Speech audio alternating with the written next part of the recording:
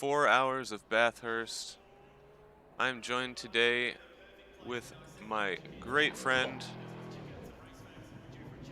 Welcome. Thank you, thank you. It's good to be here with 4 hours of, well, hopefully action-packed racing in blood of Bathurst. I'm actually trying to hopefully get the team names and driver names. Look at them. Who's racing and who's not racing. It We've got is. We have a large grid today. 26 teams showed up. And I'm only able to see the teams when I'm looking on track. Of course, I am in the there we go. so Doing it's a little qualifying time. Ooh, it's 30 minutes qualifying, so it's a long run. Oh yeah, we're gonna be watching qualifying for quite a while. And throw this timetable up real quick. You can see here I have 26 drivers on the grid. Fairly solid spread of manufacturers today. Much to my surprise, I do actually see a Lamborghini. Oh, who's driving it? That would be Takamaki. Ooh. Oh. I'm watching him and he is going, so nearly the whole grid is on an outlap, and the first one to start a full-timed run is Michael Kundakcioglu. I know you got tips on how to say his name, but I didn't, so I'm gonna do it like the Finnish Kundakcioglu. And he's out, and he's the first one on a fast lap. So let's see what kind of time he pulls out, but he usually is fast, so it's a nice little indicator of what is to come.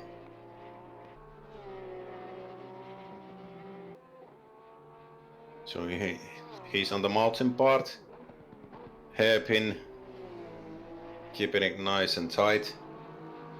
Full throttle going up the hill. Does he lift off a bit? Kind of short shifted, and then we're going down again. Nice and smooth, left-hander. He is driving the Porsche, so maybe he wants to avoid the inside curb on the left-hander down. I have no recollection of the corner names, so I'm just winging it, like always. So now we're coming down to it. Let's see timetables.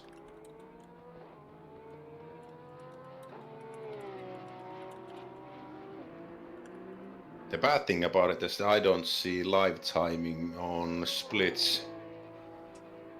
We have a much calmer time in track right now than we do in behind the scenes, it seems. Yeah. There might be some talk going on. So Michael's coming into the last corner. It's a clean run. No mistakes, no drama or anything. And let's see what he does. 202.2. So I think we are a bit off on what can be done. Yeah, Chris just did a 202.1. Sylvain did 20. Sylvain is nearly over a second behind Chris Sievert. Jumping on Chris board is with Wolf here, though, as he's going to be coming across through the final sector. I know he has a lot of pace in that pink Audi, so I feel like he might push himself right up to the top of the running order. hopefully, let's see.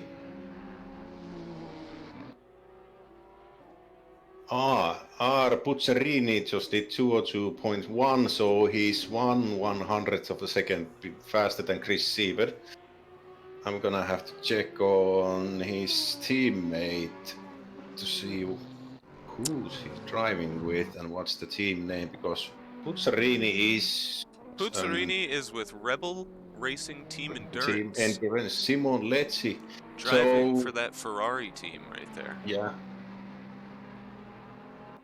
So we have some fast guys here that are visiting the ACRL. So basically, an endurance Oh, event and in ACRL. he has gone and spun that one. I think there might have been a little contact. Hopefully we're gonna see a safe rejoin here. Perfect. Gets going. Yeah, Another and man like coming down the everybody hill now. else, when you spin or Oof. crash, you have to drive into the pits in order to continue your qualifying. You can't walk back and go out again. If you walk back, Really, that's the end. really good awareness from him there. Yeah. Keeping track of the rest of the cars coming, paying attention. I don't know if somebody has any idea. Has he Puzzarini raced somewhere else? Are we going to have a server restart right now in the middle of qualifying? What? It's seeming like it, and I'm really hoping not, because No, I I finally don't know have these things how much working. will it go. I finally have everything working. Speaking of which, viewers, sound check. Did I get it right this time? I don't know how I'm coming out. Usually I'm too loud or too silent. But last time I did fiddle a bit and hopefully I'm running clean. We have 16 viewers online, so commenting on stream is allowed and we'll be commenting back to you. Talking smack even.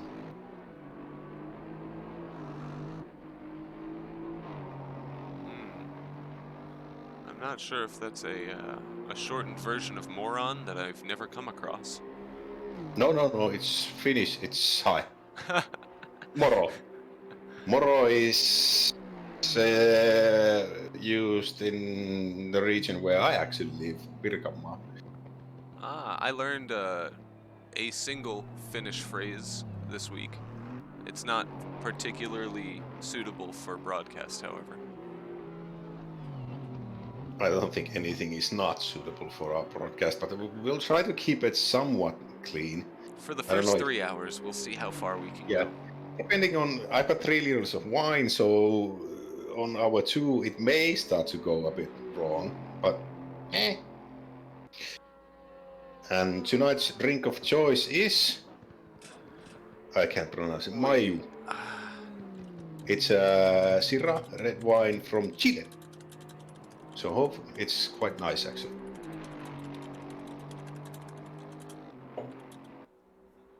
Wolf Matuska did it as he's supposed to do, 201.2, so we're in the 201 lows.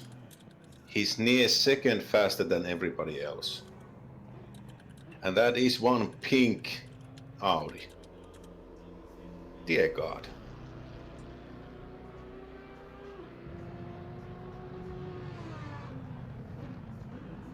So I'm just preparing myself, actually. Wolf was able to sneak into the lead, by the way. I had a really good feeling about that one. But it looks like we might have a quick downtime. I'm not sure. I'm going to try and make it as little as possible, if so, but we may have a server restart for...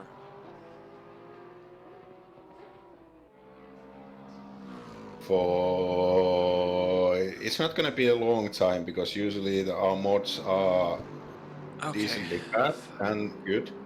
Yep, so we are going to have one. I just got the official. So I will try to close and be back as soon as possible. Let's The hope it connects. broadcasting, hopefully the broadcasting software does not freak out this time. Took us a few tries to get it running properly, so bear with us on the rejoin. Hopefully it will happen. Are we gonna stay online or are you gonna cut it? I'm just gonna keep it running, I think, while I do a quick one. Shouldn't be too bad. Shouldn't be. In the meantime, I'm gonna go run over some drivers and teams and in full detail, and especially the pre-qualifying times, which are always a good thing. So everybody who qualified for this race had to had to do hot stints of 3 laps or a hot stint of 10 laps to prove that they are fast enough to drive. Because if there's a serious gap in driving times, the safety in Bathurst is first. We don't want to ruin top guys going in crashes because there's too much time gap on driving times and driving skill. So everybody had to qualify. Who are in this? Those who did not qualify didn't get in the server. And Rebel Racing Team did the fastest times in their hot stints. So Simon Yetsi, he's been racing with us, I think, in the ACC season for the full season. But Riccardo Puzzerini, I think, is a new name, so welcome. Hope you enjoy this. Second team was Phil Witt and Wolf Matuchka. So Phil and Wolf are known racers with us, and the team name is Myke Motorsport. I know it's supposed to be spelled differently, but Jude Muppet. So Jude Muppet is Takamäki, I think. Yes. Yeah. Yes, he Yeah. is. RV and racing. So he's driving it solo. He's gonna do the 4 hours on his own. So good luck with that. Hopefully you got air conditioning home, because in Finland it is hot right now. Oh, it's a beautiful day here. Yeah, we got a beautiful 2 days. It's near 27, 24 degrees, somewhere in between. It's really humid. That's why I'm not wearing a shirt, and because of that I'm definitely not having a webcam.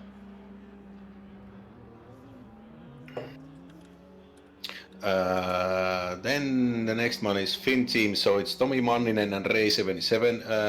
I don't know what his name is in ACC, and I don't know his real name. Somebody might be able to tell me that, but Finn team, Finnish guys. Pardon me, did you say Tommy Manninen? Yeah. That's his name? I've got him right here, actually. Yeah, and Ray77 is his teammate. And it's Finn team, so both of them are Finnish. So hopefully, I'm always rooting for the Finnish guys. Finnish guys are basically sim racing world's crowning jewel. The next one was Michael Kundagdzioglu, and he's driving a Porsche, and the team name is Sidemax Motorworks. And he's driving with Niels47. I kind of feel that somebody from ACRL is having a laugh with us. Next one is Matteo Lorenzetti and Chris Sievert. They're ganging up. So Lorenzetti and Chris are in a team drive-in more autosport. They're in the Aston Martin V8, which is a good car. Then it's Team Greenlight, Maximilian Wolmuth and FX Rupert. They did a decent time, so FX Rupert is way faster than Maximilian, but in a team, in an endurance race, having the best times isn't the best possible combination. Another Finnish team where I don't know if Santeri is driving alone or they must have pulled out. Temetias and Santeri Peltonen. Is it? No, Temetias and Santeri Peltonen. They're here. Hopefully, I need to find them. Yeah, Santeri, it's always, yeah, there he is. Team name is Hanat Auki. And this translates taps open. So Finnish guys using synonyms for drinking, yay! then on Nissan GT, so GTR piggy boys. Yeah, the livery is quite tame actually, but it's another Finnish guys team. We do have a few custom liveries in today. They were given to me early enough. And I forgot to install them. I have a couple of them from the last race as well, so if anybody was still planning to use their old ones. And again, if you plan to use any in the future, I do have some additional memory left. I can still fit them in here. We'll do it until they start The crashing. best one in my mind is my own teammate Kimmo and Henry. I am currently Golf looking at that. liveries. That Koof It livery is is. always so colorful. Yeah, and as golf liveries go, this is a good one, and we've got the teeth in front too.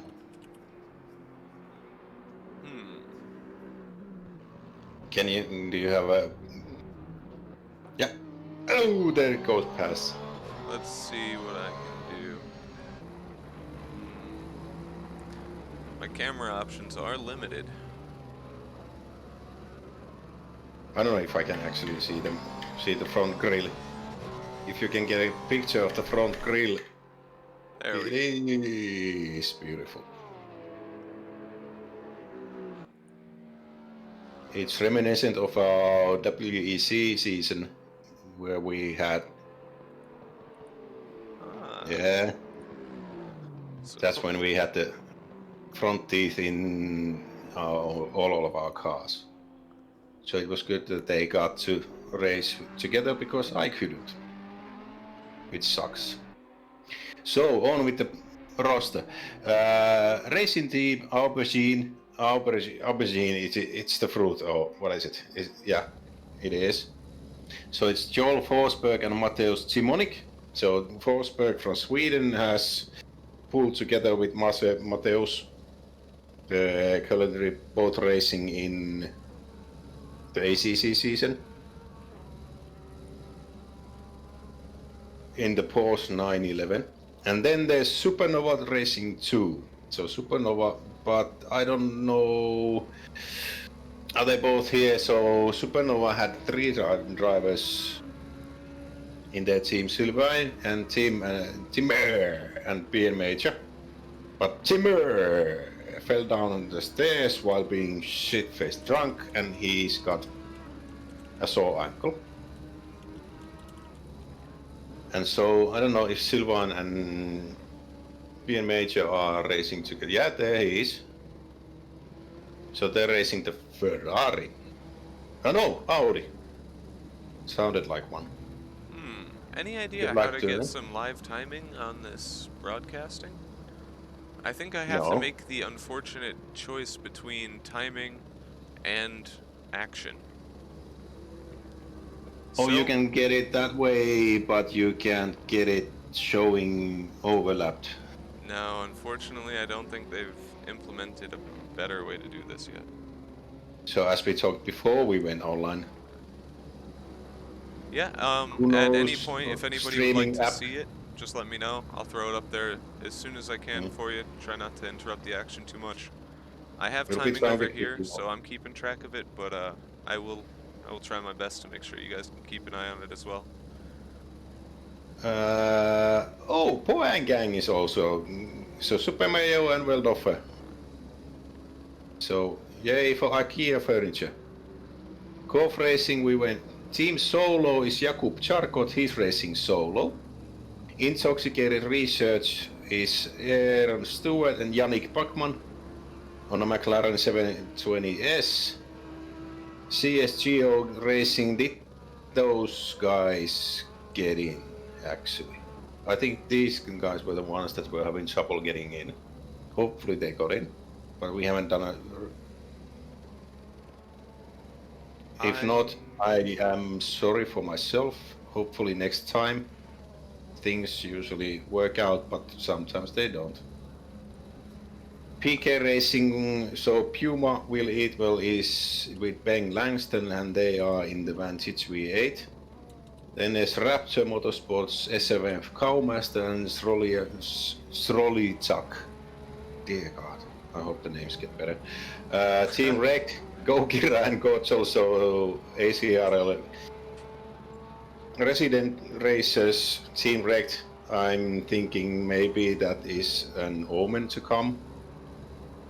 Hopefully you guys don't wreck, but it'll be funny if you do.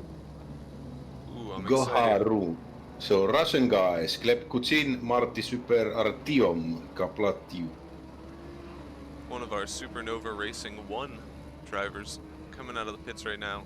I know Sylvain has a lot of pace, so it should be exciting. Hopefully they can get up there into the I'm pole gonna position, go perhaps. check. So still Wolf has the top time, so 201.2. Puzzarini has 2/10 behind. Michael's 6/10 behind. Chris is 6/10 behind. Also,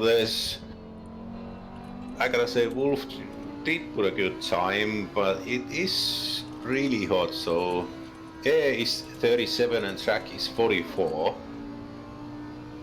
So that is putting a damper on the top times. Usually in different leagues, the aliens are doing 200 and under. But I think they were in lower temperatures. Usually ACRL race has as good at times as any racing league. Our resident aliens are not all here. Phils isn't racing currently, or is he? Alright. Seeing Sylvain come down the hill, reaching the bottom of it now. I'm gonna This go. is his out lap though, so we're gonna stay with him throughout a full hot lap. Let's get a little. I'm gonna go on board. Let's see how he does. Yeah, he has So the coming to potential the for last some corner, traffic. so he's gonna go on a fast one now. Does he get a good exit? Yeah, he is. Yeah. I'm not too sure who that is directly in front of him, but it could end up costing him some time. There is a gap, and there's a reed Somebody coming out of the pit. Yeah. He's gonna catch him in the mountain part, so this lap might be a bad one.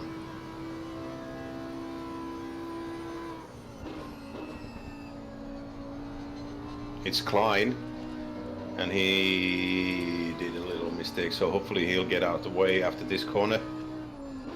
Go outside, go outside. No, that's impeding a lap.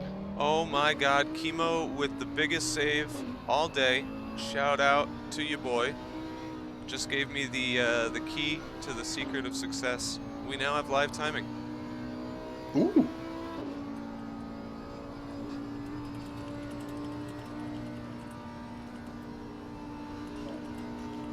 Yes, we do. Nice.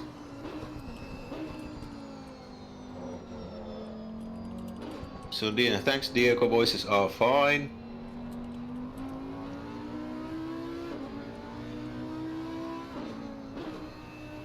Silvan's lap is gone.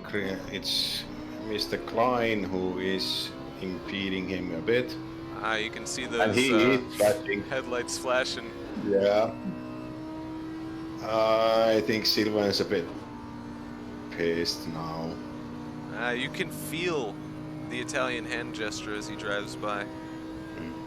However, we are going to jump on board with Henry over here. Henry Berg up a whole second on his personal best so far. I don't know how it's gonna work because at this point our moderators are saying that there are several teams having trouble.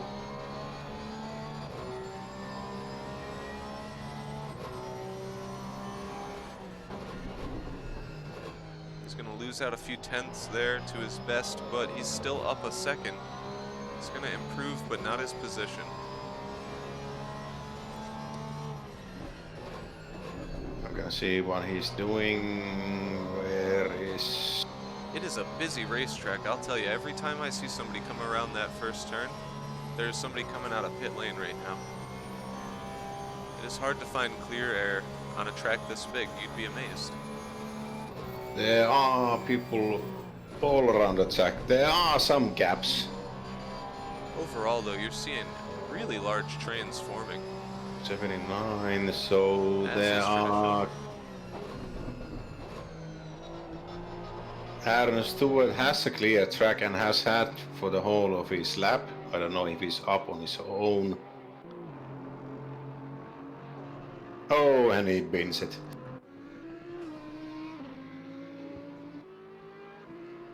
Unfortunately, I missed it.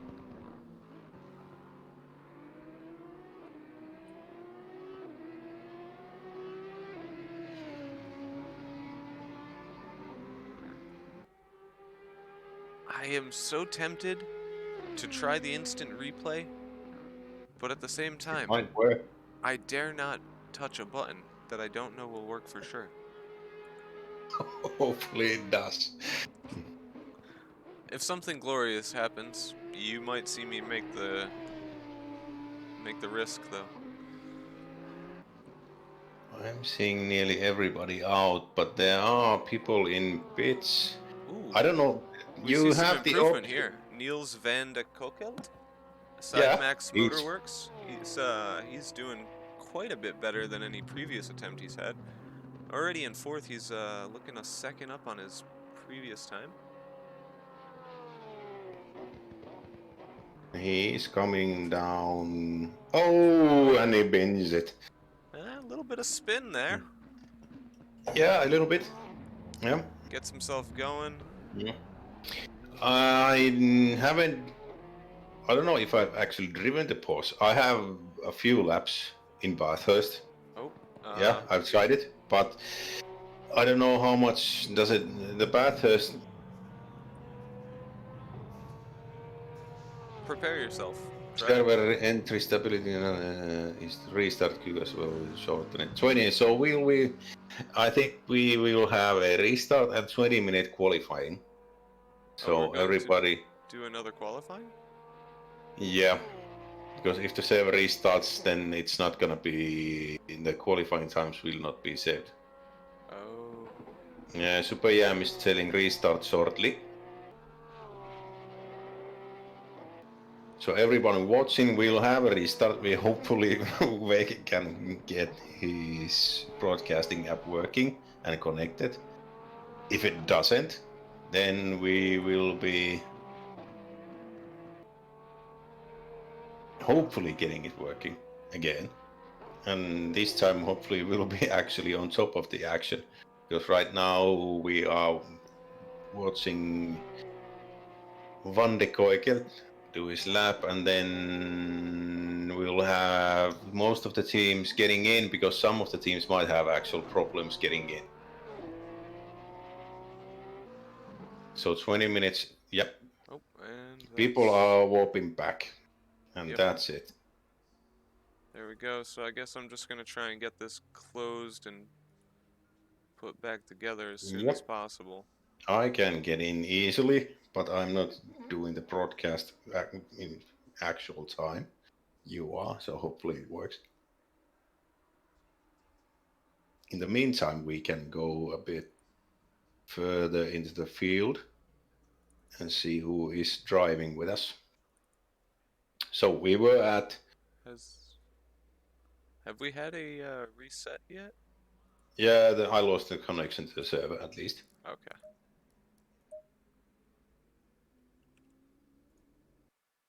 There we go. Give a shout out if it's working because I am watching it on single monitor, so I'm kind of out of it. We were at the Russian team, so Goha.ru is Goha.ru.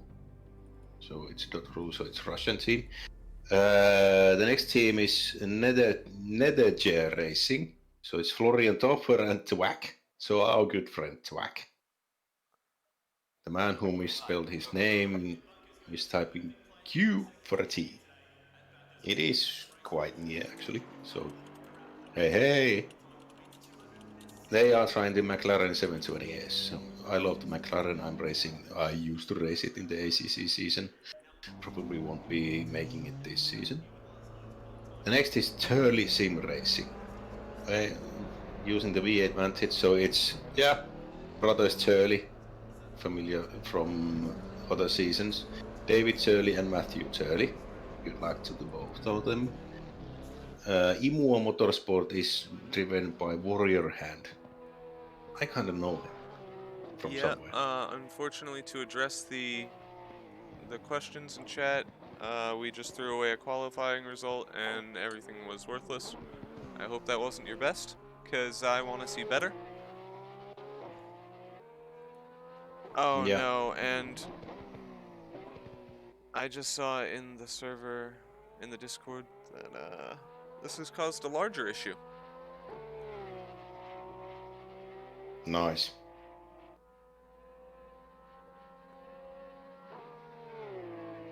It is up, but Everybody seems to be in a separate car now. Yes, yes, we have twice as many entries now. yes, we do. I'm gonna hop out. There's no point in staying in.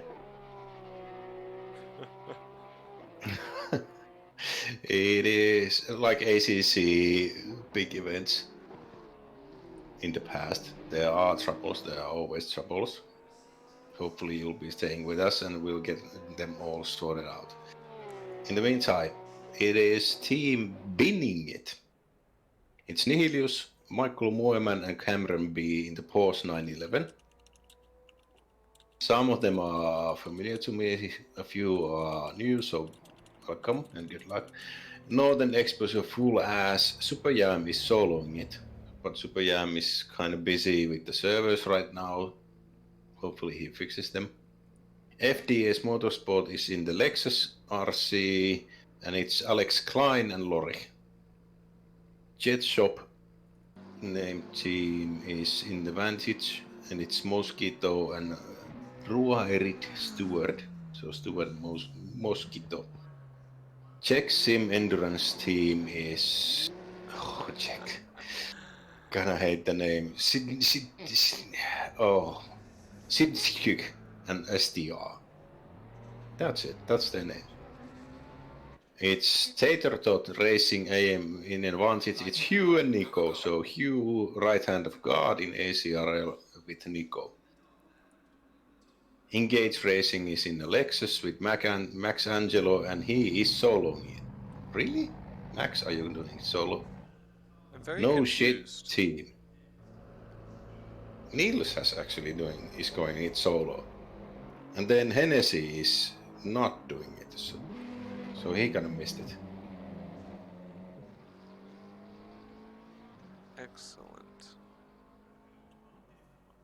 Are you It actually in the seems, server?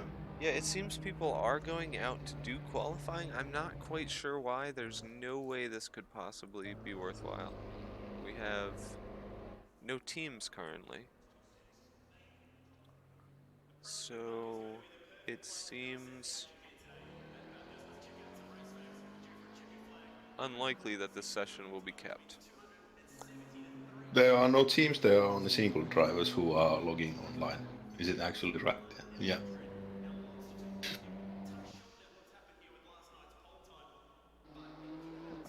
Ooh, Puma coming up with the brilliant ideas over here. A 50-car sprint race on Bathurst. Always a...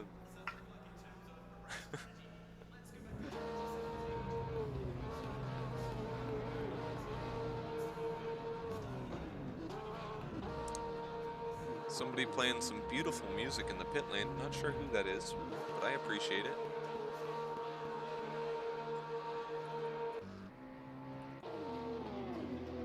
Which one is quiet? Is it me? Is it the American or the Finnish gentleman? One with the soft voice and the one with the jagged No, edge voice. no, the other guy. American. Oh, okay. Well, Oh, so I'm loud and he's like, yeah. I got nothing for you. I No might be worries. able to turn him down a little, but I don't think I can turn me up for you. So, It might be best to turn me a bit down because ooh, I will just get saw. more loud. Looks like not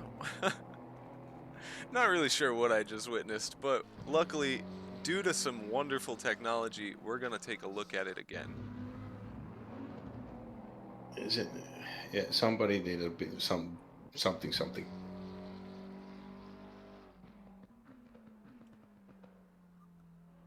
All right, I still They have are yet crashing it. to figure this So one it's a out. 10.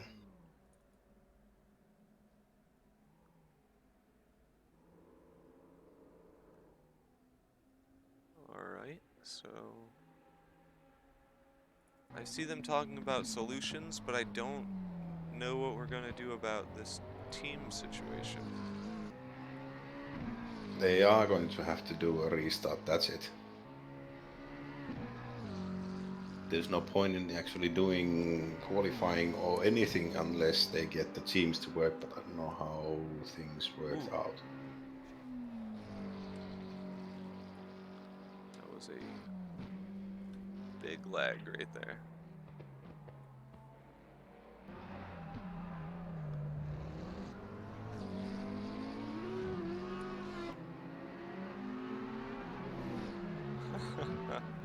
So I believe we're going to be moving into our third session today.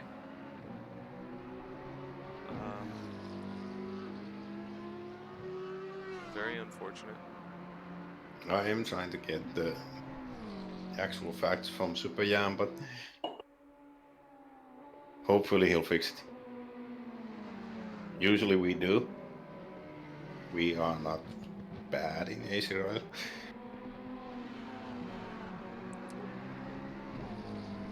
We may not be the best, but we are certainly not the worst.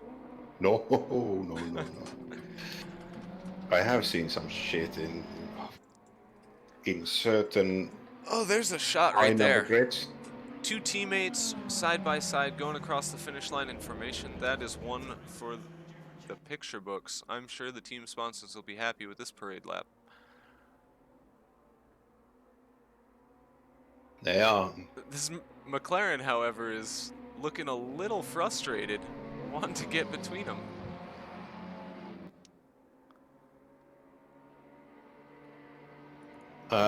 Twitter, I don't know if we actually have a Twitter profile. Does ACRL have a Twitter profile? I don't know. I have never thought to use ACRL social media. I In have fact, never up used until social media. recently, I didn't even stream on the channel. And up till recently, I didn't comment it on the channel, but hey, we're doing it. And I Oh, hope you and like it. there we I go. hope we get the action going on. Beautiful, beautiful loss of traction there, and a Oh, nice hard yeah, I impact. kind of saw it now. I love Bathurst. It Yeah, is going to be so when we much get funny. the race going,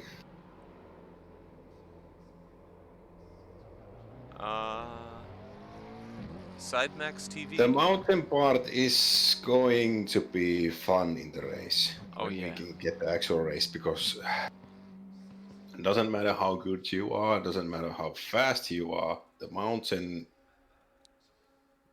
will probably get you at some point in some way. I've done a few endurance races in this track, and it's scary at the best of times. And if you kind of miss one corner in the mountain part, you will get murdered. Oh, did we lose connection to the server again? I don't know. I haven't been on the server actually. I've Oh, been yeah. waiting for it to Yep. be actually. I've been just. Okay, well, round 3. Let's hope the Yeah. broadcast client gives me 3 out of 3. So far, it's worked. Yeah, Pisani, but I don't know if it fixed things. Hopefully it fixed. We are waiting for. It's not up yet. I am waiting for confirmation from somebody. If I tell you yes, Yes, will you be happy? Pasani, it did. It fixed everything. I need you to quickly go to your John Deere tractor, start it up, and get ready for the race. Thank you.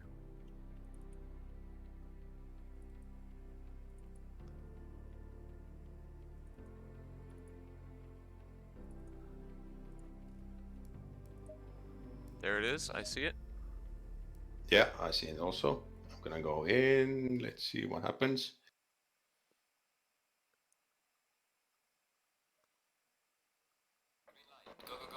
Green light. Go, How go, dare go. you not have Farming Simulator?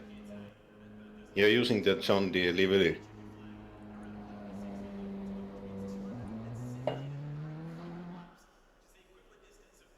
Okay, we're here. And we have people going maybe early. Van de Koikelt is going out. Hopefully it is fixed. Okay, so I see that we currently have an hour of free practice. Oh, its Oh, thank session God. has ended, so admins did that. I was a little nervous there.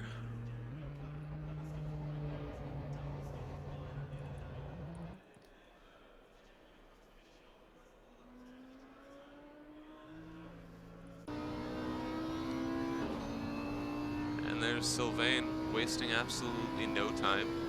Out on track immediately. Doesn't want to run into any traffic this time.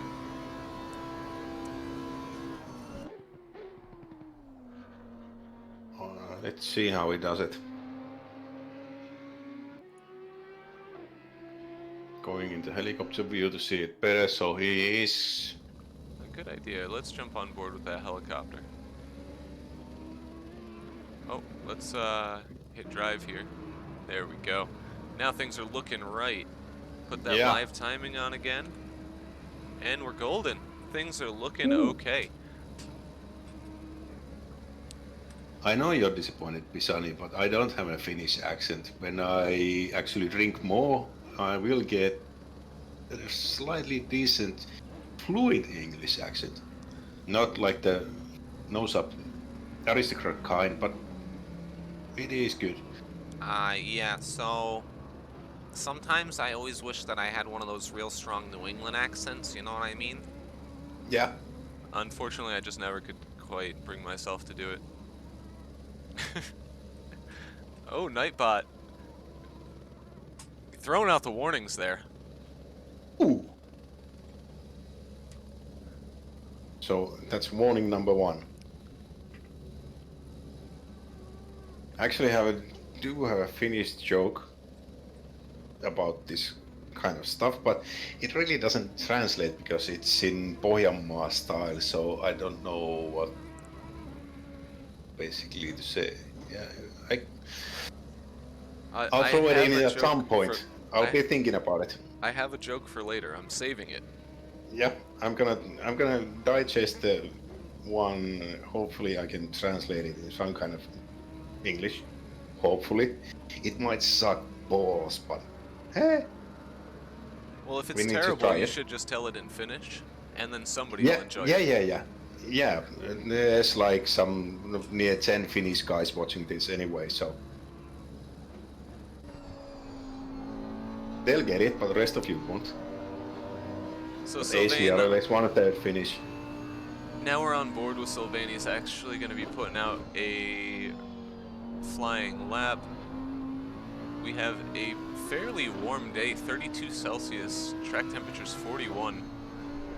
I'll tell you, I'm much more comfortable than 32 today. I think I'm sitting at around 27. My math's not too good, but... sitting inside in a cool 24 with aircon running, so I'm good. Damp Weivals, perkele sinulle myös. Now, do you think that the track temperature is going to have a big impact on the strategies that these people have chosen? It is 41 and it will cause some, and it's 32 air temperature, so it's a hot day. It is. It's looking like an actually Australian day, which is nice. Yeah, good. I did a few... Pisani Canada. Oh, let me... I wonder if I can calm down Nightbot. I don't know. Maybe he deserves it.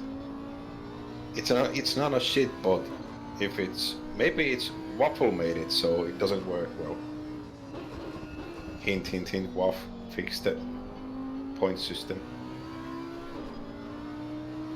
So the tires in this weather, they might be a problem because some may be able to run two-stop strategies with fuel saving, but I don't know how the tires and the brakes will last.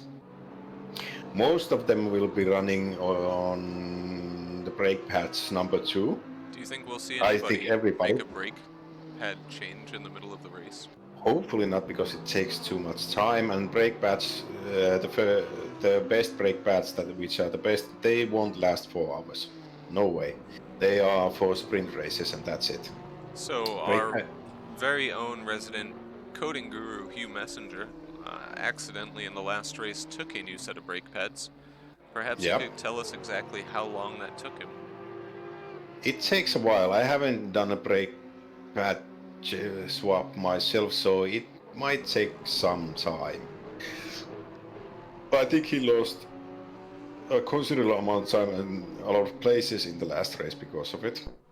And you have to figure your own pit stops, because the one who is driving has to configure the pit stop strategies and put the right strategy in place when the pit stop starts and the driver change if it's done at the pit stop. The other one who is not driving cannot do the pit stop strategies at all. He just waits to get in and drive, and that's it. So you have to do it and have your own strategies done beforehand. Oof, that was a really beautiful job getting out of the way. You can't give yourself points. It doesn't work like it. 5 off points.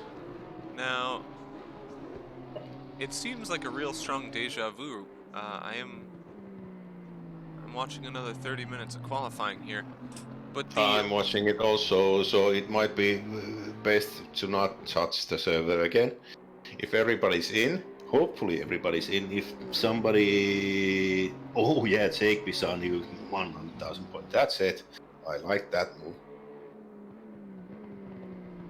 So we're gonna do a normal qualifying and then 4 hours racing. So Mario, I know you're gonna have to get up early, but who cares? It's race day. Now, a few of the people I expected to be at the top are not quite there yet, but given a few more laps around, I'm sure they'll move themselves back up the order. Chris is a bit behind, but Takamäki is third. Now Charcot just put a good lap, so it's 2:01.42. And Pucciarini, as last time we were talking, he has 2:01.4, so he is leading at the time. Charcot is second, Takamäki is third, Mattila is fourth, Rupert is fifth, and Sylvain is sixth. Chris is somehow a bit behind, so I'm expecting Chris to be in top 3. Chris is our resident amateur SRO racer, isn't it? Yeah. Chris is, he has some serious pace. I believe he has. Peltonen is 8th, Forsberg is 9th, Topfer is 10th, Turley is 11th, Stewart is 12th, Nils Shepard, so yay Nils. Kutsin, Horiutsi, Mario is 16th, Henry is 17th. Golf guys, you need to pick it up a bit. Mosquito just passed Henry. Nico Basson, Nico is he's with you, isn't it? Yes. And Gwen, but Basson hasn't made a time yet. So there's 10 guys that haven't had a lap time yet. Oh, but no. It's 21 seconds left, 21 minutes left in the qualifying. I just read the least favorite words. Some teams still have problems. Ooh. I'm hoping those are problems that they can sort out on their end, perhaps. I don't know what kind of problems. Oh, Posse is not even drunk. Oh, drunk Pisani. Is Pisani already drunk? Is Pisani not racing today? I don't know. Is he on the grid? Perhaps he's coming in on a later stint. I think. Pisani, are you going to be racing drunk today? Okay. He might be. He wasn't drunk enough to drive. Makes sense. Oh, Timmy is watching the stream. How's the ankle?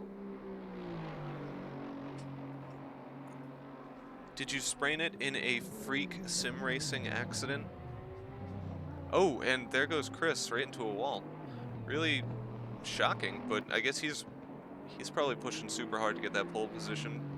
He doesn't want to Yeah, deal he with needs to even a because minute of Wolf racing just today. put a 2009, so we are Damn. getting the times of near the 2-minute flat times that we are kind of expecting. Session has ended. So it was a 10-minute qualifying. They just ended it. Super Jam Oh, candidate said, beautiful. "Oh, Beautiful. yeah." So it's Wolf will be on pole position, 2 minutes and 9. Buzzarini is second. Charcot is third. Chris is fourth. Mattila and Takamäki fifth and sixth. Rupert, Ville, Peltonen, Forsberg, Makuch, Topfer, Turley, Ooh. Berg. Ooh. So it's race time. Looks like the... Is that a BWT powered Audi? They might have That to do a has some small rainbow. investigation.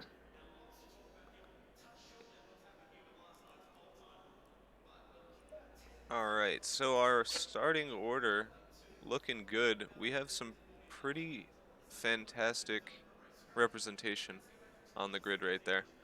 It's going to be starting Audi, Ferrari, Aston, Lexus, Lamborghini. They Weirdly, got the more drivers in the. So it is bit of a shit show, but so I will all the say cars are in the I'm grid, I'm very hopefully. shocked at the lack of Bentley, especially considering how absolutely dominating the Bentley has been at Bathurst in real racing. I'm just really shocked to see such low representation here. I don't know if people don't like the Boatley. It's a beautiful car and it sounds wonderful, It so I'll is. be sad that we won't hear it roaring past that often. I believe I see. Do I even see a single Boatley? No. I can't even This is warp back. it's pretty much a wash. Bentley is Yeah, out, giving up those constructor points before they even started. And I'm gonna have to agree with driving force there. That Boatling steering wheel being on the right side just like it feels so right. it is on the wrong side. But I am from some people America mind and I it. still feel right on that side. But you use imperial form, so I'm you also got left-handed miles though, and so perhaps my so it worked for you. left-handedness. I do like to shift with my left hand. Why? Uh, because I'm left-handed, so I actually have a fair bit more dexterity in my left hand. That is kind of weird because you most things, well, most of it, what is it? England, Japan, and some other country drive on the left side. That's it. I also found it equally easy to use a mouse with both hands.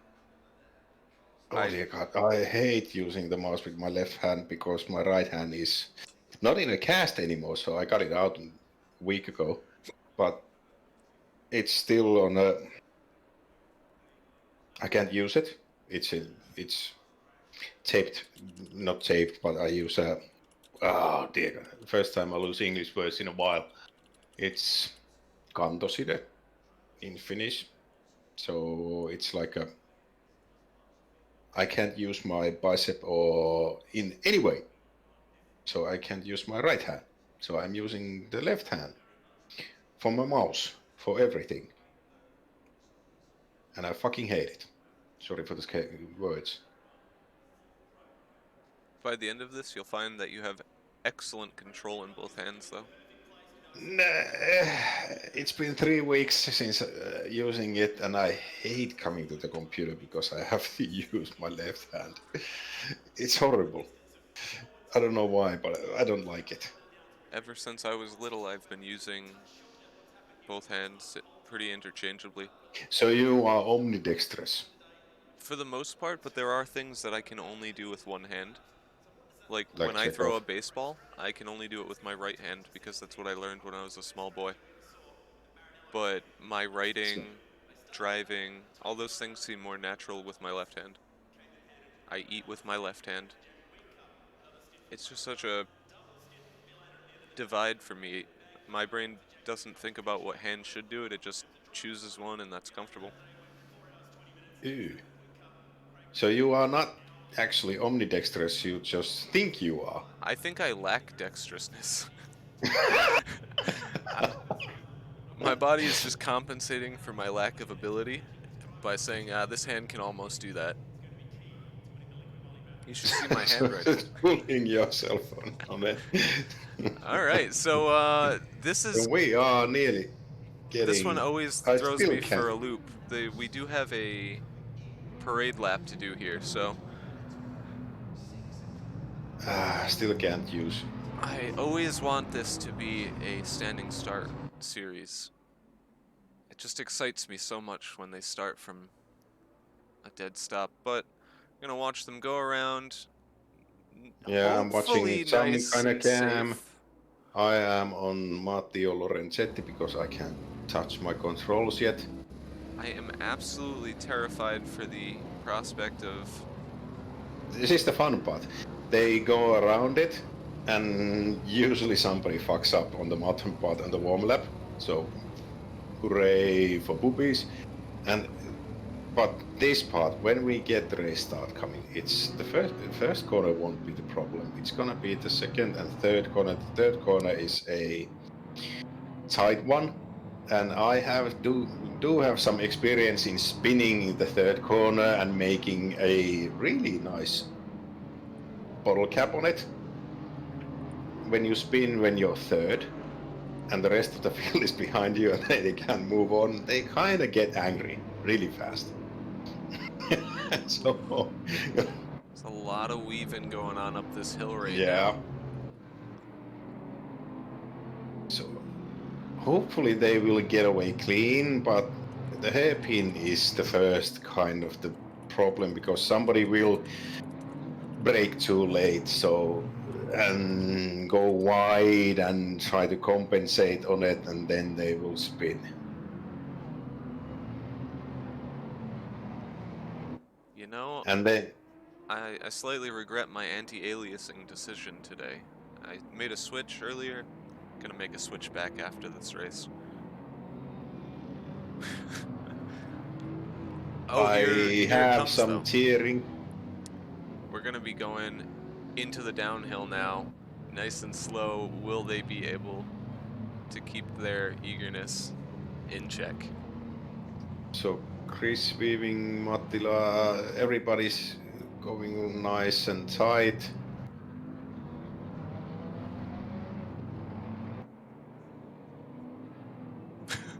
I will be keeping an eye on the start in a helicam. Hopefully they make it well.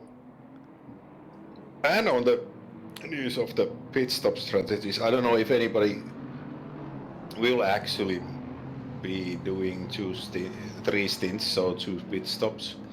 As we were talking, maybe the fuel saving is possible, but if it's the tires are the problem and the brakes, depending on the setup and the heat and everything, is it possible to go 2 stints? I don't know if anybody wants to comment on it.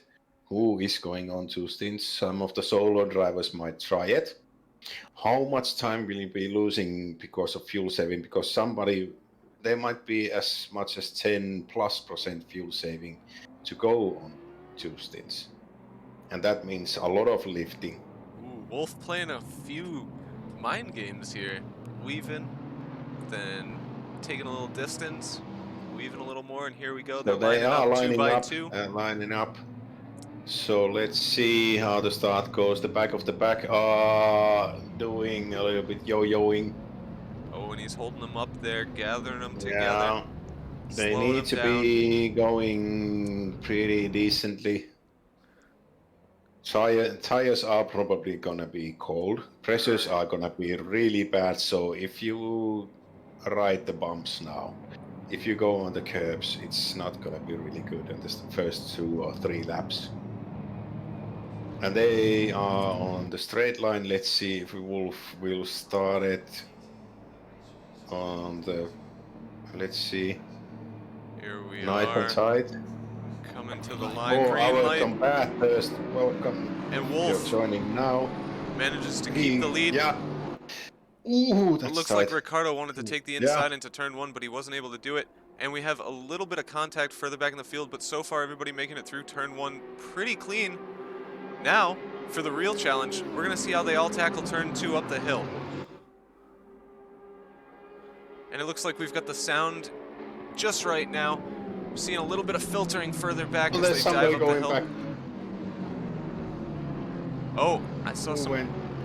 Who was I that? think Turley went off track. Is it Turley Oh, yet? no, that's a. Is that a Michael? I think so. Or the other green. I think it was Turley. Whew. Turley dropped down to 16, 14 now. We are watching the front. Back up I'm in the front watching of it. the. So it's Wolf on top. It manages to keep the lead from the start, but it's looking like Riccardo Puzzarini is really putting some pressure down early, not wanting to let Wolf take any kind of a lead. Jakub Charkat managing to hold in there, but looking like he's fallen a little behind. Chris Severt definitely looking for an opportunity. He does not want to fall back behind the pace in this race. Nico must have spun badly because he is just coming up the hill. Nico Basson is. I'm seeing Michael Kundasiglu down there in the bottom of the running order too. I think he must have had some kind of contact, falling back a lot. He's running 21st right now. Yeah, he must have.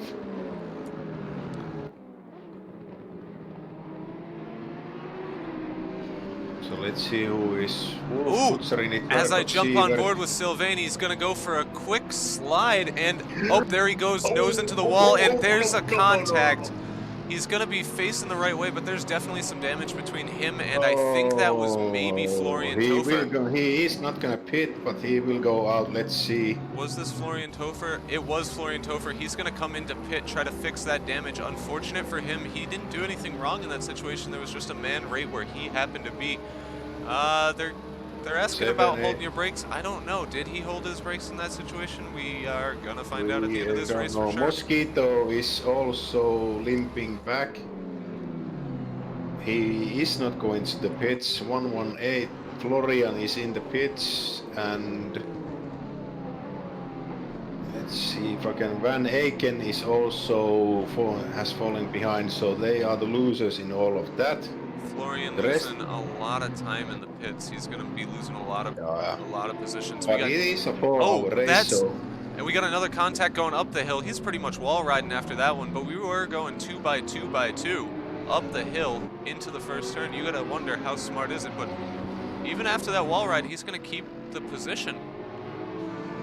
But he will have trouble watching. He's definitely going to have some damage. There's no way his steering can be perfect right there. Now, he's got a lot of pace though, but oh, we had an off there. Is that a Nils I see? Is it Takamäki? Oh, who is it? It's hard to keep track with all of the action.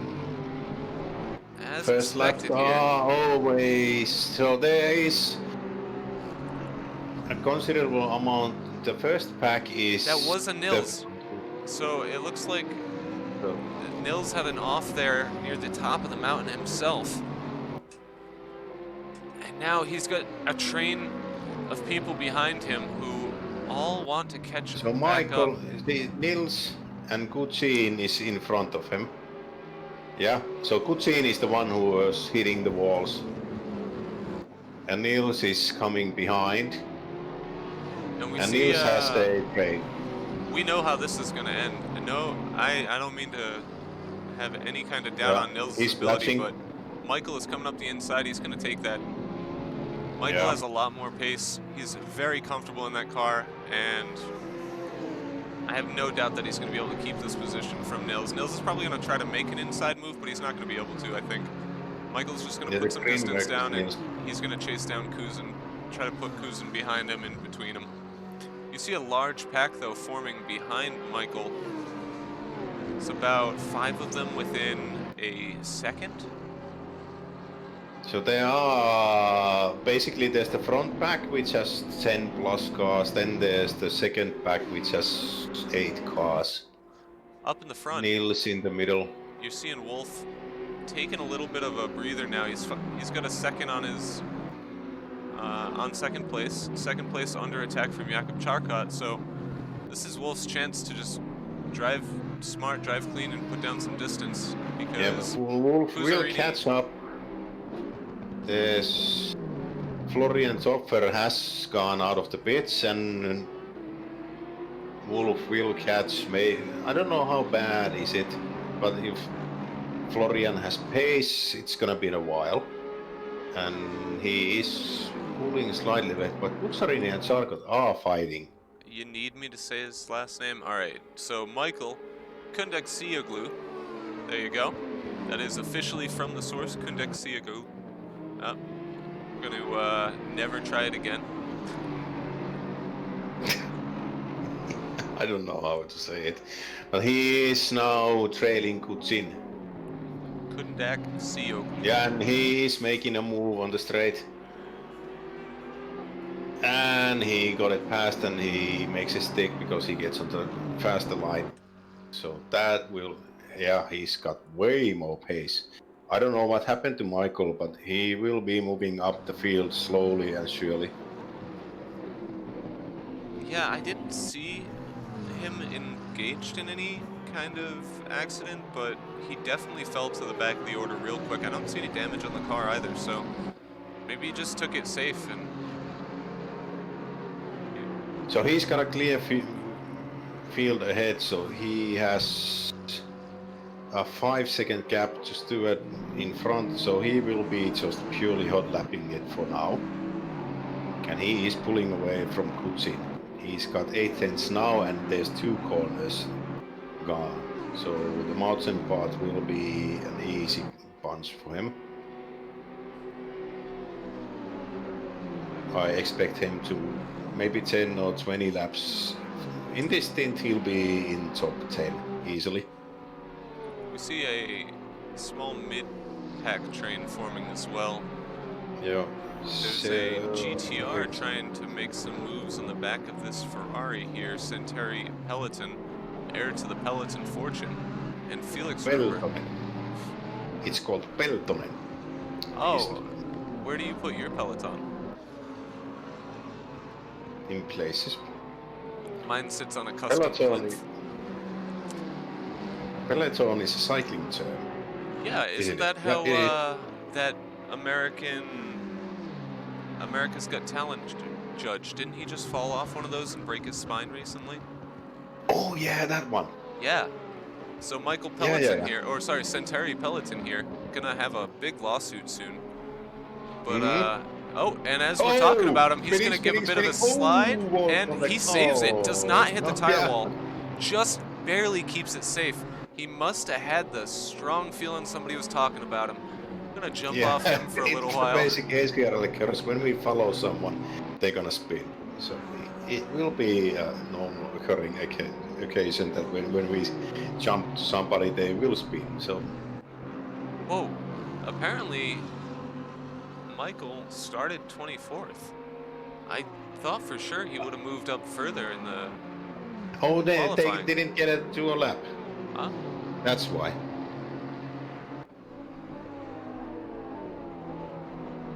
Well, Because there was about 10 cars that didn't do a qualifying lap. They were having trouble with something, but they are going out now. So everybody's driving 26 cars out.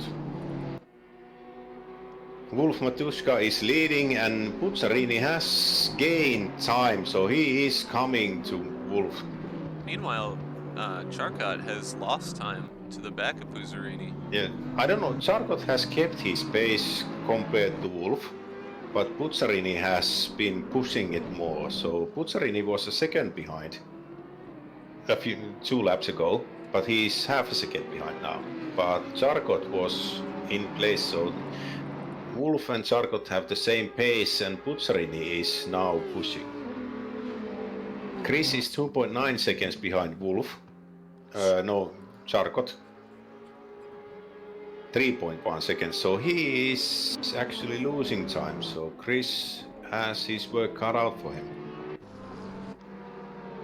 The Finnish team guys Mattila and Takamäki are behind Sievert, and so they are pretty close. Takamäki is following Mattila. Takamäki, he actually won the last race in Hungary, so he has pace, he can drive, he is easily one of the fastest drivers in ACRL.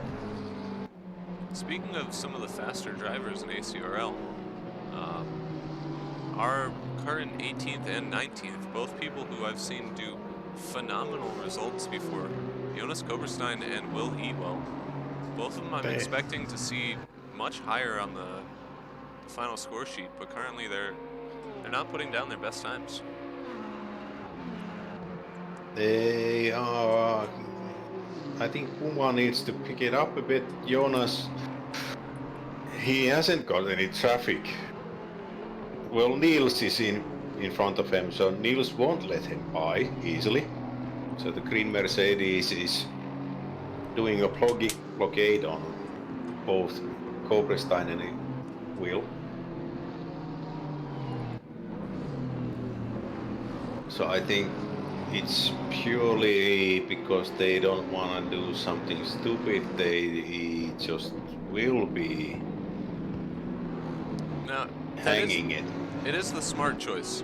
We have 3.5 hours left. The race won't be won in the first hour. The race won't be won in the second hour. It will come down to the last hour. Can you keep your car intact? Because getting contact in the walls, getting stupid small air damage, you will lose time. If you lose half a second per lap because of some wheel alignment or some other damage, it will add up. They're going side by side into the dipper. They are really going Looks like at he's it. Finally getting tired of it. He's gonna. Oh, and there's a little bit of contact. A little bit more contact. Looked like it's got a little squirrely. Yeah, we're 2x2 right now going down the hill. Nils is going to be on the inside, but it's going to give him a... Yeah, he's going to back out of that just a little. No, he's going to back out, but there's... He's going to back out, but I have a feeling he's going to be making a He's going to dive in. No, he's going to not going to dive in. No. It's not the best corner to start diving in because it's not that slow. The braking is hard, but you really can't do a proper dive in. No, this turn, if he had been a little closer, he might have been able to make something work. And again, the one coming up, but he did not have a good exit out of that turn at all. So he's going to be chasing down Nils and not able to get around him again. Maybe Nils has trouble in the mountain part. Does he have damage in it? That is very likely. His front looks like he's taken on a little bit of damage. The mountain is a very special beast. Some people just cannot manage. It is a dangerous place, and it is actually really scary. Depending on what you drive, going in triples and something, the mountain part is really fun. I drive in VR, and the mountain part it's just fabulous, but it's scary as hell. Oh yeah. This is one of the most fun tracks in ACC. Ooh, there was a side Will shot hits. Yeah, hits that was the wall. Hard side strike from Will. Oh, and he's going wide. And, and that's going to be a big hit. Collects another one. He goes spinning. Oh, He's no, against no, the no, no, wall. no. That Yeah, against the is wall. painful. He's going to have to come in for a Mm. repair this. Yeah, the first hit kind of fucked probably his Oh, tires yeah. and You can alignments, see and then you couldn't just keep it inside.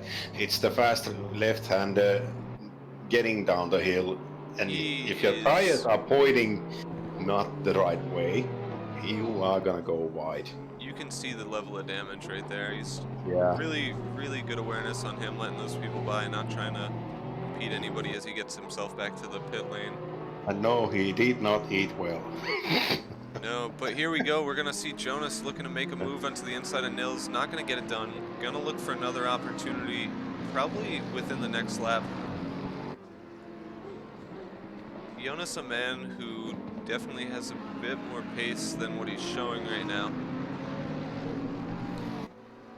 But it's ACC, you really can't go full beans on an endurance race because the tires won't last. Max Verstappen believes you should always go for it. It is the ongoing joke in sim racing. If you see a gap and if you don't go for it, you're no longer a racing driver. I think we should replace that with something more logical. Yeah, it should be, but it's still the same thing that everybody just points to. It was said by the great Ayrton Senna, but the new rules dictate that you can't dive bomb anymore. Well, you can dive bomb in any place at any time, but you have to have overlap before turning, and therefore you just can't go doing Iberia Vamos. Yeah, Senna said it. Oof. Yeah. Wolf, 2 seconds free of any hassle right now. So Wolf, Puzzarini, and Zarkot is 2 seconds behind Puzzarini. So did something actually happen there? Because they were pretty close. And Chris is 3.7 seconds behind Zarkot, and Takamäki is 2 seconds behind Chris, and Mattila is 1.2 seconds. So the lead 10 is actually spreading out more and more and more. The Turley brothers are in 10th and they are 2.6 seconds behind Rupert. And Jerry Golf guys, 8th. Jump on board with this blue flag, see how he's going to handle these race leaders coming around. Jump on board the helicopter, see what we can see. On board with the Imua Motorsports Porsche, driven by Josh Horiuchi. Now, he does have some blue flags. They're a little hard to handle when you're going up the mountain. But there he goes. He's going to let him pass. Yeah, nicely done. Not the in a good place. Yeah, not the worst he place to let slowed somebody down by. a bit.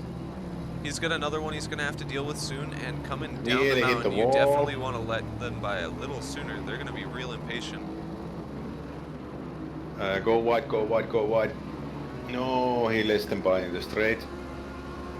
Okay, there we go, and he's going to get by.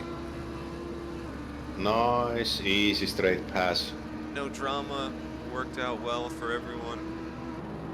The only person who has not been pleased with that would be Chris Severt, who those podium standers right now, they are walking away from him. He's just not able to keep pace with those. I don't know how much is Chris saving fuel, because now we are seeing the gaps going wider. True, and the fuel saving strategy right is here. an issue. Most will have to do 3 pit stops, but who will be doing 2? Look at the At sheer the moment we don't know. concentration on this map.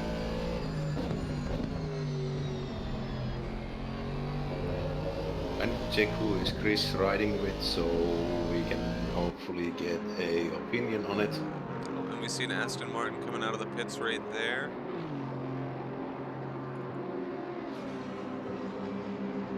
So Chris is with Matteo Lorenzetti. I don't know if they will be driving an equal 2 hours each. Jonas managed to get by Nils sometime in the last lap or two, it looks like, and now he's pressuring the back of Gleb Kuzin. Is looking for an opportunity, and doing a little bit of weaving behind him, making sure he knows he's there in his mirror, really getting in his head. You can see that mid-corner wiggle.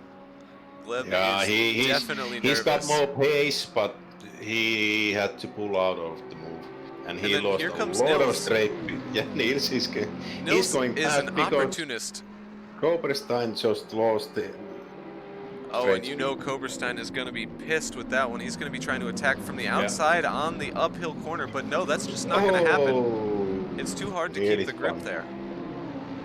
McLaren isn't the straight speed king. No, it is not. And you really, on the McLaren, if you use any other than fuel map 1, it's slow. And I don't know, they are definitely not using any fuel saving tactics. So here he's he comes pushing again, it. looking to the inside, but he's not going to take the move. He is so close to the back of him. He's going to be trying to dispatch him in the downhill, I think. Maybe if Nils runs wide here. He wants to just push and irritate Nils more and more and more. Yeah, he's way much faster on the mountain part than Nils. But Nils has the Merc, and Merc will have the straight line speed. Yeah, even in the toe, it is very hard to jump out from behind somebody and get around them unless you have a vastly superior exit. And you really, and Niels knows it. He just needs to keep the mountain part clean and then get a good exit on the straights. And That's it. And he will dive it. Ooh. It's going to be so frustrating there for Jonas, having made the move for a position and ended up losing one out. Now Gleb is even putting down distance between him and Nils, so yeah, they are fighting. The easy way to lose time in ACC is when you start fighting somebody else, and you will in Bathurst you will lose an easy second. Oh, that's a bump past attempt. I am sure that the engineers in the Poang Gang garage right now are seething. They have nothing to do to get by him. And there you see in the background a beautiful Bentley coming on up. He's going to drag race the McLaren up the hill, and you know what? That's where the Bentley's really powerful here. Yeah. You see time and time again the Bentley is just able to drag race right up the hill, right past its competition, almost as if they're not even in the same category. But then as they come down, you will notice that the Bentley does not have that same level of grip as some of its peers.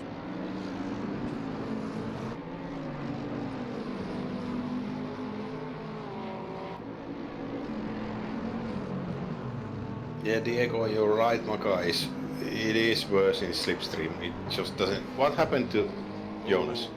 Looks like he might have picked up some dirty air and had a little slide off there. Yeah. It's going to be real unfortunate for him. He's fallen down to 17th.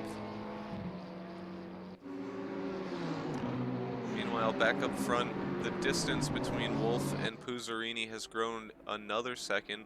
The distance between Jakub Charcot and Puzzarini has not grown at all. They're staying about even, but Chris Severt's still just losing out behind him. He is losing a few tenths per lap.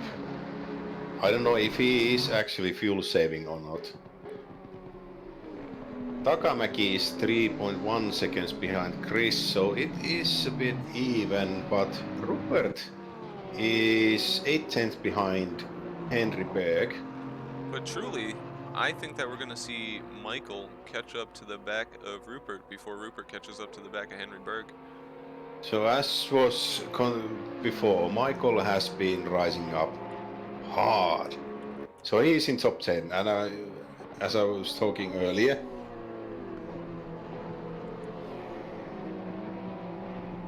he is in top 10 now, and I said it's about 10 laps.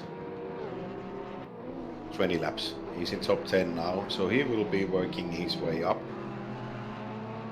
Let's see how his times are. Can I get a actual... Oh, and now we're seeing Robert Brunner in the Bentley looking at the back of Nils.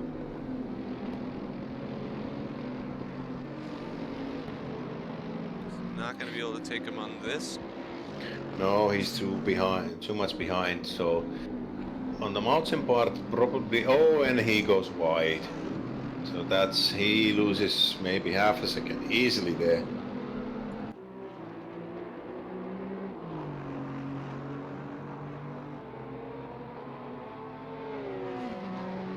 Ooh, there you see Henry Berg being chased down by a Felix Rupert. Rupert going to be looking within the next lap or two at this pace. He is very close to the back. Is he going to try to make a Rupert, dive? he's gonna make a move. I don't think he's going to But make a move into this Rupert turn. is on the porch. No, he can't make a move now. Henry and then he just needs to keep slides his just cool. a little. That's going to cost him. Just a little bit of an over-rotation there from Rupert. Going to cost him the opportunity to take the dive into this turn. Instead, he's going to have to look to catch more time up in the uphill. And Michael is getting in Rupert's back rear view mirror, and he is getting larger every single turn. So I think Henry's gonna be safe for a few laps, but Rupert has Michael Kundaksilu in his rear view mirror. I'm gonna see what it looks like on his view. Yeah, he is definitely gonna get trouble soon. Let's jump on board with what you're looking at right there. You're saying a Michael on board? We could do that for you. Looking at him, he is really closing the distance. Last time I took a look at him, he was almost 2 seconds off, but now, yeah, he's gained about 0.6 of a second in 2 laps, so he definitely has far more pace than the next 3 or 4 people in the running order. It's just a matter of dispatching them and then keeping that position. Now, I don't know how long. It seems Michael has some fans over there in the chat. Yes, he has. Now, Michael is our driver of the day so far. Starting at 24th, he's gained 14 positions so far. About to gain a 15th, it looks like, to be honest. And I don't see any sign of him stopping. I see 16 right there in front of him as well. I think he's just driving some blue flags. Really mad. Yeah, he's got blue flag, but there's who is it? Be for that blue. It's Puma. Oh, so Puma being lapped. Oh, that is true. Michael is an SRO driver as well. Yep. So, yeah, he does definitely have the skill to take this event today. Although, knowing that Chris Severt is 5-6 positions above him currently, he's definitely going to step on it. He's got 3.5 hours though to catch him. It won't be easy, but he needs to do laps, and he needs to do laps without burning his tires. Yeah, Maybe last a near hour. His track temperature is falling. Yeah, overall temperature has fallen too. Track temperature has fallen 6 degrees so far. Also, the wind is blowing, but in a 0 km/h amount.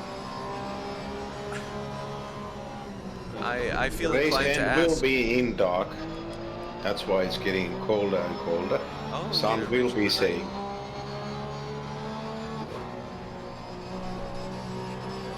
He is behind Rupert, and he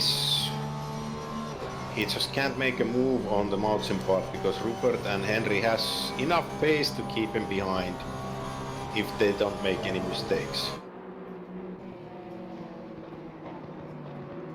Michael really on the back of him now.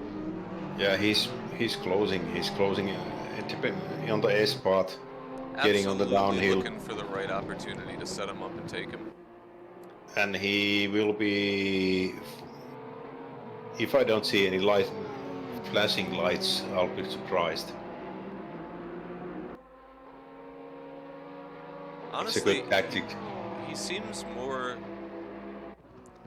interested in his own move rather than telling them to move, which I greatly understand. Yeah, he's fighting for place, and he needs to make the move with actual effort. He just can't say move out of my way. Yeah, and they but are not giving him the move. They are not giving him any room. But oh, Rupert just goes straight. What? I think we both know that there are many people who, as soon as they get behind you, position or not, are flashing those lights telling you to move. Rupert just messed his braking really badly. Oh yeah, also, a little further back, let's see if I can catch this in action. We've got a drag race into, nope, he's gonna fall back behind him, but that is Radislaw Makic right on the back of Matthew Turley. I don't know if I pronounced that one right, but I apologize if I didn't. Radoslaw. Well, here he goes. He's very close He's as making they a move, come but up no, into you the can't first make it. turn. Yeah. He does not have enough overlap, but Turley Yeah, really but he made respecting his it. stick. Honestly, Turley with fairly good awareness and giving him a lot of respect there, letting him. Yeah. I think Turley didn't have the speed anymore, and Makuch has the speed right now. I don't know how much Turley needs to save tires and fuel, but he just backed out and gave Makuch the turn, and Makuch is putting on a gap easily. Who is this? He's new here, is he? He's a visiting driver. Nils getting a little squirrely uphill, and now he is under attack by Hui Tung Nguyen. Nguyen. So Nguyen is.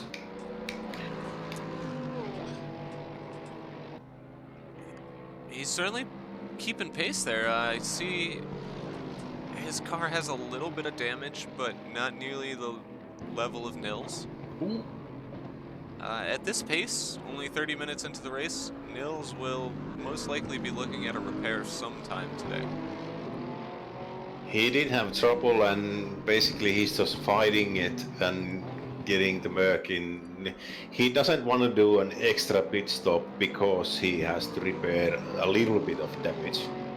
But I think he's doing way slower lap times than he actually can.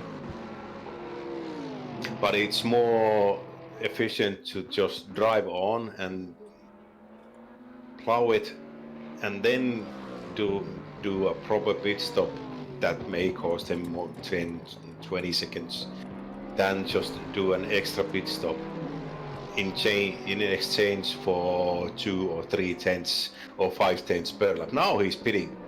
He is actually pitting.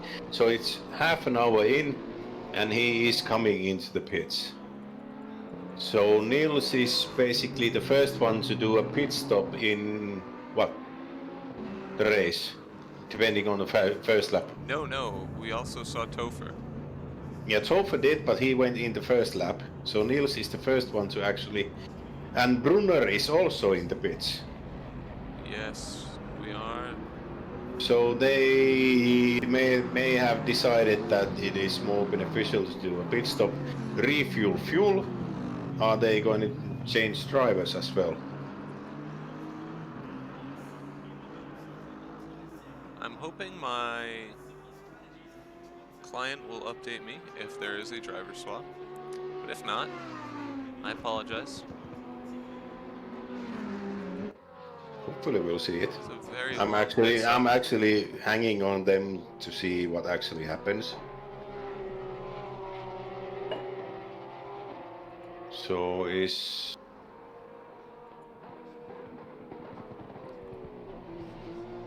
they are falling back, both of them.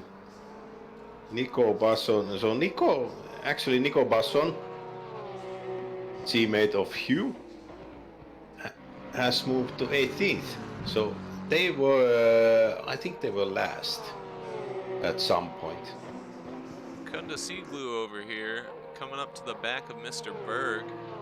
I see some Porsche on Porsche violence soon, as this poor Koof livery is about to be devoured. You can see Michael already has a better exit going up the hill. He's going to be right on the bumper of him by the time he gets into the first section of turns. I'm going to go into the rear view cam.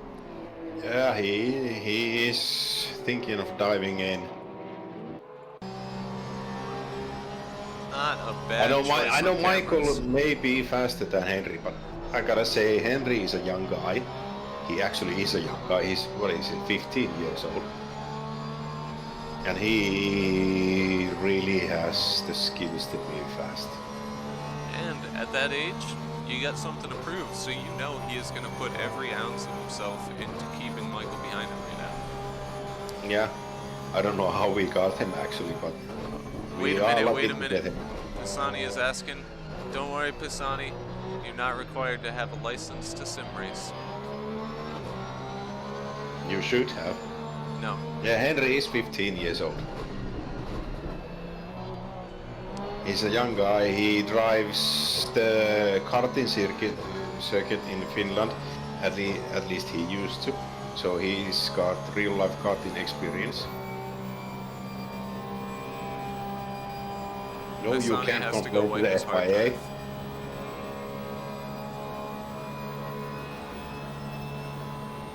But and I gotta say, he just got Helsinki. I think he Helsinki sprint pedals, so he is going full board in.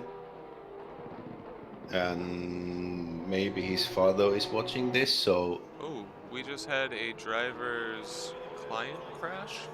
I don't know which driver it was, but they are done, apparently. we can't do anything about that. So, No, unfortunately. let's restart the session back to qualifying. Yay! Oh, Michael's flashing his lights. So he is getting irritated about Henry. It's one of those times where Michael is faster, but not fast enough to just be able to walk Henry around is him. just keeping the racing line, so he is doing. And if you put back the rear spoiler view, you can actually see our proper sponsor Havune. So it's another ACRL driver who has a carpentry shop, Jonas. He's been driving in ACRL for a few seasons, not any of the seasons right now, but he is our main sponsor.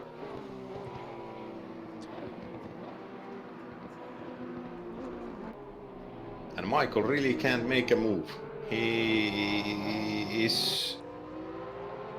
He needs to fight for it. And Henry is doing a good job keeping him behind. Oof.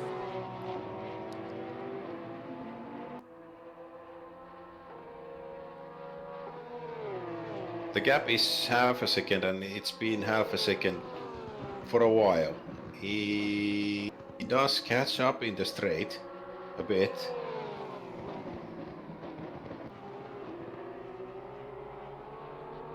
A little squirrely there in the turn, but you can see how Nothing bad. much different Michael is from Henry in his control, though. There's just so much correction that Henry does, whereas Michael is always seemingly exactly where he needs to be. You can see the experience paying off here. And I am a bit worried because if Henry's doing overcorrections, overdriving a bit, I know he will fight for it. He... Just hope he doesn't burn his tires up a little too Yeah. fast here. Yeah. It's really easy to lose track of your overall strategy when somebody starts pressuring you. That's the problem. If you start overburning the tires, you overdrive the car. The last 15 minutes in your stint will be just horrible, because the tires are a large factor in endurance racing. If you in every stint over push the car, it's a near hour stint. They are going to do probably 3 different pit stops, so 4 stints. But if your tires go in 45 minutes, you will feel it in the end. And my laptop's going to die, and I need to shout my wife for help. I don't know if this is gonna be more fun online. Hopefully it is, so I won't turn my mic. So my wife's name is Riina. Riina!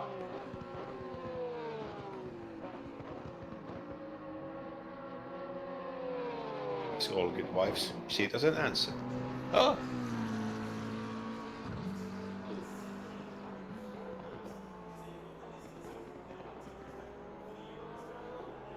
Actually, she answered. That's a new one.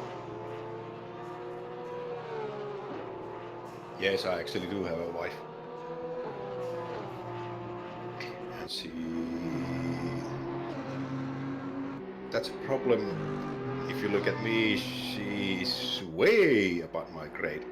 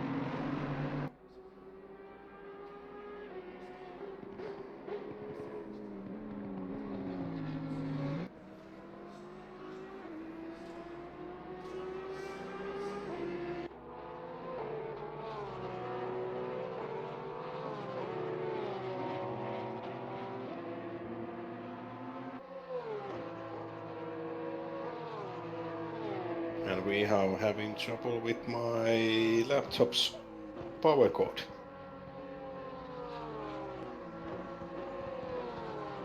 Henry is still defending.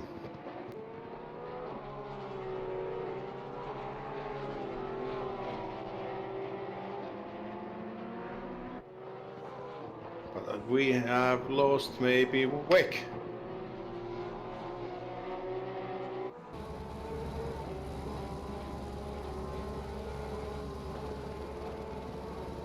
He's there, but he's not there, so I'm basically all alone here.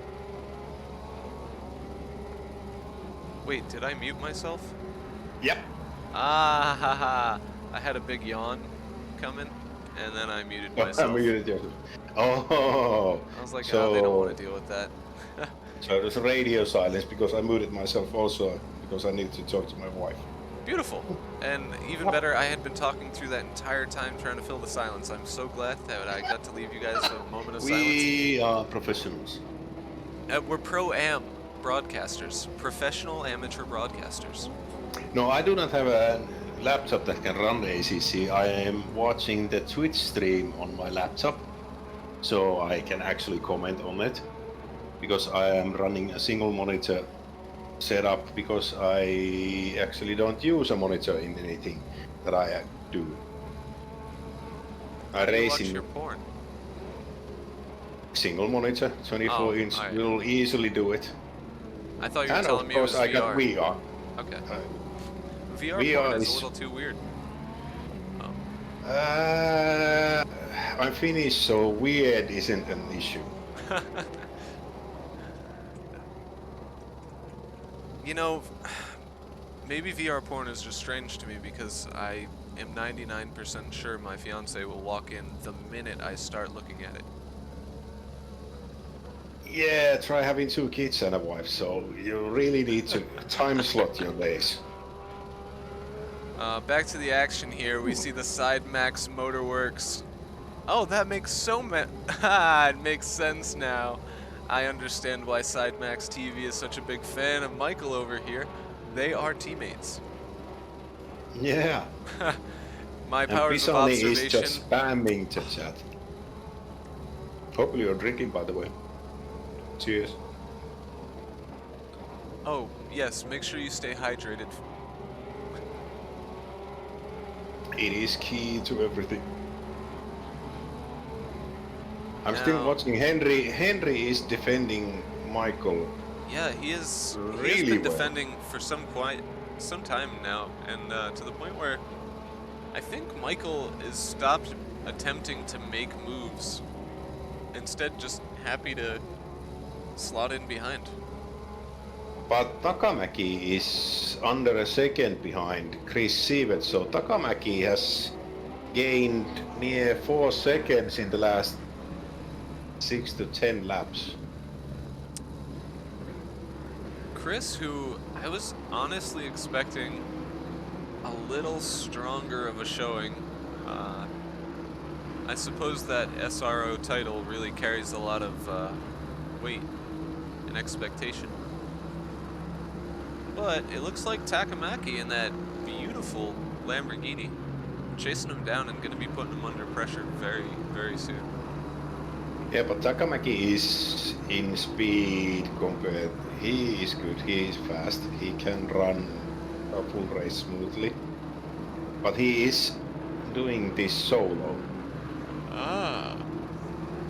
So he must manage to pace himself not only mentally, but also make sure he keeps his car in one piece.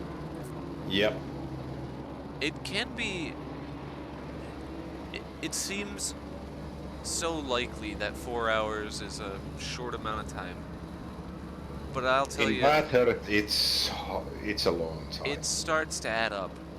The mental fatigue, the slightest bit of doubt, hesitation, or distraction coming down the hill 3 hours into the race can be absolutely a race ender. So Takamaki is going to make sure that he keeps himself.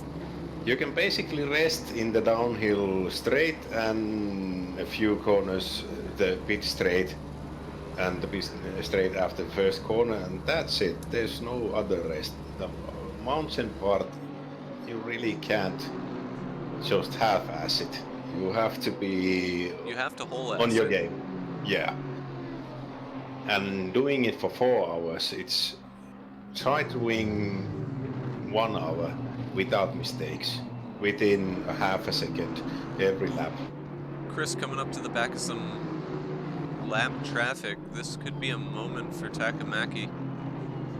Easily Takamaki will take advantage of this. I know Takamaki is going to be looking for the opportunity, and if they're going too wide drag racing in front of Chris for position. Chris probably not too happy to see that, but there's not much he can do right now. I think they have every right to fight themselves for those positions in front of him, right? Yeah, but they have it's a blue flag, so they need to give way for both of them. But they did just who's in the green Merc? That would be Nils. Are you sure it was a Mercedes? Oh no. It's let's see, who is it? Oh, it's Basson? Yeah, it's Nico Basson. Yeah. He's not diving out of the way soon enough. Somebody might have some spite. Jonas running at the back of the pack there, 22nd currently. Not the very back of the pack though. That would actually be Sievers. Oh yeah, and I just noticed that is that a Puma and a Sylvain retirement? Or is my broadcasting client just not letting me bring them up any longer? They have retired, I think. So unfortunate to know. We have 4 retirements. It's always unfortunate this early in the race to see somebody's race be over. Oh, we missed it, but it looks like Michael managed to get by Henry in the last lap. Yeah, and Henry has fallen 1.4 seconds behind him, so there's a mistake. Henry, has he overdriven? So it's 1 hour 49 minutes in, and we will be getting our first driver swaps and pit stops. And Kuchin is the first one to get in. Yeah, we're gonna So this start is the seeing time. the beginning of strategy Yeah. unfolding now. So now it's not purely speed. It's now the strategy comes into play. Who's gonna do a 3-stop strategy will be revealed in the next 20 minutes, I'm 10 curious as minutes. to if anybody is fooling around with fuel maps right now, trying to run maybe even fewer stops. That's one of the first key is because those who may be driving a 2-stop strategy has to have a lower fuel map, and maybe they even need to do fuel saving by lifting, because just doing pure fuel map saving isn't usually enough. But I think some might be doing 2 stops. There's always that crazy guy that somebody is gonna try and do it. But who is it? But you have to have some kind of lift-off. So Kutsin is out of the pits and Makuch is in the pit, coming in the pits. So they are the first one to. But Kutsin is still the driver. We are having some discussion in the backside here. It looks like one of our retirements was simply because of an error in disconnecting and unable to be able to switch at that point. For some reason, we're unable to rejoin this server, even though we should be. So it has caused an unfortunate retirement much earlier in this race than I'd like to see anybody retire.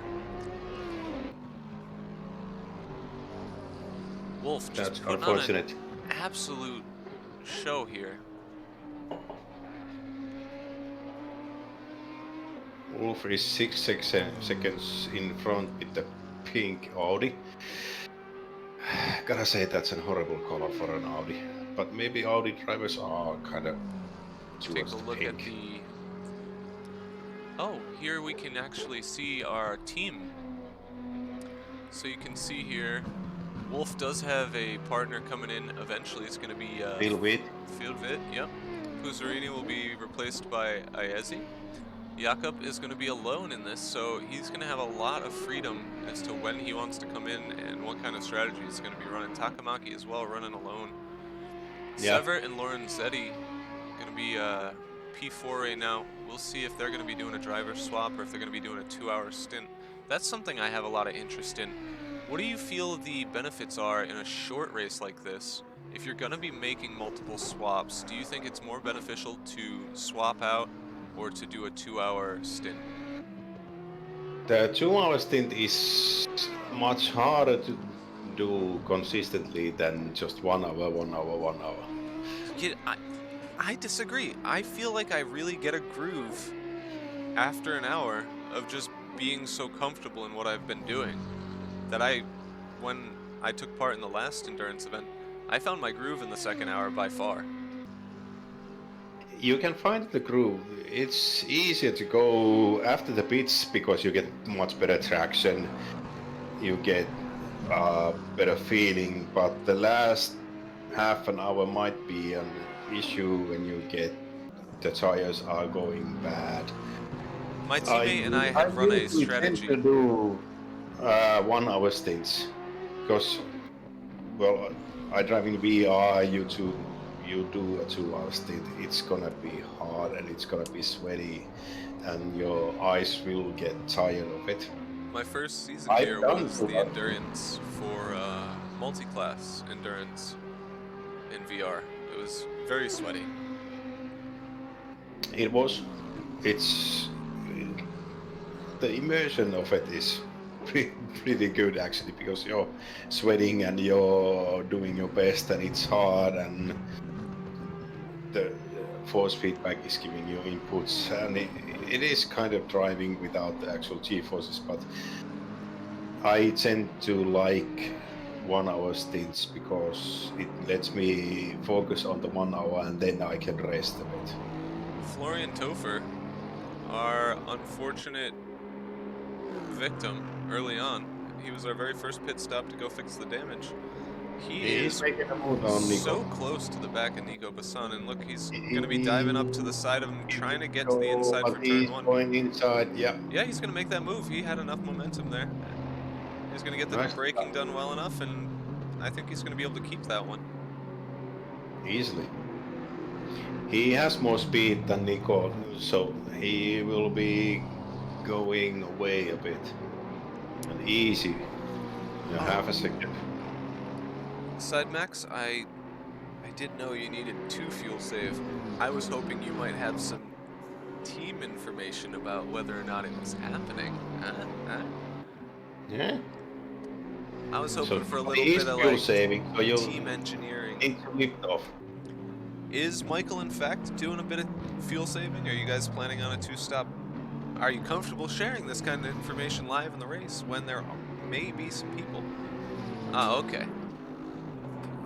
We don't have a fuel saving technique from SideMax Racing. That is unfortunate. I would like to see somebody try to pan something out along those lines. Oh, and Takamäki just went wide and he is rejoining. He didn't lose the position on it, but he lost time, did he? I don't know if he actually... He's continuing on. But he did go wide in... the left-hander after the straight. Downhill straight. And right in front of him, I hope he's not going to be fighting too hard. Teemu Karppinen here, he has yet to pit, and it looks like that's going to be lap traffic for him as well, so let's hope Takamaki does not have to get held up too much. I think you're going to see Teemu go through and pit probably soon.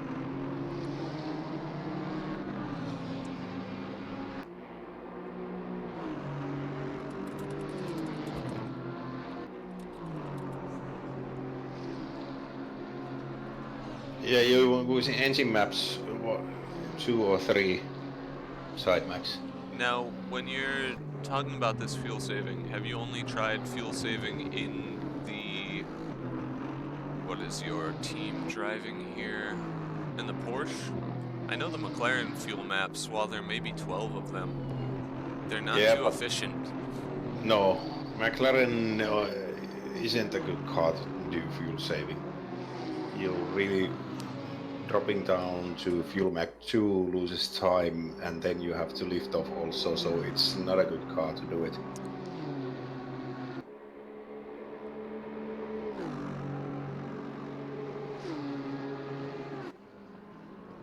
Things certainly have calmed down as we reach an hour in, though. So Boldly is...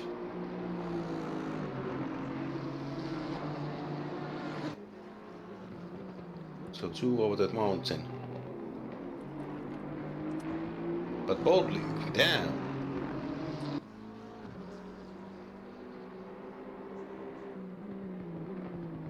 The mountain part is basically one of the easiest parts. Takamaki and Rami Matila both going into the pits right now. Teams are going into the pits.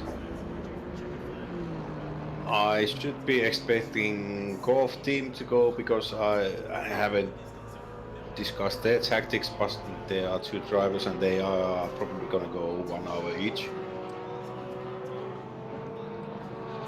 Gonna watch the race between pit stops here. Who's gonna get started?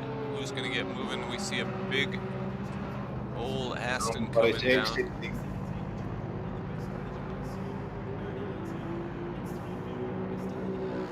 So everything's gonna go mixed up, but Wolf, Puzzarini, Charcot and Sievert are going on. And there goes Takamaki. He's going to be getting out of the pit stall a little earlier. Rami being held quite a bit longer.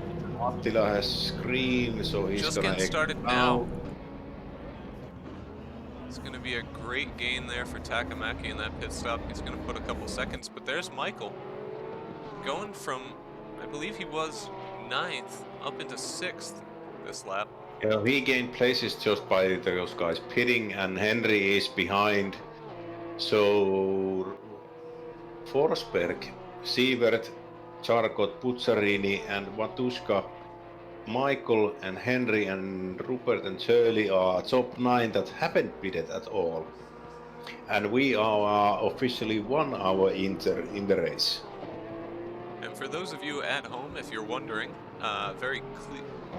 clearly to the left of the live timing, you can see numbers and then green. The number means they still need to pit.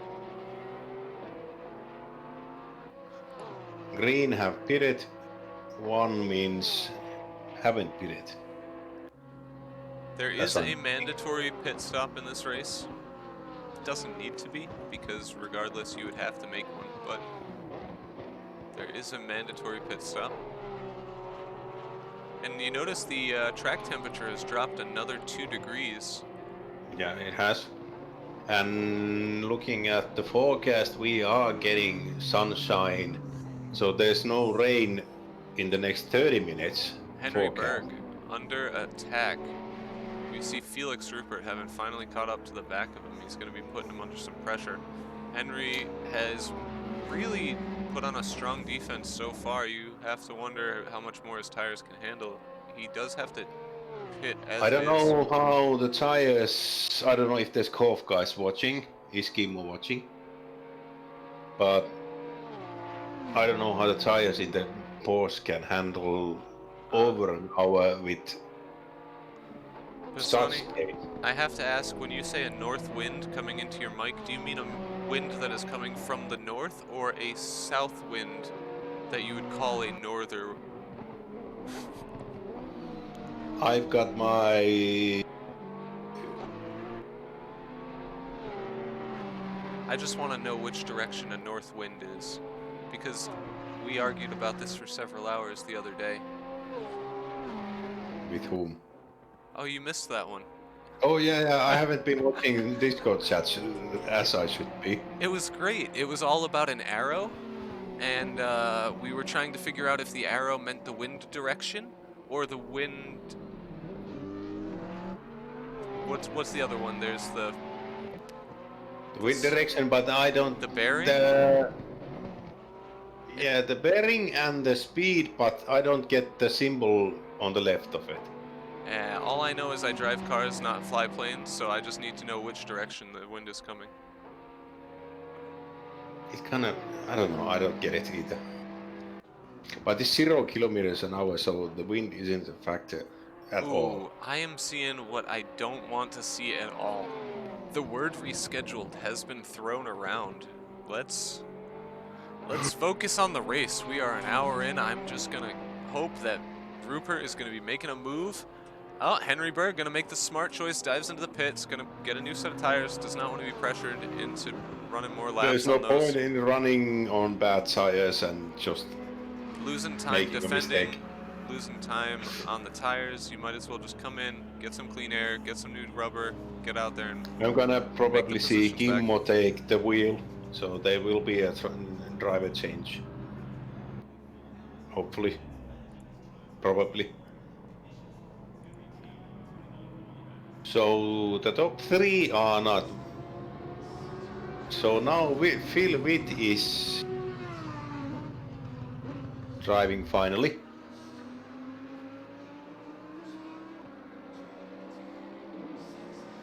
But Puzzarini, Charcot and Sievert haven't pitted at all. And it's 30 laps in, so they need to be doing fuel save.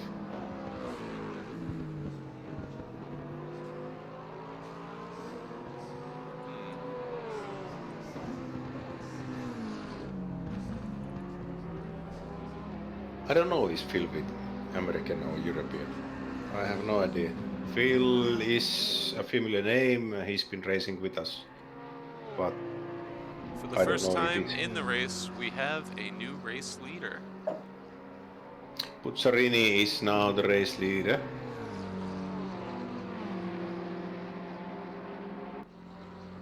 And the pink Audi is in 4th after the pits.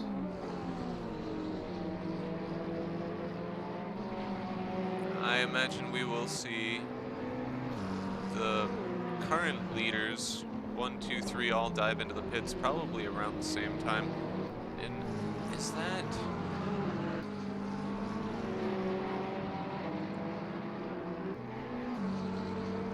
Which of the Koof cars am I looking at right here? Is that... There's only one Koof car and Kimmo is the driver now. So it's Kimmo Maninen? Putterini is behind Kimmo. They did a driver swap. Kimmo is 10th and Putterini is the there we leader. are. There we are. So yeah, Kimmo is looking at some blue flags right now. I'm not sure if he's aware of it. I thought I saw him. Wanted to make sure before I called him out on it, but that's definitely some blue flags coming up. He does move out of the way now. A little, probably could have made some room at the top of the mountain, not gonna lie, but... Yeah, in defense of Kimmo, he At least he didn't is hold... a weird driver, but there's really not an easy way to, on the downhill part, just to give way. I do have to say, there was a saving grace here. Only the race leader was behind him. The race leader's coming in now. So, little bit of time lost to is Yak. gonna pit. Is Charcot gonna pit? No, Charcot he's will gonna stay not out. pit. And Chris is coming to the left and the right hand. Is he gonna pit? It looks like he's gonna be pitting. No. No, he's gonna be staying out as well. Okay. So Putsarini, Charcot, Sievert, and Rupert. Yeah. What's his name? He is not.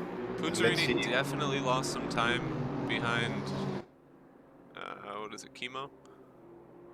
But you have to wonder, would that have been? Well, we'll find out soon.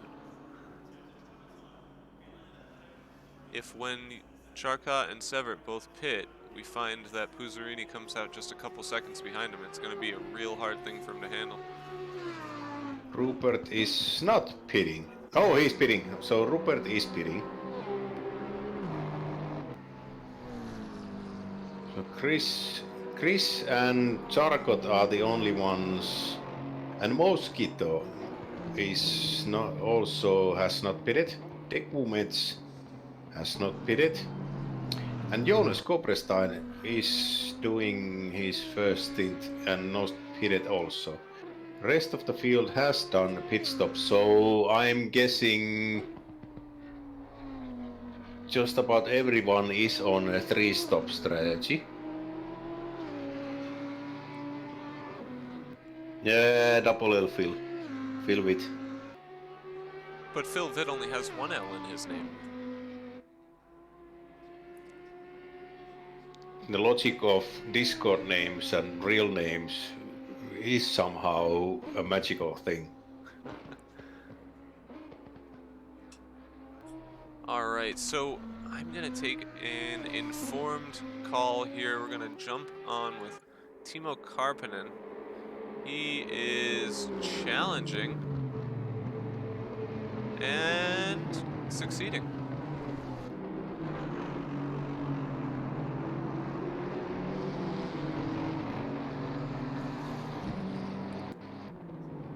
Yeah, solid move there. An easy move. Let's see if he can keep it. He is, but Shirley is. He's done his pit stop and it's 1 second behind, so Karppinen has loads more speed in the downhill section. Oh, Pisani has just made the realization that all Canadians are actually named Phil, and that they just have nicknames. Apparently, yes.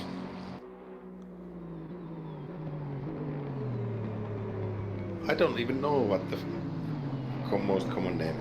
And Karppinen is coming to Hugh Messenger, so Hugh's on the wheel. Hugh is giving away nice blue flag maneuver, going on the outside.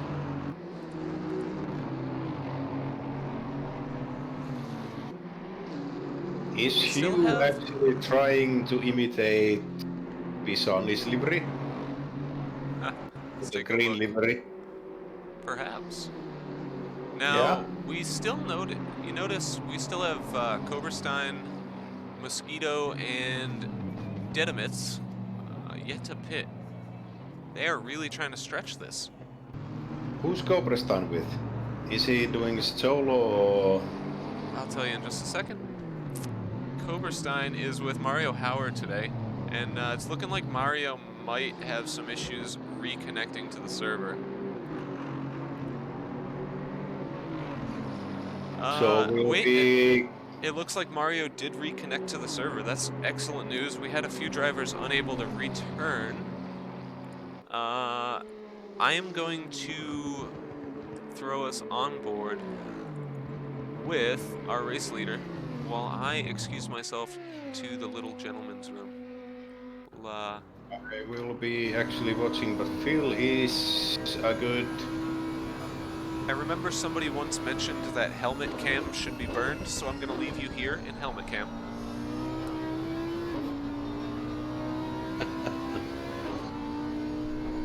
So Mario is able to turn good one. It's Phil has a 14-second gap on Charcot. So Charcot is double stinting at least. Is he doing it alone? Might be. Yeah, he's Jakub Charcot is team solo, so he's doing it solo. And Ietzi is now in the wheel and he's 4.5 seconds behind Charcot. Lorenzetti is a good.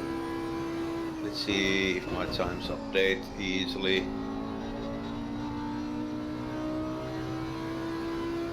Plus 1 lap, that's not even close.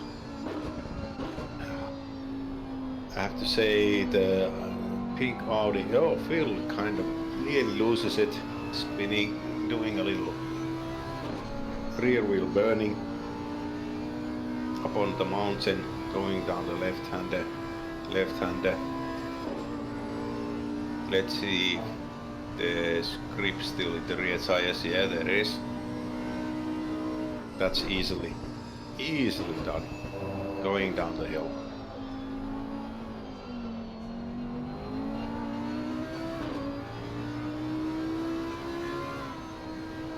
This might be the best case. No, you don't win anything, Pisani. We win.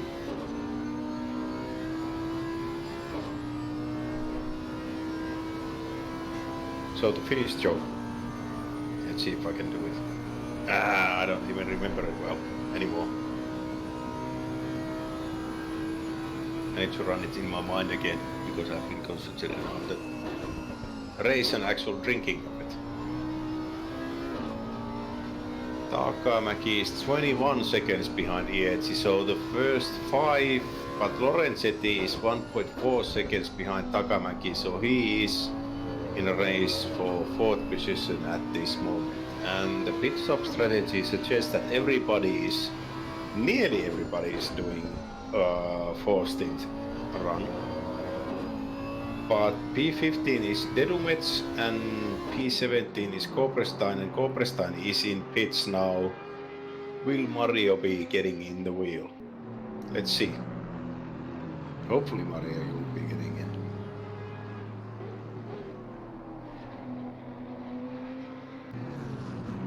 I still read Koberstein, no? Yeah. Yeah, I'm still seeing Koberstein there. Yeah. He's getting out of the pits. Maybe he is running a double stint. I don't know. Mario did get in the server, but he is looking to lose position, a few positions. Yep. He's 20th now. So we have 22 cars left. We have had one dropout more. So we've got 4 dropouts. Alright, and looks like Phil Vitt How on the back of you some held traffic. back a pretty decent amount. How about the tires?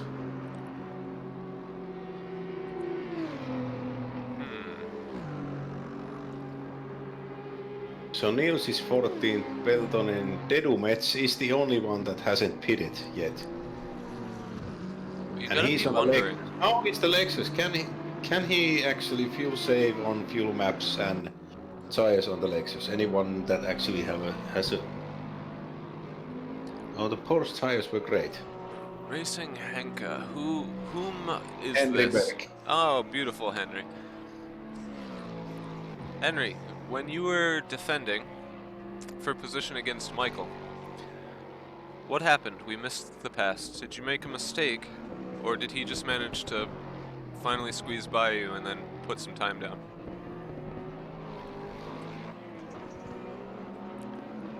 Meanwhile, back with Dedumets, he is driving nice and smooth.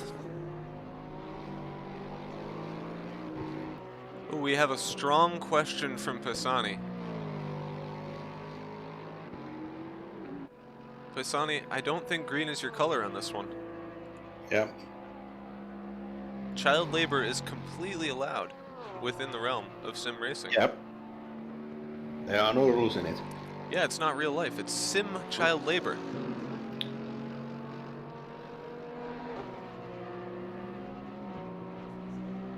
Now, Dedemit's still yet another lap. Yeah, he's not pitting in, so he will be trying to do stinted. Let's see if we can determine anything. 15th. Does he have a teammate?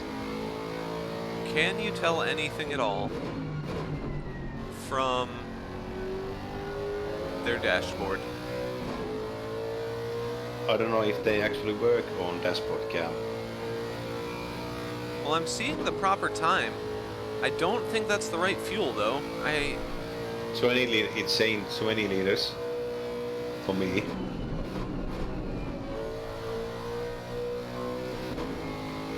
But I want to see the throttle input, so if I can say if he's saving fuel.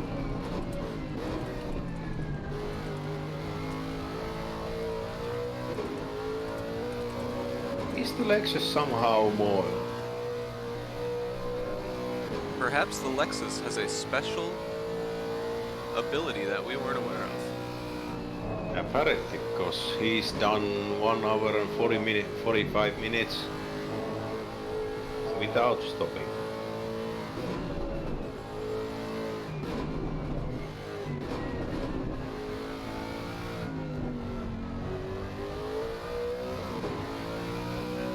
Well, I wish we could get a little insight.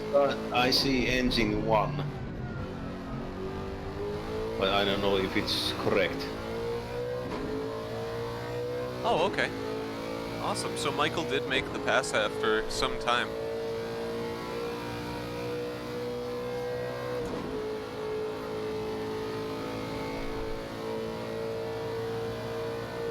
Oh, excellent news from Ted down in pit lane.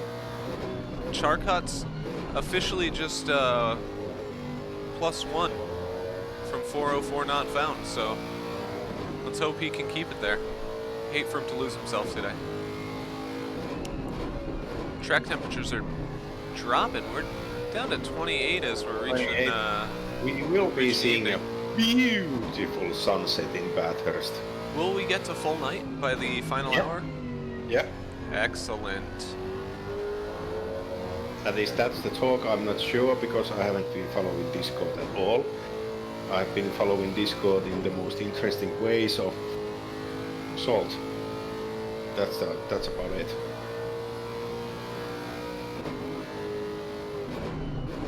And updating on the drink menus. This is my maybe 6th glass of wine, and it's working well. Now, Peloton looking to make some moves. He's not happy just being a trust fund child. He also wants to be a race winner. So he's going to be trying to move himself up the field. So looking for a... Following Kaplatiu. Artyom. Good name there. Strong name, in fact. So this is the Russian team. Artyom. Artyom sounds familiar from Metro. computer game, Metro, yeah. It's a really good game. Now, Oh, he's Peloton making a has move, he's a making a move. fair amount of pace. I don't know if he's got it made there. No, he can't stick it. Oh, he's going to keep it right Yeah, around the outside. Drives right outside. around him. Beautiful move. Peloton really showing his speed. That's what you get when you follow your workout regimen. And then there's also, who is it? But that's a lap driver from Kaplatiu. Because Niels is behind Kaplatiu, and who's just past Kaplatiu? Who is it? Manninen. So Manninen is just, Kaplatiu had a blue flag for Manninen, and Manninen passed him also. And Manninen is moving on to Peltonen next. So there's a Finnish battle, but Peltonen needs to give way for Manninen. Oh, and Manninen nearly went wide, and Kaplatiu just went past. Oof, that was close.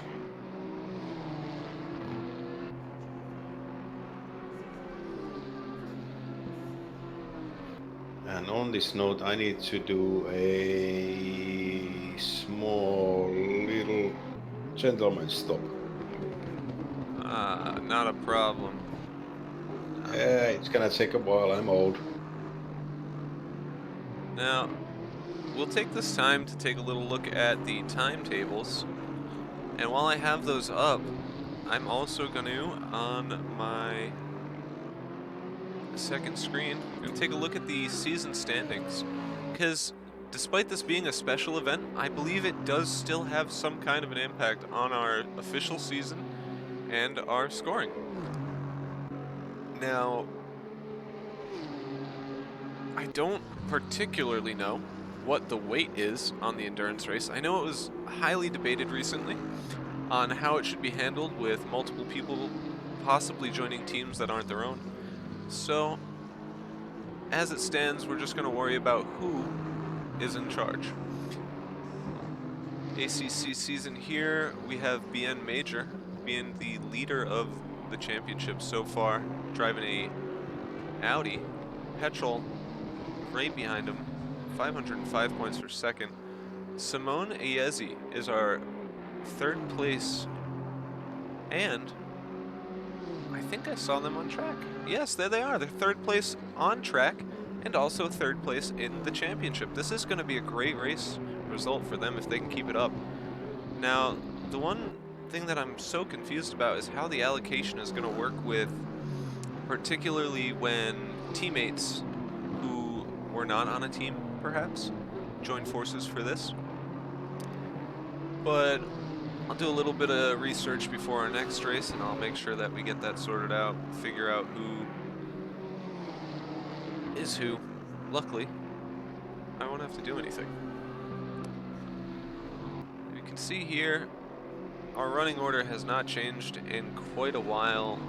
Puzzarini did lose out the lead, or rather lost out second place to Charcot. Charcot's going to be able to stay, can pretty much make his own rules out there, being the only driver on the team. He doesn't have to worry about what's comfortable. Just drives until he feels like he can't do it anymore. The true mystery for me is still Dedemitz. Now, Dedemitz has yet to pit. We are 1 hour, 25 minutes into this race, and he's going. He's going for it. I think we're gonna see somebody try to do a two-stop today, and it's gonna be this man right here. Now, I remember speaking with Vathel at the start of the ACC season. It was maybe in the testing phase. He was trying to do some fuel saving with the Lexus, and if I remember correctly, he said it was really good at it. So maybe Dedemitz spent his time, instead of trying to find the ultimate pace, he looked for the ultimate strategy. I'm really hoping that we're going to see this pay off. Welcome back. I was And just saying, Delumet hasn't did it yet. exactly. So I was he literally just talking that I'm hoping we're going to see this strategy really pay off because he's going to be pitting probably in the next 15 minutes. And then, probably. oh, is that a yellow flag?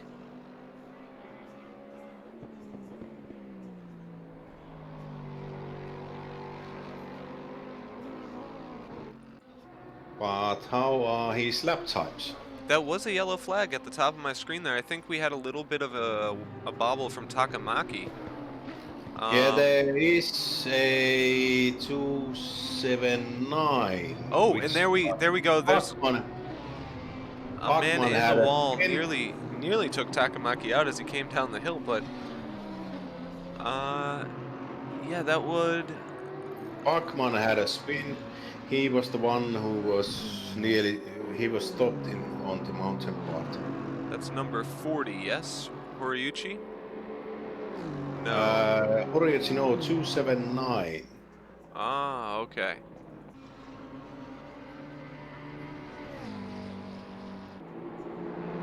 And there is Gotta basically. say, excellent luck there from. Oh, my brain gave up on me. There we go. From Takamaki.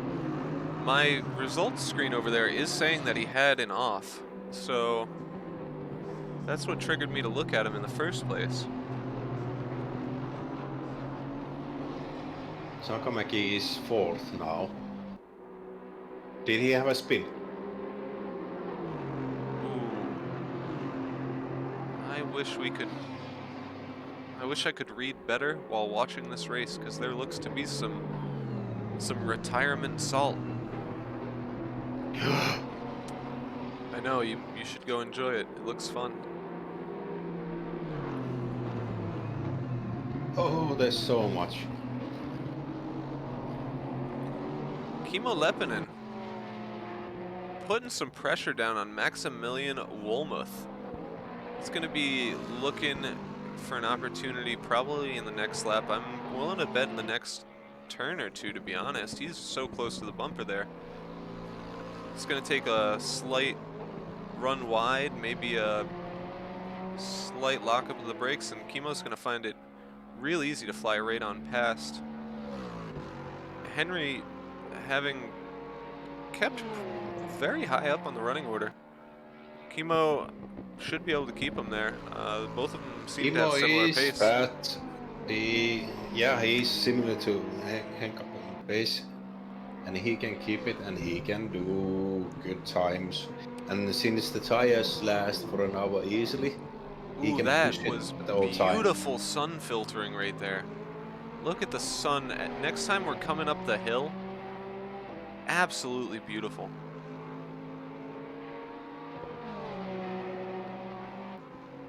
Oh, and we have a strike on the side there. Kimmo going fender into the wall, just pushing it a little too far. Now he's going to fall back, losing a few tenths.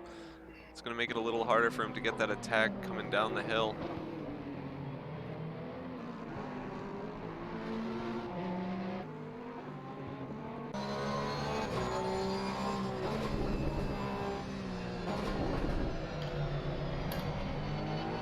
Luckily, we have artificial lighting, so our onboard cameras do not suck nearly as much as the official SRO onboard cameras, which are basically just flashes of light and shadow.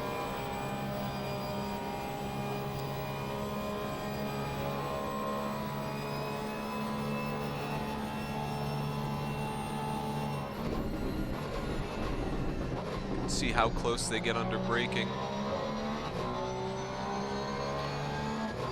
Dedemet still has yet to pit.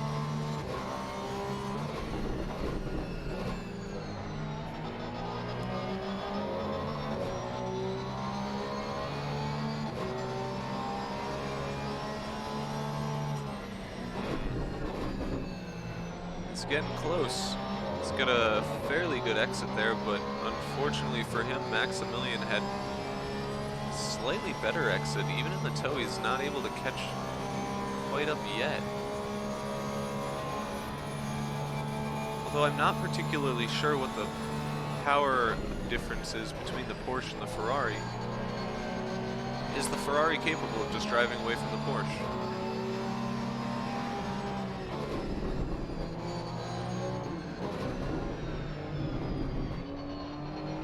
See. He makes the move look easy going up the hill. That is really, really cleanly done. Now, he did struggle a little in the downhill compared to Maximilian, so you gotta wonder if Maximilian's gonna let it go that easy or if he's gonna be looking to take the position back. I don't know how the Kimo, setup is, but it seems to be working on top of the hill, but is it working on downhill and uphill? alright, Kimo managing to keep it Yeah, tidy. he's I think pulling that, away. if anything, maybe Kimo is just thrown off his pace a little. Yeah, it's easy to get thrown off the pace when you make a mistake and just hit. Or even when somebody who drives a little differently than you is defending, those small differences can really create a mental obstacle you have to manage. The But braking points on different cars, on Porsche and McLaren or Boatley, he seems to they be are a bit different. handedly walking away from him now that he got past though, so I don't think that there's going to be much of a counterattack coming back from Maximilian. No, so Kimo is a decent 9, so if he doesn't just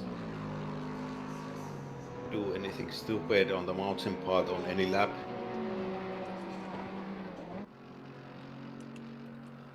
he'll be pulling away. He's pulling away 1 second now. Manninen is 1 second behind Lorenzetti.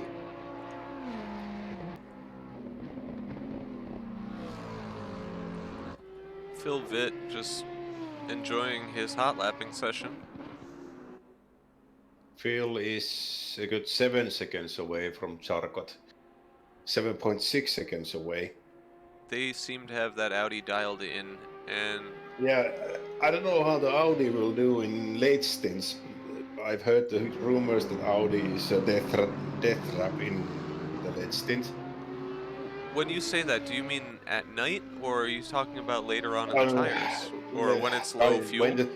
When tires go down, Oh, okay. the tire degradation, it kicks in the Audi, and Audi is mid-engined, so it kind of spins easily.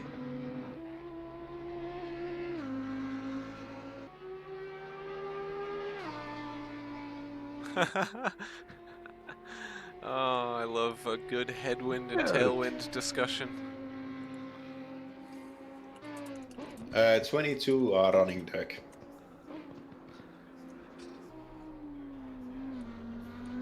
We started with, what is it, 27.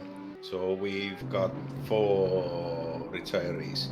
I'd like to hear from Sylvain what happened, because I think there's some salt on it. Oh, there is certainly, if you'd like to take a read. Hello, Sylvain.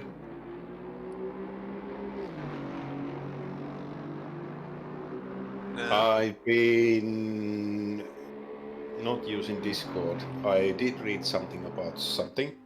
I saw a picture on Discord, but I'd rather hear it from the horse's mouth himself, so Sylvain, you can explain. Did you try to pull him in? Oh, No, okay. no, He's in, no. I see. He's in chat. We can actually get him.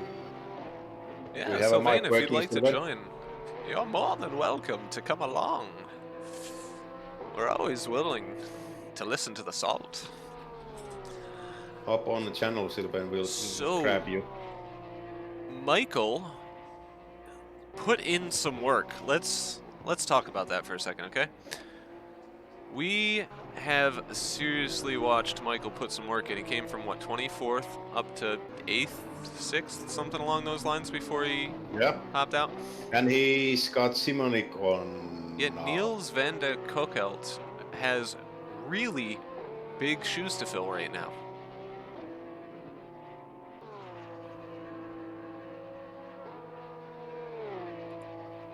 Who's with Van der Kokelt has? Who's his teammate?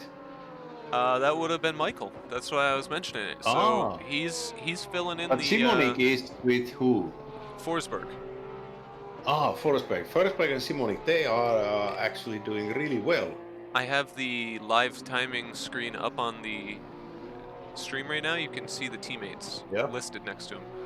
So we do have a few people running solo. Like we've mentioned Charcot and Takamaki. Takamaki. We also Yeah. have Nils and Horiyuchi.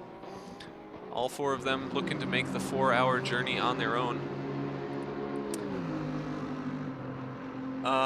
Yeah, you can't ever join the broadcast Discord, but if you join a channel, we can drag you in there. You need the broadcasting permission to That's why join it. our names are in different color in broadcast. In Discord. It took me Yeah. a whole season to get my purple name. I got mine in 2 sessions. Hey, I'm better than you. But I can't drag and you need to do it because I'm left-hand mousing. I'm doing something wrong all the time. Can you grab him? Yes. Sorry, just 1 minute. I was completely and totally dicking around. As usual. There we Hey, are. Sylvain. So. Hello. Hey. Welcome to the first mid-race Yes, interview. Well, the race is already over for me, so, you know. So what happened? With my race or with With your race? Oh, my race was, yeah. In the second qualifier, I got P8, which was good. Pretty happy. But got P7 at the start, and at the end of the first, I think you caught it on the stream. At the end of the first lap, in the chicane after the back straight, I lost the car. I still don't understand why it slided that way. That was pretty strange, but yeah, crashed the car. Another car ran into me, and then I went back on the road, and one guy, Xof, was in front of me, was behind me in turn 2, and then went side by side in the uphill part.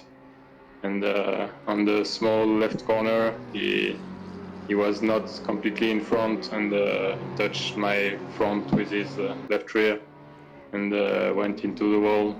So I was already braking earlier than usual, but he thought that as I had damage, I would just yield the place and not stay where I was. So not a big deal, but small incidents. But yeah, after that, at the end of the second lap, I got disconnected from server message. I don't know why, because my internet connection was fine, and I quitted the server, tried to rejoin, and he said an error occurred, please try again, and I could not rejoin the race, so that was the end. Always unfortunate when electrical problems, So yeah, it's technical just problems. normal server problems caused the... Yeah, it's pretty strange because I never had any disconnection or internet problems, and I was talking with BNM Major on Discord this whole time, and then no cut in my connections. No idea why this happened, but yeah, that's sad. So we'll be blaming Kunos for that. Yeah, let's say it's Kuno's fault. Yeah. A really bad luck turn. You had damage, but basically you could have had a chance to repair and continue. Yeah, that was the your idea. pace and being Major's pace, you could have been rising on the ranks easily. Yeah, maybe. We'll never know. Yeah. Now maybe we'll never know. we will just have crashed 10 more times, maybe. Who knows? But usually, yeah, maybe some crashes, but I don't think that anybody will get with 0 crashes.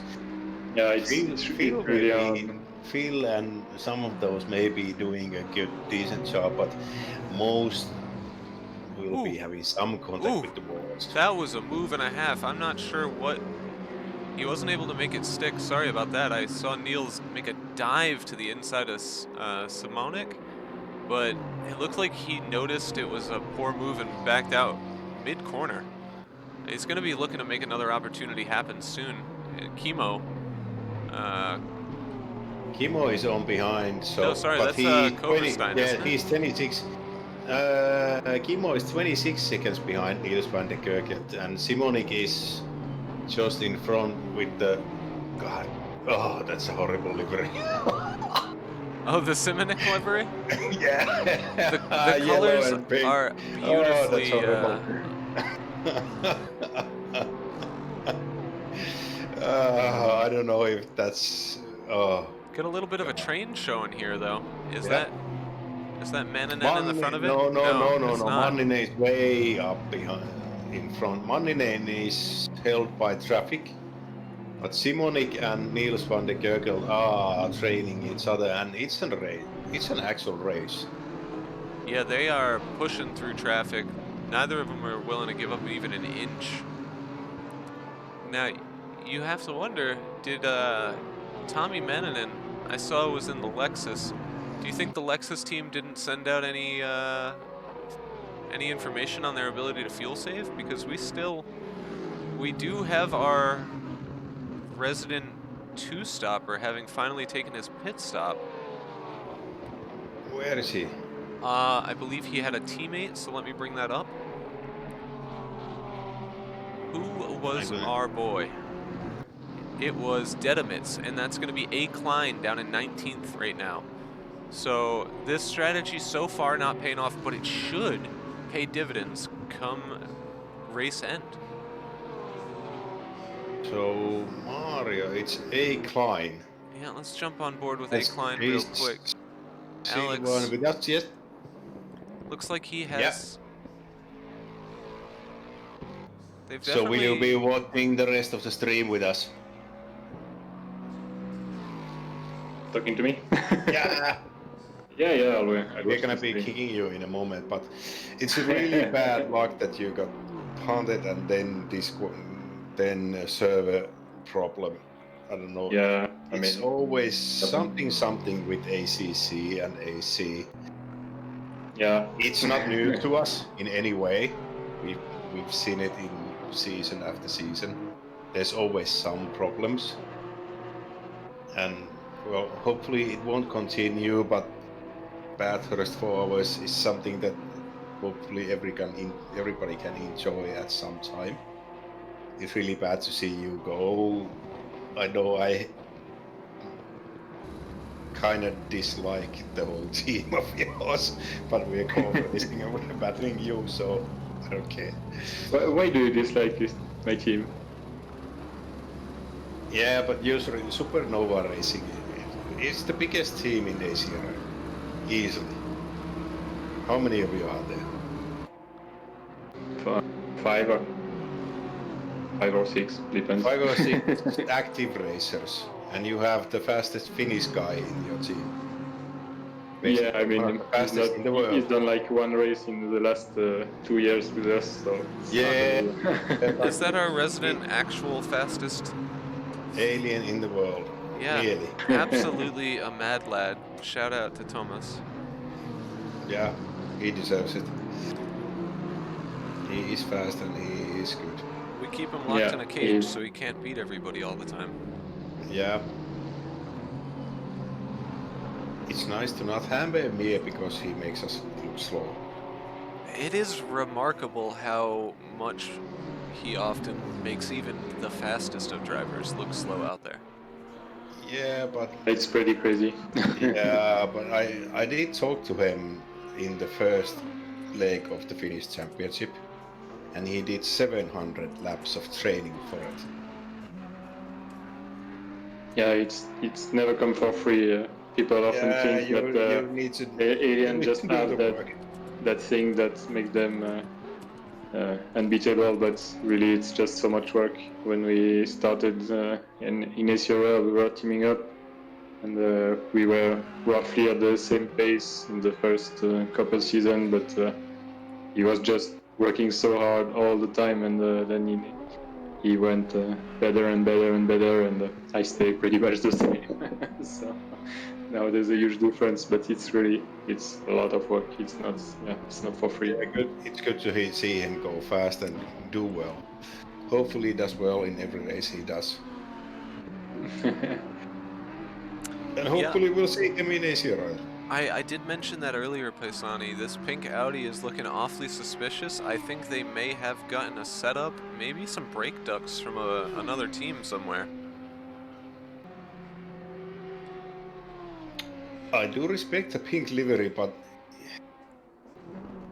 it does look kind of horrible.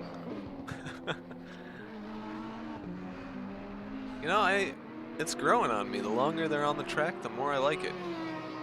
I'm going the other way. It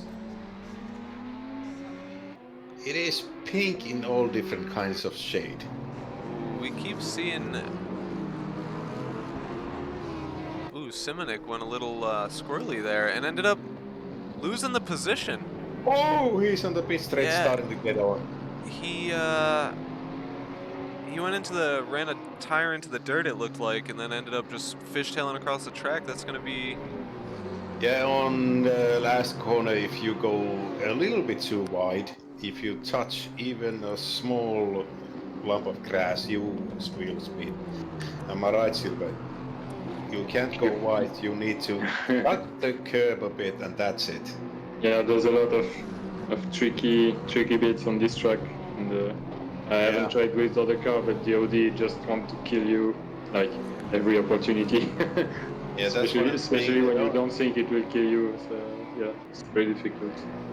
That's why I'm actually surprised that the Audi is leading. It is fast, but it's a hard car to drive fast. Yeah, it is. Especially with curbs and bumps in general. So what you're saying is that this is one of the harder circuits for the Audi?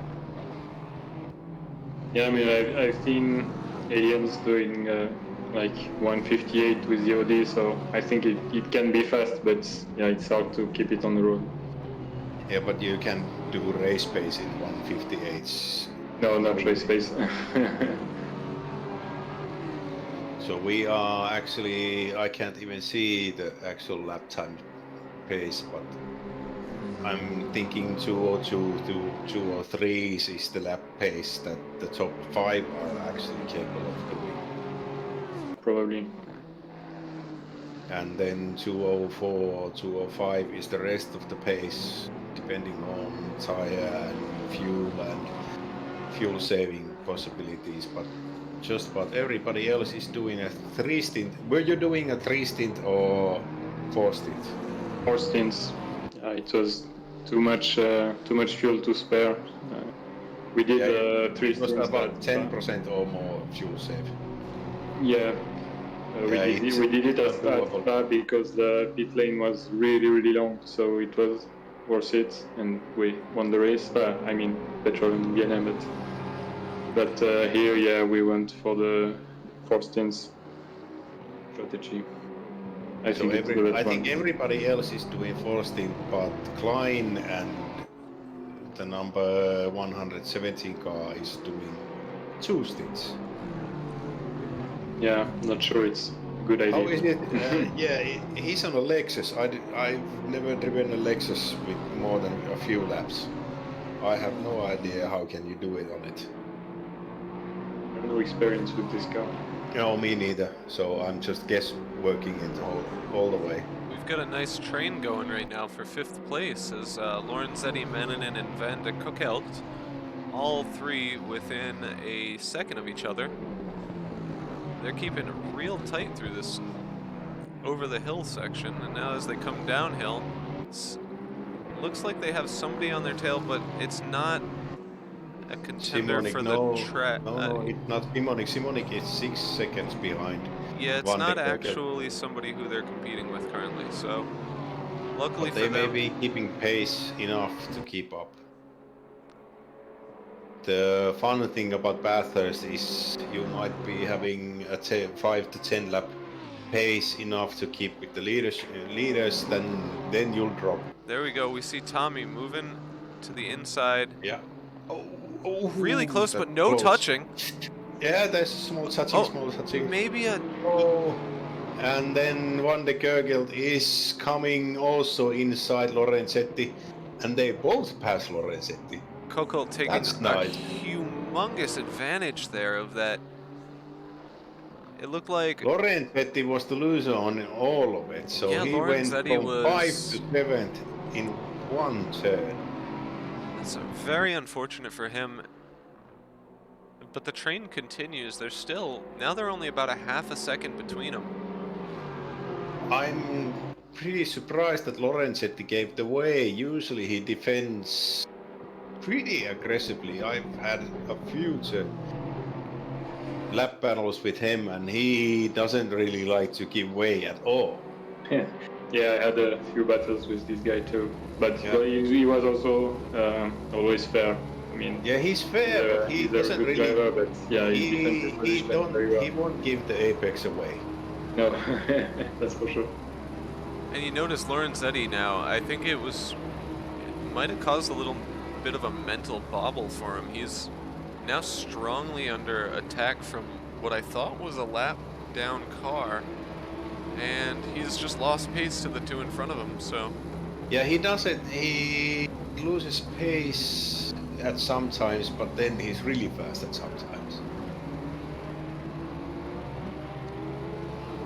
This helicopter pilot doing a fantastic job keeping the action in view here. He's not drunk like I am. You can't prove that allegation. No, I can't. And we see Mannanen trying to stretch a small lead here over Van de Kokel. Starting to work too. He managed to get about a second free.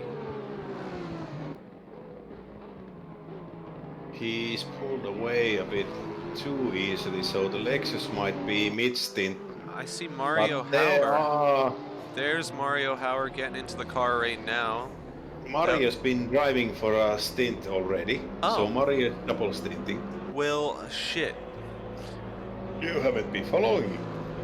I thought it was still Jonas. That made sense why I couldn't find him No. on the list earlier. Right behind him, I think So that Mario's would gonna be double stint and Jonas is probably gonna finish. If anybody can tell me better, if Jonas is listening. Hugendorn? Hugendorn. That is a powerful name right there. Hugendorn coming out of the pits behind Mario. I'm guessing Dutch. Oof. See Phil Vitt coming up to some lap traffic here. He's surely going to dispatch them without much problem. Flash of the headlights, blue flag or 6, and he'll be on by. Yeah, but Charcot hasn't lost any time in the last 10 laps. He was 6.9 seconds away last I checked, so he's been keeping pace with Phil Vitt. Yeah, the largest gap I think I've seen between Phil and Jacob would be, it was a 7.8 second total. So this will doing a go good job. down to fuel keeping, depending on pit stops. We see Iezzi coming into the pits now. The Ferrari strategy come into play. It's going to be... And will they drive swap? We shall see. They did switch on the first stint, so maybe they're only doing single hours at a time. Might be. We're going to stay on board and see how this goes, unless I... But there's 2 hours 7 minutes left, so they are a bit early on the pit stop. Did they do a faster fuel stop last time?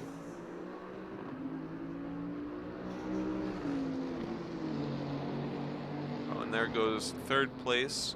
This Takamaki is going to take back the podium position currently from Iezzi. He's on the mountain part. I don't think he will. Because Takamaki is on mountain coming down. I believe Takamaki has already taken the position. For me it shows not. Takamaki says he's taking third, yeah. He's on the mountain coming down. Ietsi is fourth. Manninen is way behind. Nearly a 54 lap down. seconds. So there's a huge gap after fourth place to Manninen and de Kirk. Kirkent. Oh, Van de Koot making some moves over there.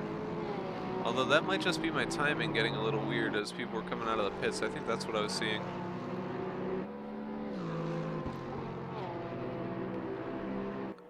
So Ieci is still... Puzzarini is now the driver. Ieci changed to Puzzarini. But Puzzarini has the pace to catch. As the lights begin to dim, you notice the headlights have turned on, and some of these drivers have had some minor impacts, so we might see some drivers without a headlight or two. Yeah, Puzzarini has his headlights on. I would like to see somebody take one of these laps in the dark. We will certainly be on board with the first person to lose their headlights. Oh, it's gonna be fun. Can you actually lose completely the light in this game? Yeah, Because I think I have no idea, build- but I think you can.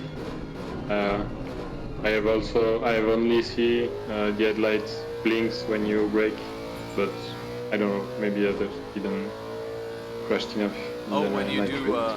when you do an impact just enough that it severs the connection, you brake and it Yeah. pulls. That's Yeah, such exactly. a good touch, but if they've added that, then surely it's got to be possible to lose the headlight. Maybe. But I think with the real rules, you would have to stop to repair if you don't have headlights. Because at least in the game when it's dark, you have a message saying that you have 3 laps to turn on your headlights when it's dark. Here we go. Or you get disqualified, so maybe, This is the I beginning. don't know. If I am not mistaken, this should be the beginning of the rise of the Lexus of Alex Klein. Now, mind you, he is part of the team, the only team, trying for 2 stops. And he is now on the back of Hugh Messenger. He's already gained a position. He's gained a couple other positions just from pit stops. So this could end up showing the strategy's strength. Perhaps their pace itself was not strong enough for the points they were looking for, but the strategy seems pretty sound so far. If they don't make any stupid mistakes, hit the ball, overbrake. Oh, and he makes a mistake in just a bit. Missing the brake zone and going nearly wall touching. But he should be fine if he just keeps it intact. There's no point in just going full beans on Hugh, just waking. I want to see Hugh's back end. Yep, that's it. So Klein he's just hanging back.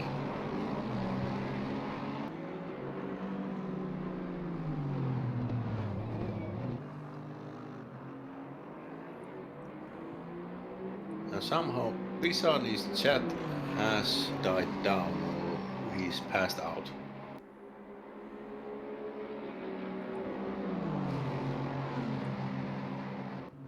I kinda locked the rear view. Klein is making a move. He's going, no, he's pulled back.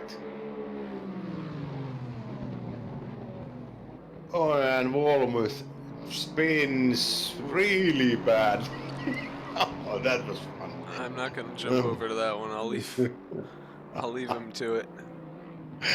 Oh, he kind of missed the whole braking zone and he just braked sideways. I can feel Alex and the eagerness he has to try and get past Hugh, but I'm pretty sure Hugh is on newer tires. Actually, Hugh's going to be coming in who has soon. better tires? Hugh will be coming in soon. Yeah, so Klein Alex should be should have waiting for another 20 minutes or so before coming in. I expect Alex will wait at least another 30. Here and there, yeah, it should be there. If you're So going to there's try no this kind of point in strategy, doing a move. yeah. You need to just hold back, lift off. I honestly think that if you're attempting this kind of a strategy, then it benefits you to stretch your second or maybe first. Manninen, Simonik and Wolmuth are all 3 in the pits at the same time. So who's gonna win it? Do I want to look away from this And race to that race? no, Manninen is the first one to move. Simonik and Wolmuth are still in the pits, so Manninen won that one.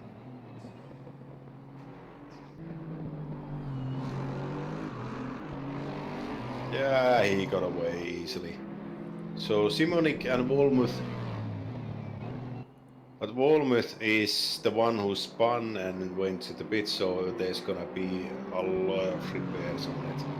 But Manninen and Simonik race is a 10 seconds plus race right now. But Hugh and Klein are trailing. Klein, though, so close. He wants to make a move. I just don't know if he has more pace than Hugh. I don't know, there's no point in him pushing too much because he will be wearing the tires out. I don't know if you can actually make the tires last 1.5 hours easily in the Lexus, but We're halfway through kick machine. half mark, so it's 2 hours in. Oh, he's making a move inside, diving in, and Hugh gives way.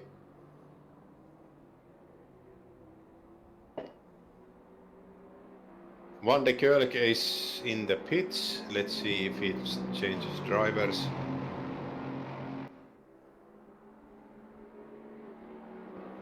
And Bachmann is also in the pits.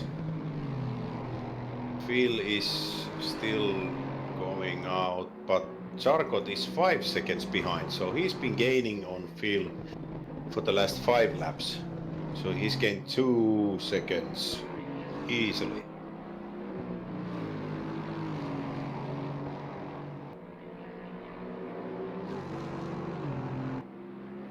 But Charcot has the golf car in front of him, so let's see if Kimmo will be giving him some space. Ooh, up at the front. Jakub Charkov has managed to bring down 2 seconds on Phil. Yeah. It was 7+ seconds from a while ago, but Charcot is now trailing Kimmo. Kimmo has blue flags and is giving way.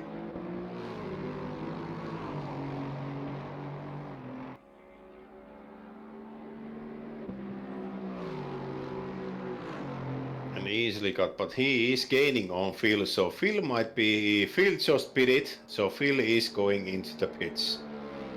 The leader of the race is now pitting in. The horrible pink Audi is in pits. Sorry Phil, but damn. So Charcot will be taking the lead. So now we'll see how the pit strategy, which is faster in entry and exit, because if Jakub Charcot has the better pace in the few laps ahead, he might be able to gain seconds on Phil Witt and his team, and maybe get into a position where they actually race for the lead.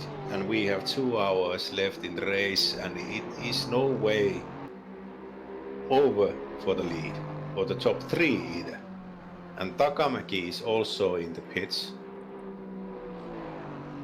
Ah, And so that explains that one. I was just looking at Chemo. It didn't make sense to me, but I realized he's actually a lap down on yeah, so Charcot. Kimmo is a lap down on Charcot, so the top 4 are in a pace on their own. Phil Witt is now going, he's out of the pits, and he is 52 seconds behind Jakub Charcot. So when Jakub pits, we will actually see if his pace is faster, and Wolf Matuszka has taken over the car, so they did a driver swap. Takamaki in the pits again. Yeah, and he should be exiting pretty soon. Pucciarini is still out, and and he just passed. Takamäki is in pits, so Puzzarini, but is Puzzarini actually a lap behind Takamäki? No, they are on the same lap. Puzzarini and Takamaki are both on the 59th lap currently. Jakob has started his 60th, however.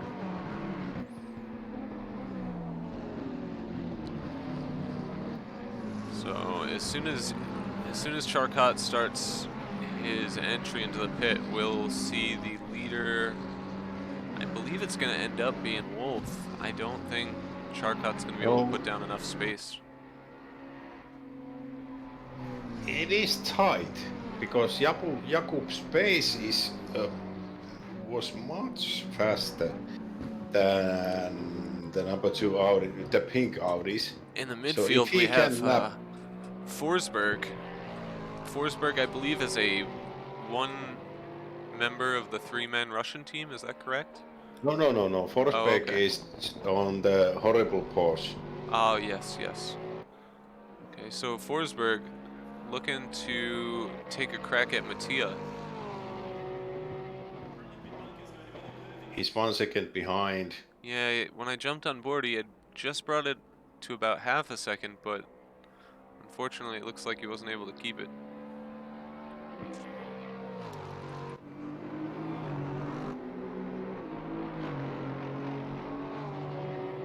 Here you see Matteo Lorenzetti. He's really lost out from where he started. Down in 7th now. He's got some open air though, so And Michael's in 6th, so Michael has to do some work. I feel like we're gonna see Lorenzetti coming into the pits. He's an entire 1.5 down on his personal delta. If we don't see him pit soon, he's just throwing away lap time at this point.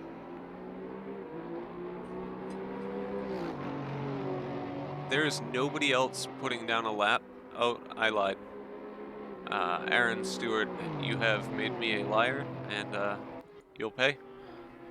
But your lap time is also considerably slower, but you're behind somebody right now, so I can understand that. Lorenzetti has open air, and his lap times they're climbing. So I expect to see him dive into the pits. No, he's not diving. Apparently He's he wants to going on. stay out. He lost on nearly 2 seconds from his... 2:05.92 was the last lap he did, so that's a bit slow. Ooh, 2:02.95 was his best. 2:05.9 was his last. Yeah. Yeah, so unfortunately for him, he's really losing pace, and he wants to stay out, but I think he should probably track get in there. temperature, because the track temperature is now 27. It was 41 when we began. That's true. So it is coming slowly but surely. The sun is setting.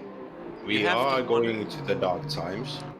Now, how many of these drivers do you think put in the thought and the calculations to get their temperatures right for the night portion of this race? Because you need to drop your the tire pressures are key when there's a 15-degree drop in track pressure.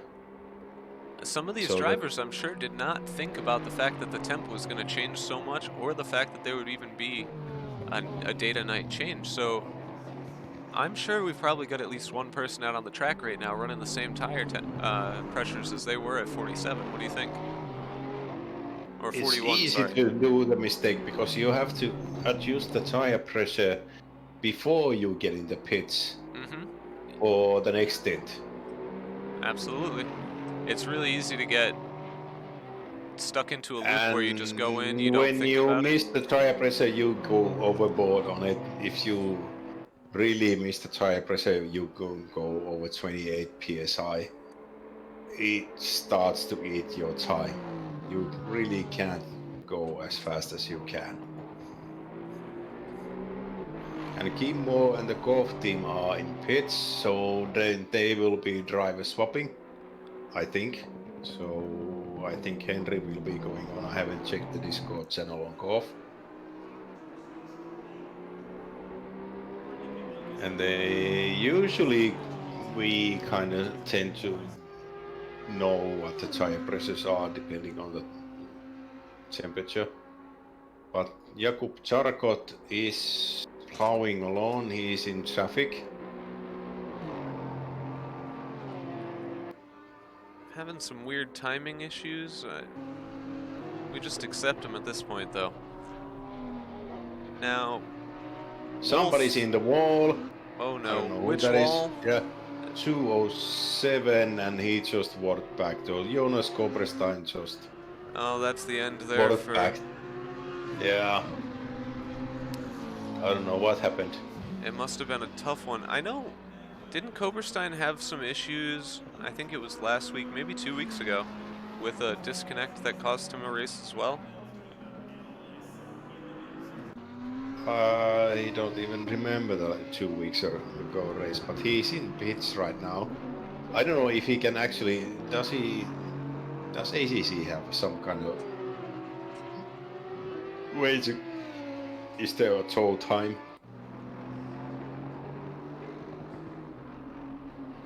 We have. But I have to say something that the green livery of Hugh Messenger he's in 15th place. And he is coming in the pits. So Hugh and Nico Basson are doing actually a really good job. So way to go, Hugh. They are in 15th. And our resident two-stop strategy, Klein, is in 14th place. So I think he'll be moving a few places up if he can keep the race pace on.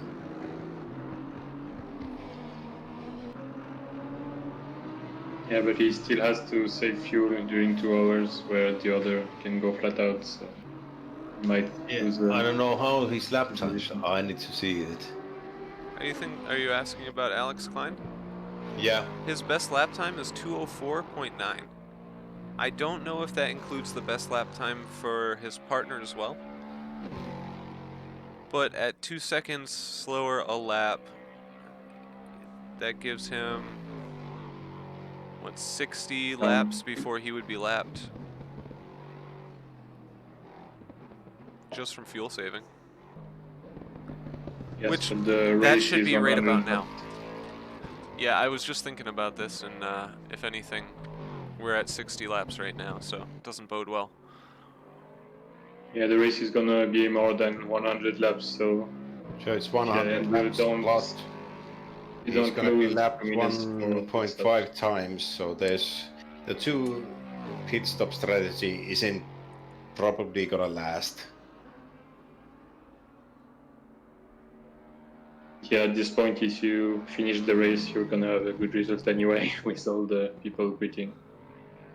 Yeah, honestly, my complete and total focus whenever I've done an endurance is I have to bring it home.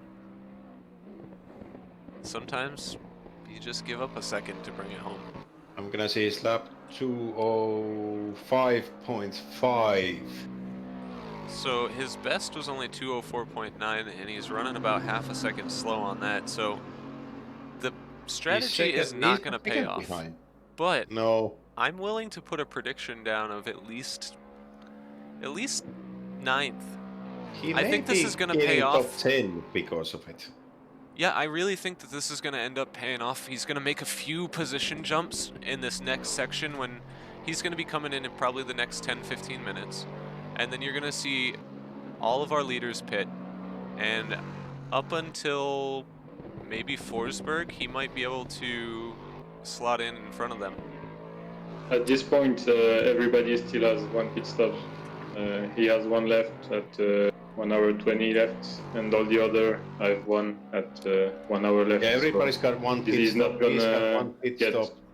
Yeah, everybody's got 1 pit stop left, so he's not gonna win places on that. Oh no! Oh, Just as I jumped on yeah. board, I'm not sure who spun in front of him, but as I tried to appease the fans, I saw somebody do a little bit of spinneroni in front of Puzzarini, so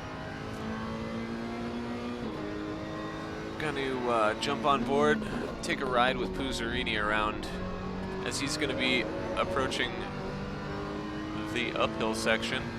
Cars in front of him gonna be seeing some blue flags, but he is not close enough for them to want to respect that. Frankly, I don't know why he's flashing his lights there. Even if they slowed down, he'd have a hard time managing to get past him on that straight. So it's Nico and Super. Nico gives way easily. Nicely done.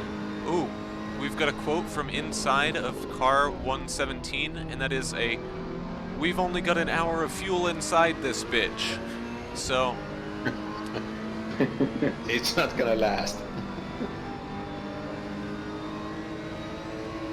well, you say that, but they have another pit stop.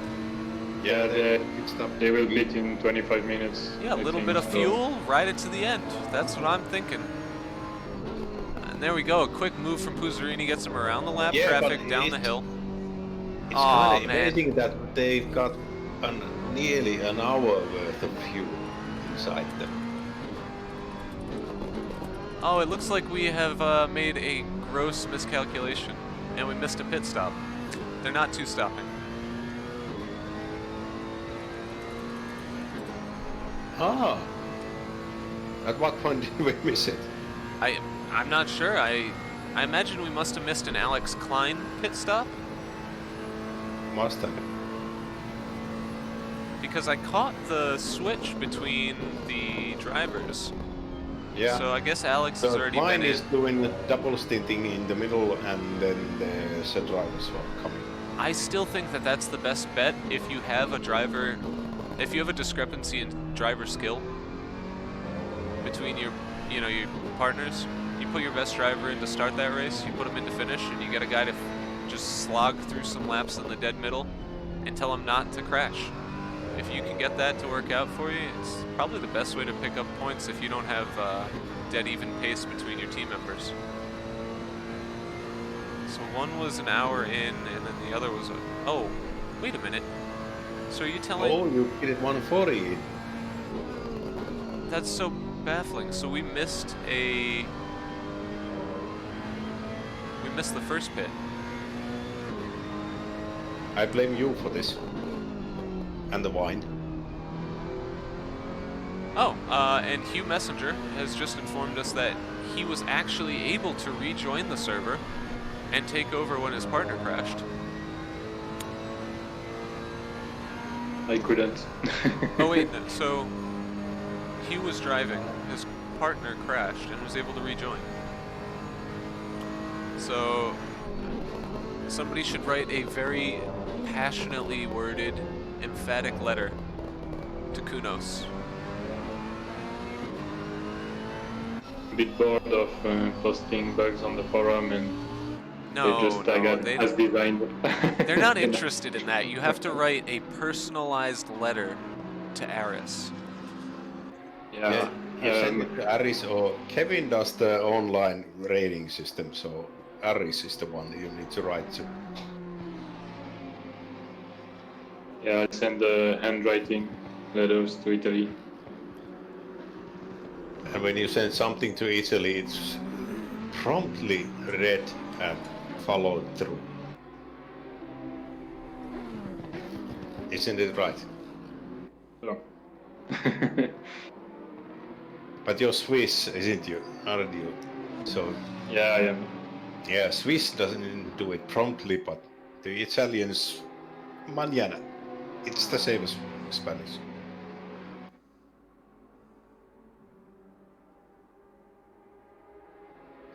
It is the Puzzarini onboard view he is doing a really good job.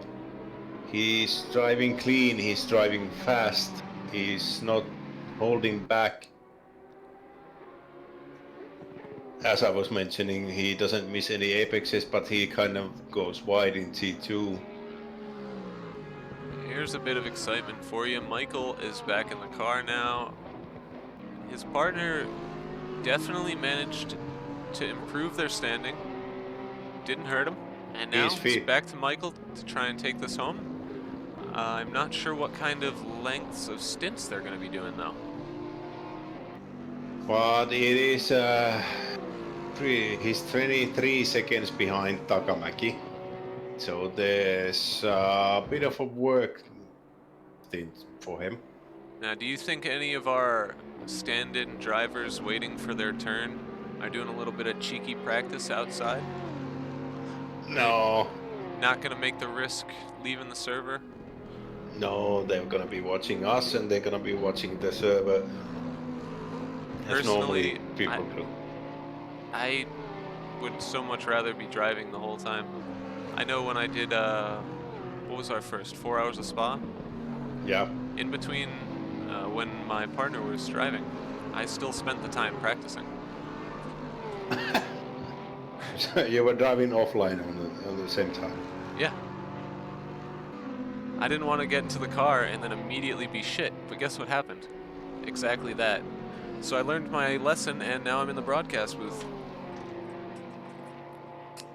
The first lap, when you exit Spa, the right left hander, you kind of feel the car, you feel it if it's gripping or not.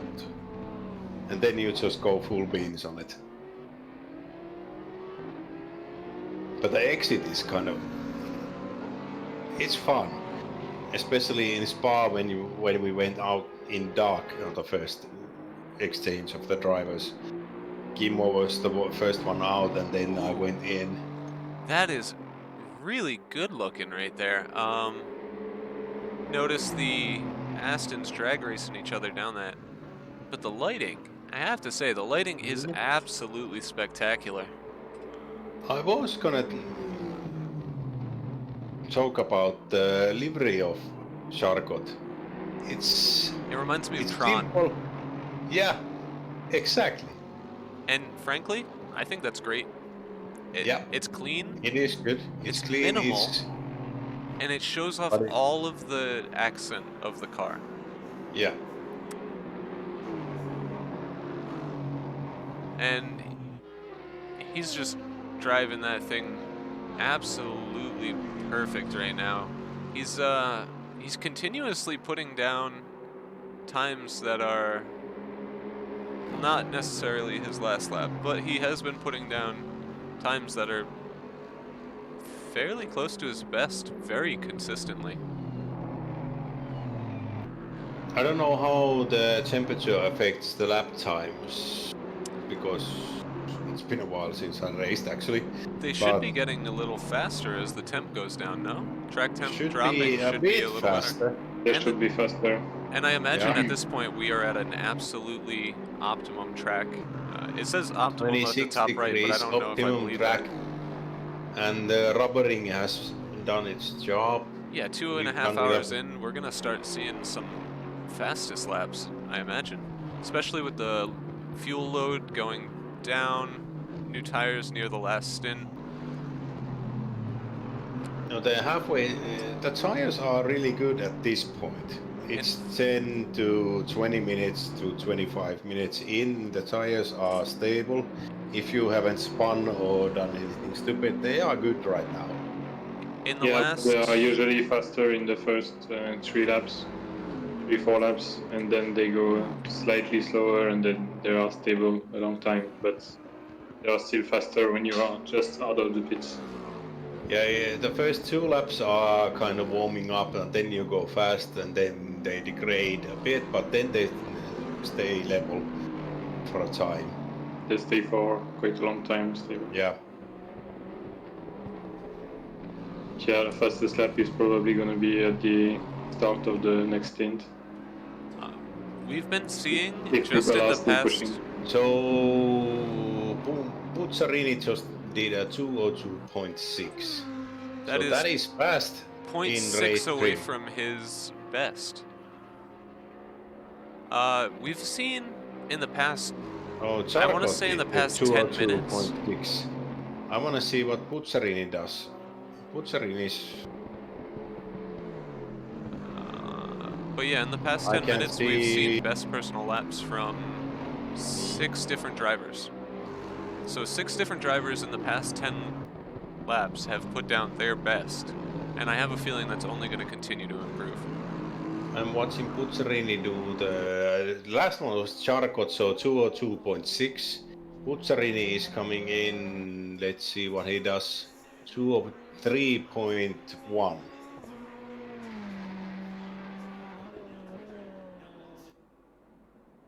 Yeah. Takamäki is coming in, he is +1 lap. Mind you, we have only seen a single 201 so far, and that's coming from our race leaders. 201.764 is our absolute best lap so far, and And second, Henry Berg is trailing Forsberg, and he is 6/10 behind. do you You think wanna we'll see a hop into move? this? I'm hoping he will see a move because he is coming in and he is on the mind. So this is 2 Porsches. The ugly Porsche and the pretty Porsche are battling each other. The Koof team is going to be so devastated to hear you insult their livery like that. Oh.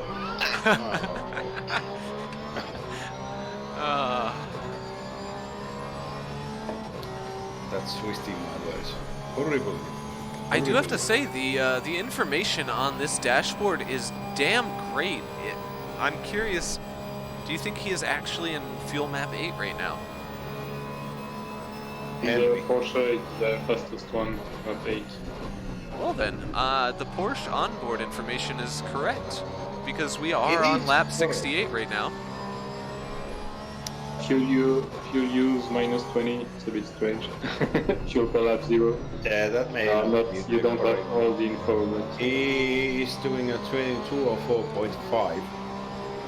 lap time are correct on the onboard, but that's pretty much the only thing. I think. But he is closing on Forsberg, so there might be a move. So it's a battle for 7th place. Mattila is 1 turn ahead. So Good news. the They're on their 69th lap. yeah. It's a Mattila highlight. is 7 seconds behind ahead of Forsberg. So there's a Swedish battle going on. This is as old as battles go on, Finnish and Swedish. It's in every sport, hockey, in anything. Finnish and Swedish, we fight each other.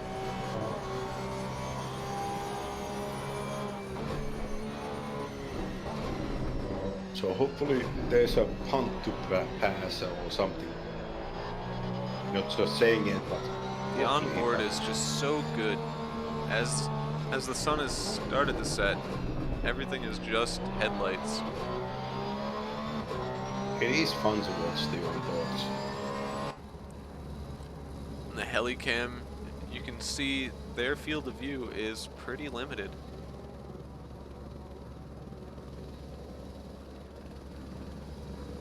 It is going dark and you can see the clouds are dual shade and the temperature is 26 right now, so we are getting the best track pace as possible, and there is no rain in the next 30 minutes.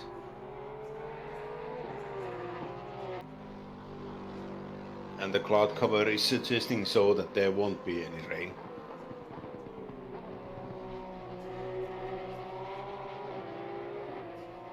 But I think Henry is just following Forsberg because there's no point in just pushing enough so Forsberg needs to slow down and defend because Mattila is 7 seconds away, so there's a battle of 6, 7, 8. But Michael Kundaksilo is too far away, so there's 2 places to be gained because if you don't push too much, if you drive fast, the end of 1 hour 31 minutes, you might be able to get 2 places. But depending on the pace of Forsberg, that's the whole key. Forsberg compared to Mattila.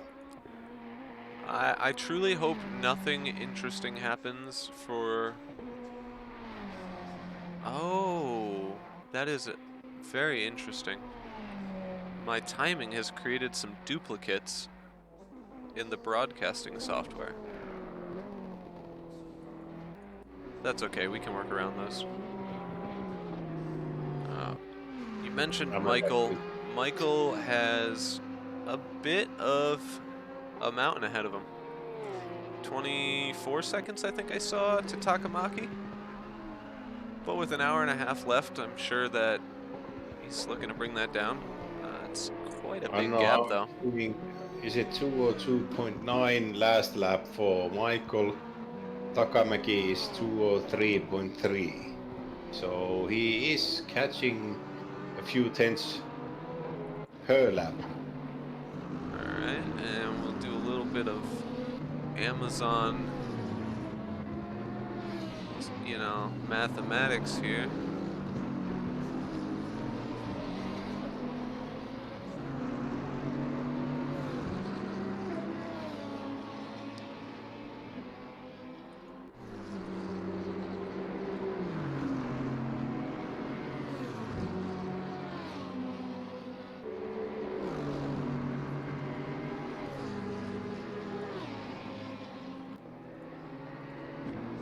Alright, so unfortunately for him, at that pace, it'll take him about 55 laps. So there's not enough time at that pace to catch it. No, unless my math is grossly wrong, which it could be because... 22 seconds, so he needs to do... And if he is only gaining 4/10 a lap, unfortunately for him, he's going to need about 50 laps. You did say the race was going to go to how many laps total? 100 plus laps. But not 120, right? No. Alright, unfortunately he's going to really have to kick it into a whole other gear in order to make it into the fourth place. It's a 203.1. That is not going to be good enough. He's going to have to be hoping for a mistake, which is never the way you want. I mean, you'll take the position from a mistake, but it's not how you're hoping you'll gain them. Takamaki looks like he is on the bumper of some blue flag traffic. He's in Basson's back and he's on the mountain part, and Basson is not giving way, so he will be slowed down. Oh, Matteo Lorenzetti got disconnected. So he's out. Yeah. That's a shame. I saw him get hung up on my timing. I had a feeling it was something like that. Yeah, it's pretty strange. Looks like there's a lot of disconnection during this race. Don't know if it's a server-side problem, but yeah, shame. Unfortunately, technical difficulties have plagued us today. It's like... He's on Discord. It's kind of like working for Haas, I imagine.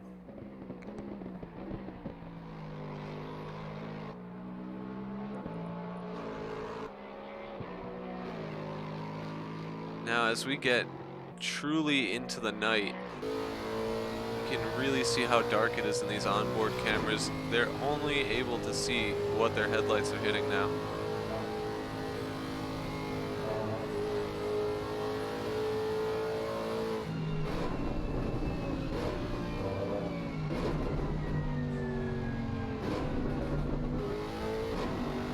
That Lexus sounds absolutely beautiful.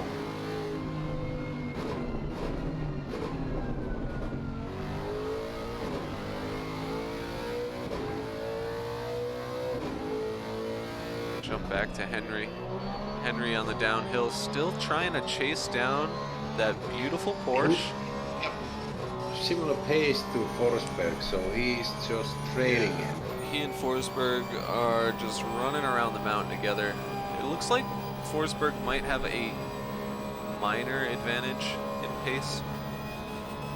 There is a minor advantage, but he's gaining on Mattila, so it's now 6.8 seconds, and Forsberg and Henry gap is 0.9, so there's no actual point in driving against Forsberg, but just letting him drive as fast as he can. I don't know if he realizes this,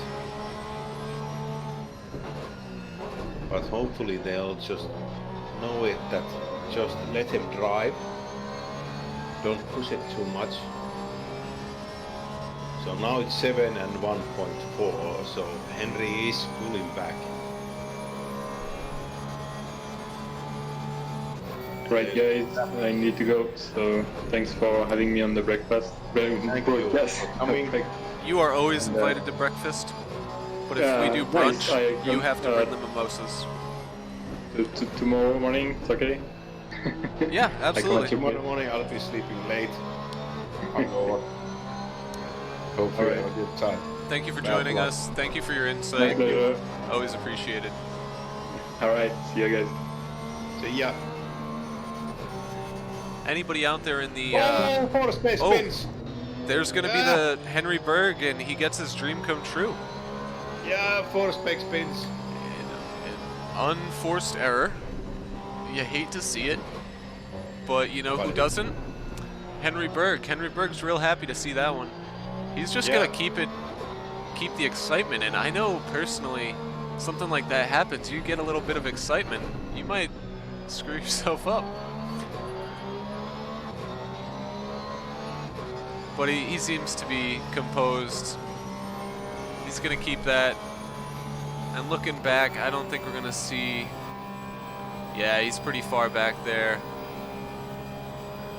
Forsberg still behind him, but safely out of striking range by a long shot. You can see a little flicker of He's headlights in the back. 2.9 seconds. That's gonna be great for young Henry Berg. Gonna be picking up a free position near the tail end of the race. So Mattila is on the home straight.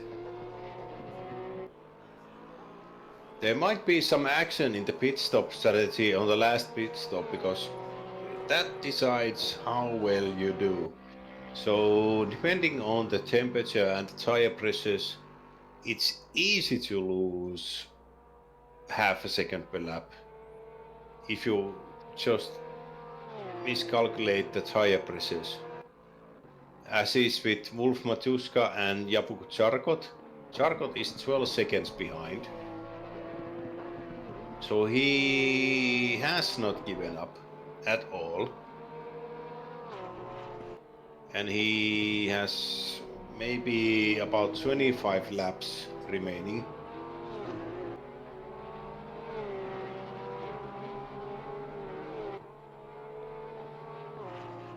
And he will be pushing it. But depending on how you manage your tires and how you put your tire temperatures, because the temperature will be dropping fast.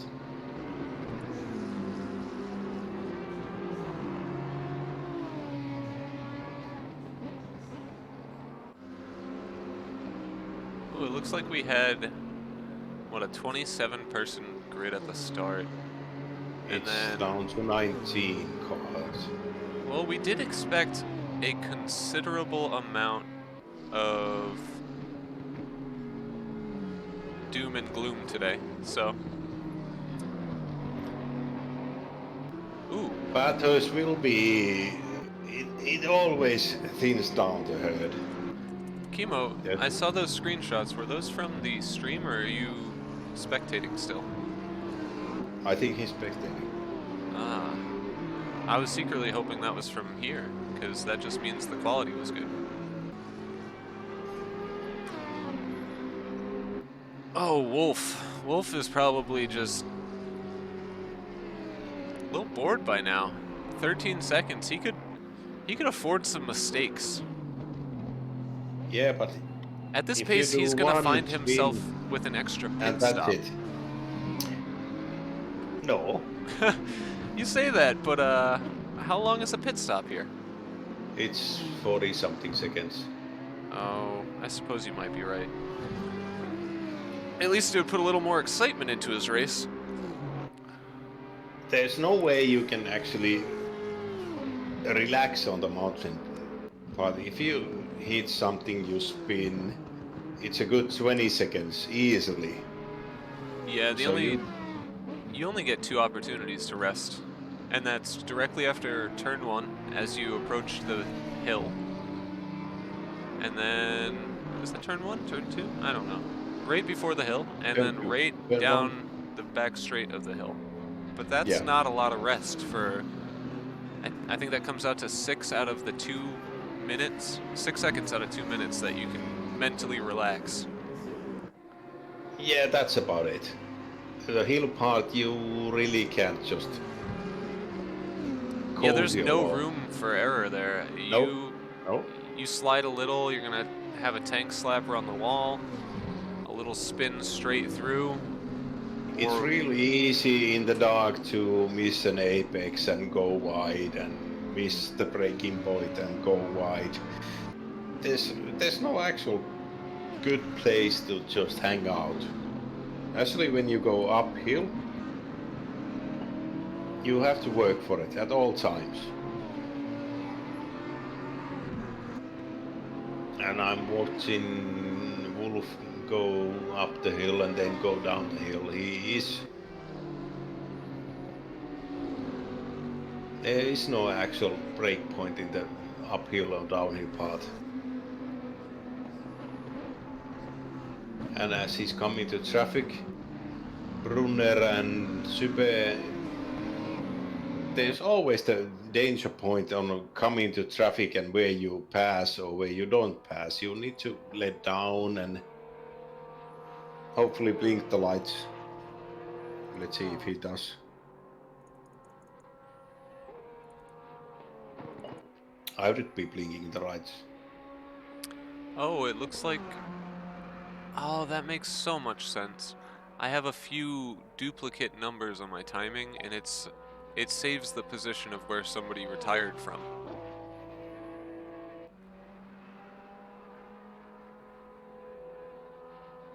I'd been trying to figure this out for some time now, so I'm quite happy to realize what it is.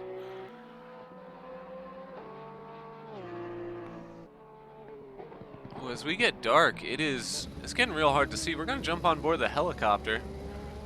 Gonna show you just how little there is for these guys to work with.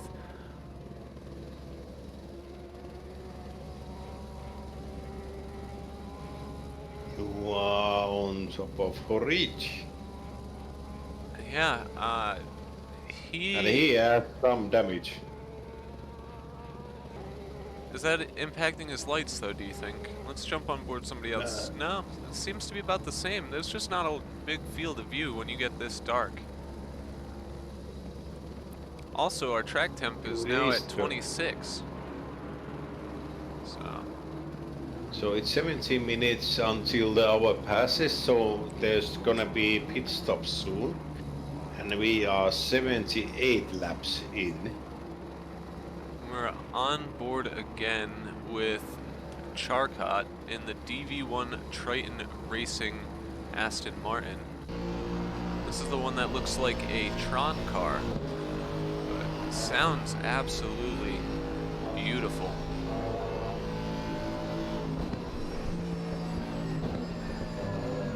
You can see a glimpse every now and again of another person in front of him down the mountain, just their headlights lighting up.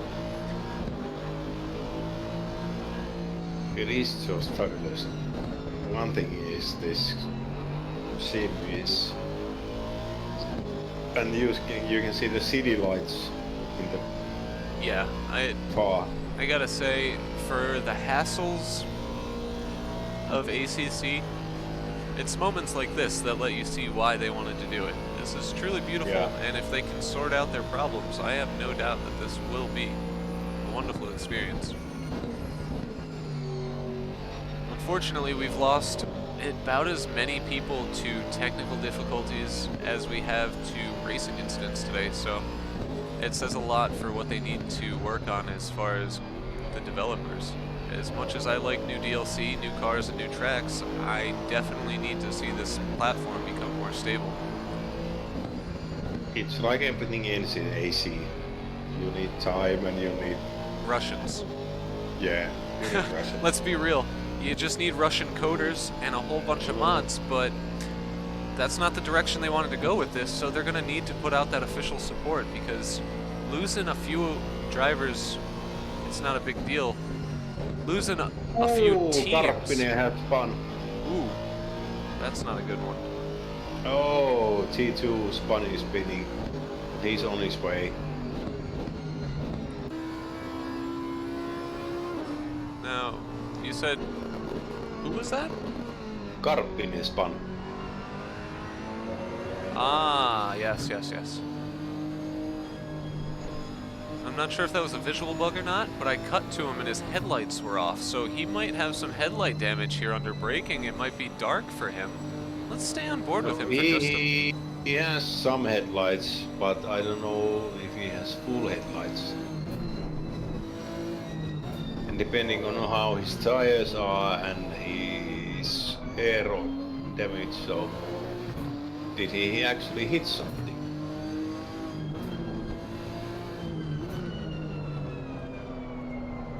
Oh, he's going wide in the entry to back straight. He has some trouble, or he might be pitting early.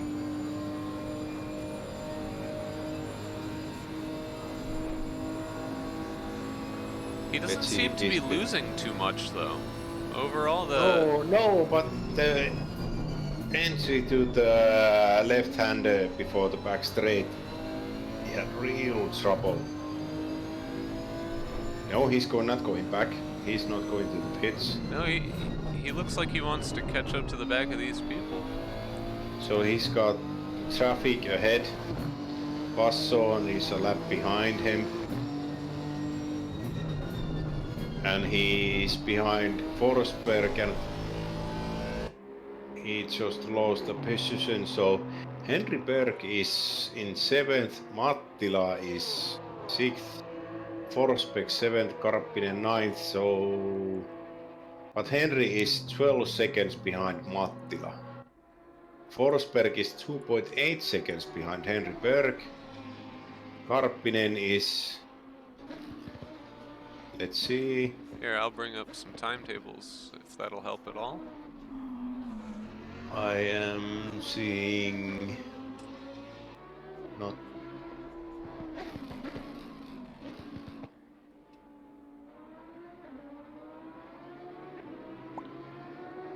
Who are you looking for, my friend? Karppinen? Yeah, how much 19 is he seconds.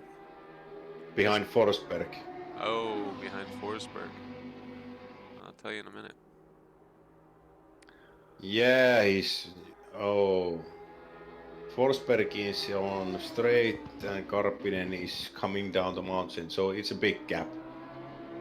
Yeah. So it's 6, 7 and 8 are battling each other. Mattila, if he keeps his pace, he might be clear. But for Henry and Forsberg, so as I said, Finnish against Swedish is a battle going on. And as always, there is the Nations Cup at stake, so our championship points do allocate by country. Yeah, there is always the Nations Cup, then there's teams, and then there's drivers. Mic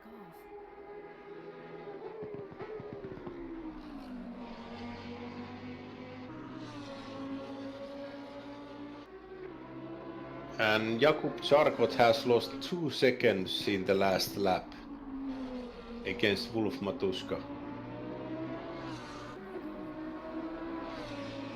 Something's definitely going on in there, because it was 12 seconds a few laps ago.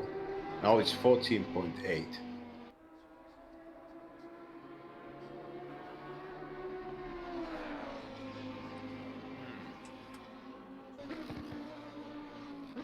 So the battle for the lead is a slight battle, but the gap is growing at all times. They are at least on the same lap, which is nice. They are on the same lap. The number 3 Puzzarini is a lap behind. Our third, fourth, and fifth positions. Sorry, third, fourth, fifth, sixth, and seventh are on their 80th lap currently. All still competing. A little bit of time in between here and there, but are still on the same lap. We have groupings of about 4 to 5 people per lap, really, moving down the order. And there is a gap after position 12. The Turley brothers are 11th. And then 12th place is Super. In the next Audi, the first Audi is Wolf leading, and the next Audi is 12th place. The number 17 car, he is 4 laps behind.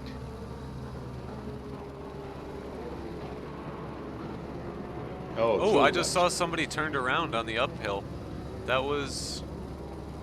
Oof, I don't really know who that is. I'm just gonna click around until I find him. 787, so it's Mosquito. Mosquito. Alright, and he's still standing still. Yeah, he's getting himself spun the right way. Up the hill he goes. It's gonna be painful for him, but he's not gonna be dead last, and in the standing he's certainly not, because several teams have found themselves on the other side of the pit wall already. Yeah, but he is in points, so he needs to just finish and he will get something for it. Brunner is the last one, 6 laps behind.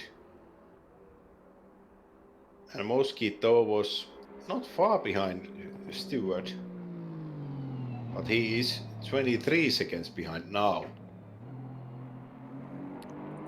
So actually A Stewart is pitting, so the last of the pit rounds will be starting now. And we see Forsberg over here, not quite happy that Mr. Berg himself got by him. So we're gonna see He is 2 seconds behind, and he has lap traffic in between them. Horwitz is between them. he's gonna hope he can bring that gap down as Henry tries to get himself through traffic.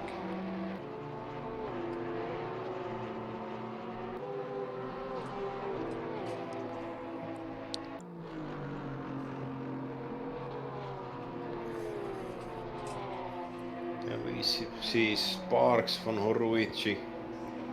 He's pulling out on the left-hander. While we have this downtime, I figure I can tell you a joke. Oh, this is... The last time you told a joke, it kind of was the high point of the stream, so... Maybe I you should... have something to live for. I suppose I'll do it anyway. So, this is a joke. It's one of my favorites. But it's about a young man in his late teens named Steve. And Steve, he was ugly. We'll put it blatantly, Steve was ugly. He also didn't have a lot of confidence. But one day Steve woke up and he decided he was gonna take the most beautiful girl in school to the prom. He was gonna take Stacy, the head cheerleader. So Steve worked up the courage, spent all day thinking about it, and at the end of the day he walked up to Stacy and he said, "Stacy, will you go to prom with me?" And she was gonna laugh, and then she realized how much it took, so she agreed. So the prom was coming up about a week from when he asked her, and so he thought, oh, I better get on it. So he went to the florist, and when he got there, the line was enormous. So he waited in line for maybe hours, and finally he gets up to the florist, and the florist goes, "I'm so sorry, I have such bad news. I only have one corsage left." And he's like, "That's perfect, I only have one date." And so he buys it, and he's so happy. He goes to the tuck store immediately after, and the whole line of people holding their flowers is out front. And he's like, oh no. And he waits in line again, hours and hours. And he gets up, and there's this garish, old-fashioned tuxedo. But he doesn't care. It's what he needs, so he buys it. And then he goes, oh, sorry to interrupt my joke there. We've got an off in front of Forsberg. It looked like an Aston. I don't Lap think it... car. Yeah, it was a lap car, so not something for position. Oh, Back to my joke here. So he got his tuxedo. Wasn't too happy with it, but you gotta make your concessions where you can. So the next stop, obviously you need a limousine to go to the prom. So he went across town to the limo store. But there were, again, just tons and tons of people. They were all lined up outside. So he waited in line for what seemed to be even more hours. And finally, just before closing, he got to the guy, and the guy goes, I've only got one car left, and it's not even a stretch, it's just a town car. But Steve, he's resilient, he won't be bothered. He says, let's do it. I need this. So, the big day comes. He picks up his date in his small limousine. She likes it. It's cute. He gives her a flower. She loves it. It's beautiful. And she even comments on his fantastically vintage tuxedo.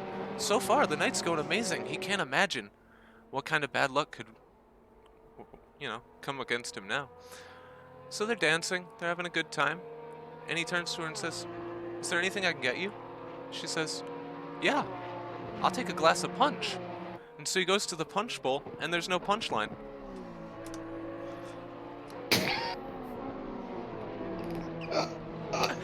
I love you all. I love you all. I'm just gonna mute my mic for a second and drink.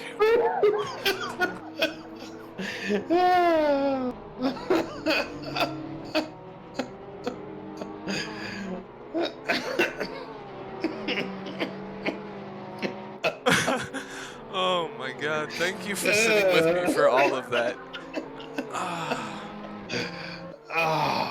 I'm really glad that you guys are willing to let me do that to you. Oh, dude. I need to gather myself. Again, I was waiting for something. Oh.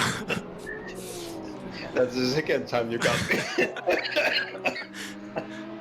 Oh, just like my fiance, you should never be ready for something great. Oh, prepare to be disappointed. That's my middle name. The anticipation was just killing me.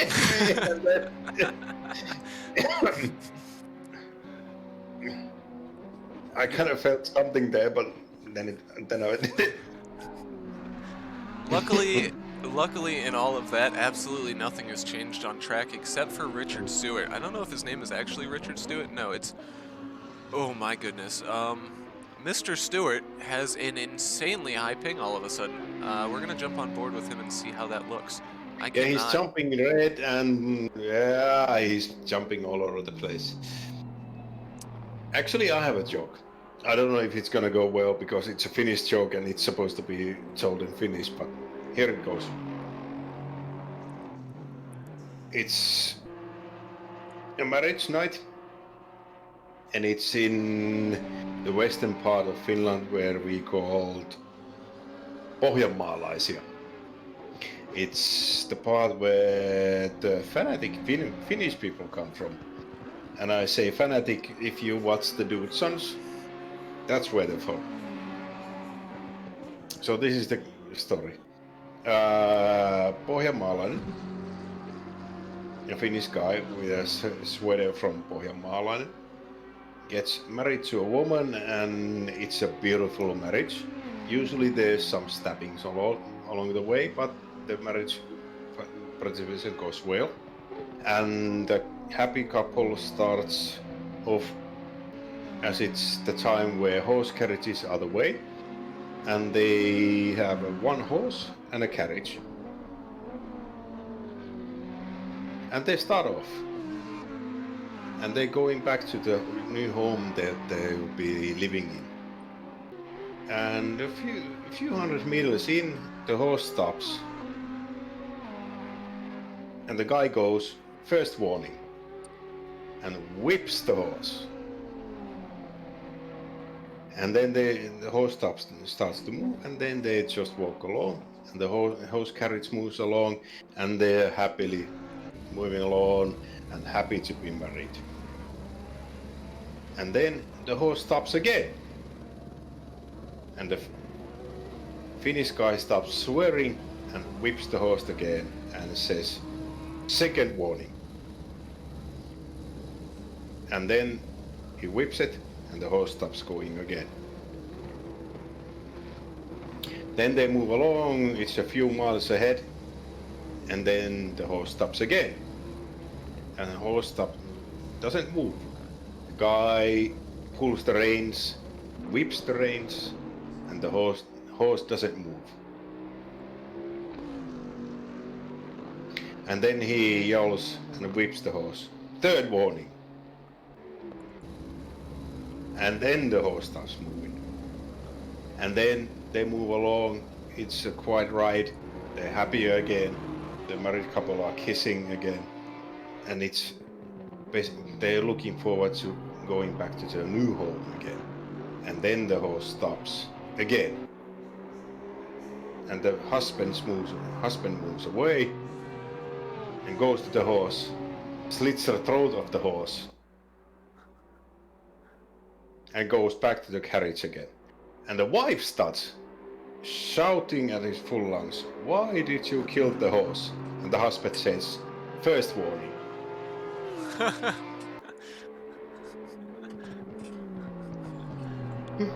Oh my goodness. Oh, that's an ugly story.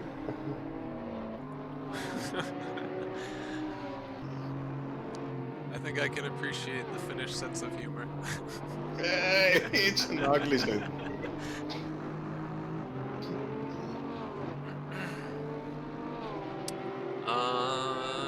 No, don't tell me somebody else. Oh yeah. No, we got 19 still. Okay, okay. And I'm watching Karppinen is 6 seconds behind Forsberg.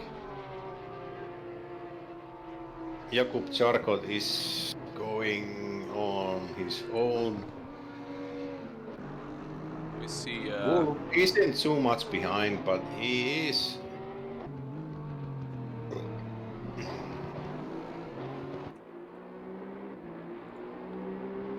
Phil Witt is driving it, so he's got the last stint. So they've done a pit stop. Puzzarini is in pit stop. Mattila is in pit stop. wait, was that correct? Yeah, Phil Witt is driving the last stint. No, I, Oh, and Phil goes wide. oh, that's unfortunate. But he saves it, he doesn't hit anything. He went in the downhill left-hander. And he is keeping it tight after that.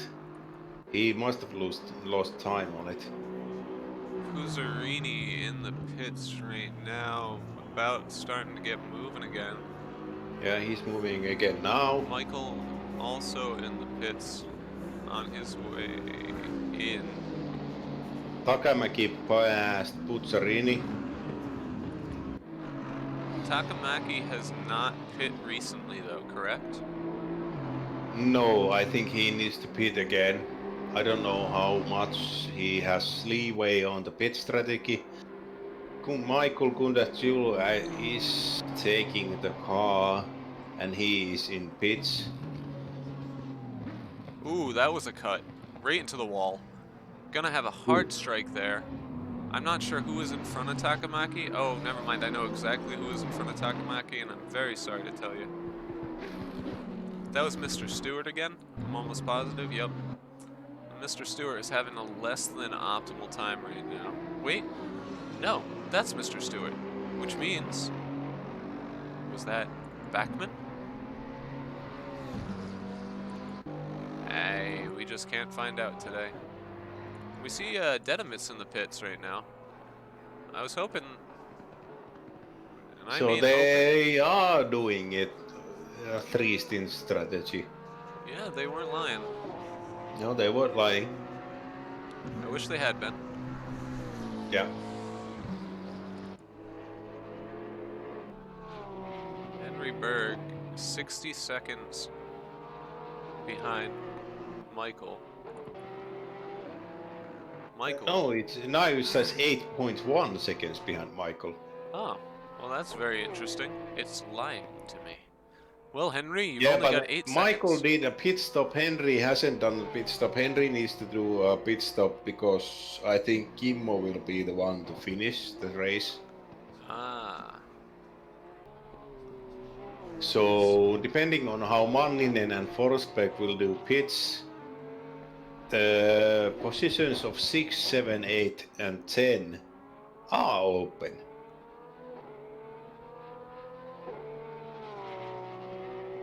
And it's 55 minutes to go, so there is a race going on after Michael Kundaksilo. Fuck.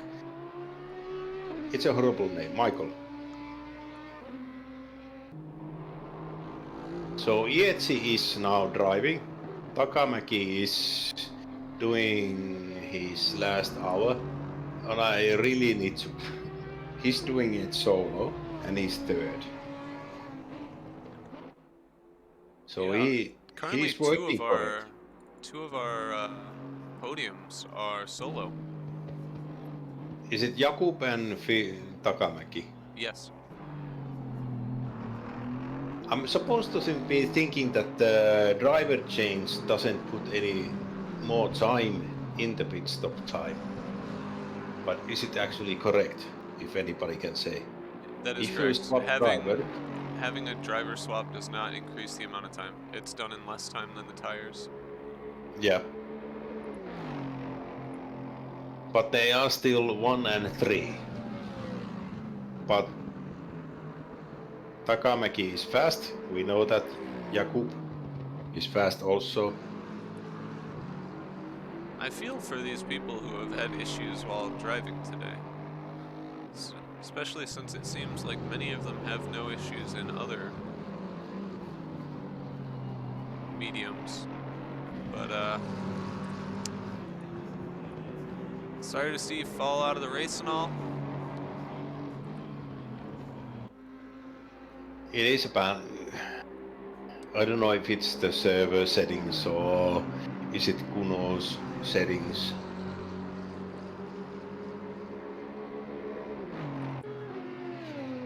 Well, you know, if it was any indication of the pre-race, we should have the level of preparedness of the FIA, and anything less is insufferable and insulting. So, really, Since we are doing this as near professionals. yeah, professional amateurs, no. No, Professional professionals, yeah. Yeah. Charcot over here just slamming down. He does have a pit stop to do, though. Am I correct? He has pit stop. Yeah. Phil Witt is now in second. Oof, that McLaren did a phenomenal job of respecting blue flags right there. That Aston as well.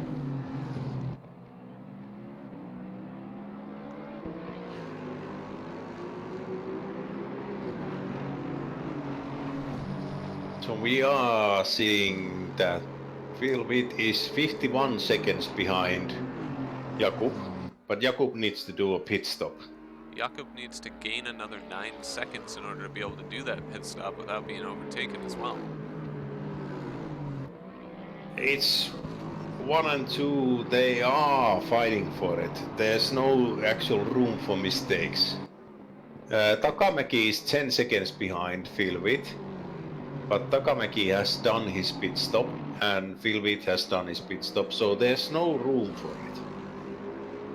You gotta be wondering if Charcot really believes he's gonna be gaining in these laps that he's doing right now. His last lap was a 2:03.4, whereas we know Phil Witt still has the only 2:01 in the race. depending on what he can actually do in the race.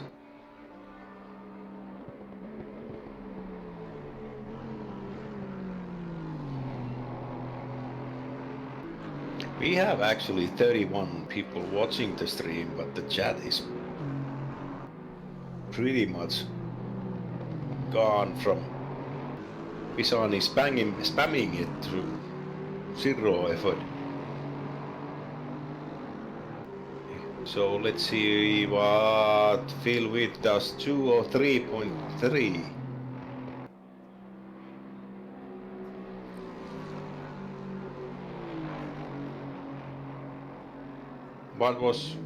But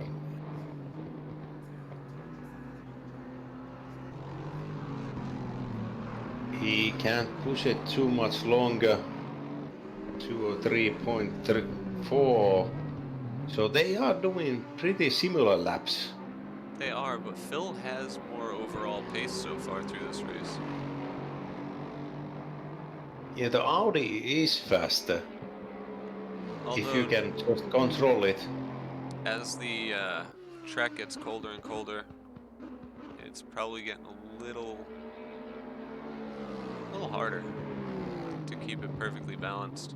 That seems to be one of those cars that really does need to be set up absolutely perfect to just drive it, let alone to drive it well. And he is moving up to Manninen to pass him, so Manninen is 7th, and he is near passing him by a lap.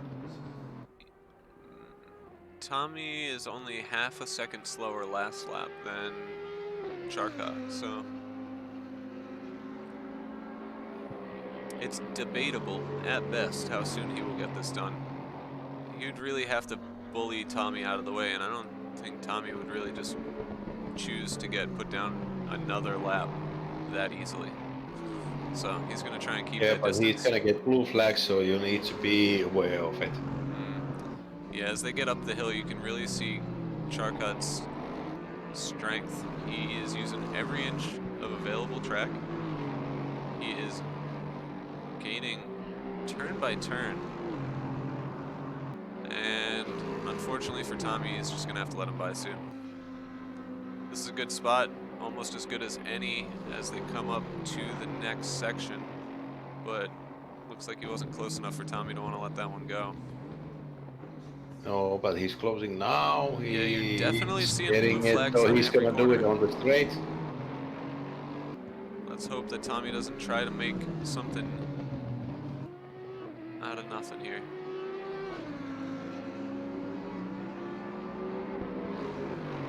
Charcot had a good exit, but there we go. He's gonna get around him now. I just had a slight tension in my chest there as I thought about how terrible it would be to see him get hit from behind. It's always a concern of mine when I see the race leader pass somebody.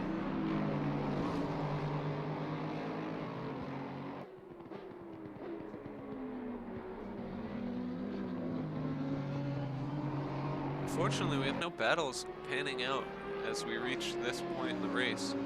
It's just a little bit of a lull as things sort out, as the pit stop strategies are finished. I think we still have a couple left to see sorted. Charcot being one of them. I don't know what he's planning here, but he did do faster laps than Phil Witt last lap. So if he can stretch the lead far enough, he might be able to pit stop without too much loss here. Although you have to consider the later he pits, the less time he's going to have to make up any lost positions. His Phil is in, and Jakub. So Phil doesn't need to pit anymore. He's No, going but for it. Charcot needs to pit, and when he does, I think he's gonna come out. It's a bold prediction here, Kot, but I'm gonna go with I believe he's going to come out in front of Phil. but that's only if he's going to be pitting soon. He's lucky because right now he has been putting down some really great clean air laps. His last lap was a 2:20.3. 2:02.3. There we go. I got that one out. And Phil Vitt's running high 2:03s right now. So, like I said, he does need to put a little bit more room between he and Depending Phil. on how he does it, he's coming in the left, right hander, so... Is he gonna pit Is he this gonna- lap? Nope. Is he gonna pit? Nope. He's not gonna pit. No, He's going on. I think he's gonna try to do one more lap as hard as he can, and then ride out the last 45. He can't be pushing it much further than this though, unless he has some kind of strategy involving running softer tires near the end of the race, which I have no idea. There's no softer tire. Everybody well uses then, the there you same go. tire. There's just one tire compound left Well, he's on everybody. shit out of luck then if he But doesn't he's come in got soon. 45 minutes left. But he will be probably using a faster pit stop because he doesn't need to refuel as much.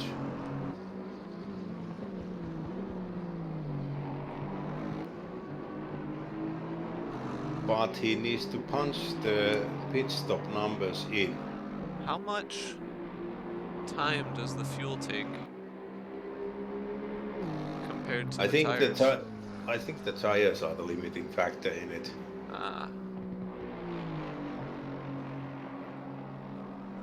But if he's lapping faster than Phil Witt, 203.0, so he is lapping faster. Yeah, by at least half a second the past couple of laps. Like I said, he had to get about 9 seconds further clear of it. Unfortunately, my timing doesn't even want to show me the difference between them. But And there we Ietsi go, and 53. Takamaki are, Almost but there's 54 18 seconds. seconds. How much is the difference? Between Charcot and Phil Vitt, it is 53.9 seconds currently. It is enough for Charcot to make a pit stop and go away. I don't know if he will get a safe pit stop that way. He's gonna push it and he's gonna just dive bomb it. His last lap was again competitive within a 0.2 of his best. And so he's not pitting in, he is going for the... He's going for another lap, so he doesn't pit. we did just see the best lap come out of Michael and Timu. So we're gonna start seeing a lot of best personal laps, I think. Yeah, the track is 25 seconds now, so it's optimal. It's very much like the Australian way for the optimal track to be in the middle of the night.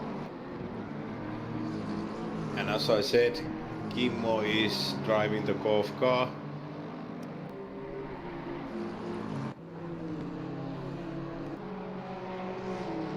So good on you, golf car number 7 in the race now. We got a bit of a train going up the mountain following. Who is that up there? That's going to be Charcot. No. That's Yezi. So Yezi is leading a train of people who are Yes, not it's on just his that lap. Kimmo. So Kimmo just let him by. Who's following Kimmo? And Yezi has quite a monumental task if they're going to want to catch up to Phil Vitt. A complete lap down as it is. But Iesi needs to keep pace because Takamäki is 18 seconds behind. And Kundarski Michael is 22 seconds behind Takamäki. So it just needs to be one stupid mistake and that's it. I see a yellow flag at the top of my...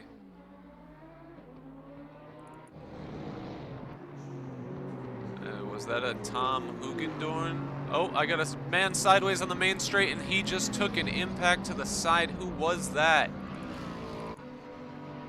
Oh my goodness, was that Robert Brunner? No, he was in the Turley, pits. it's the Turley, Was M it the Turley Turley, boy? so Oof, yeah, his car number is 747 and hurt. Turley brothers are rejoining. They were, Something happened. And Brunner got just drive-through penalty that's for tough. something. That's a terrible place to take damage to. He's going to have to do a whole lap before he can get back into the pits.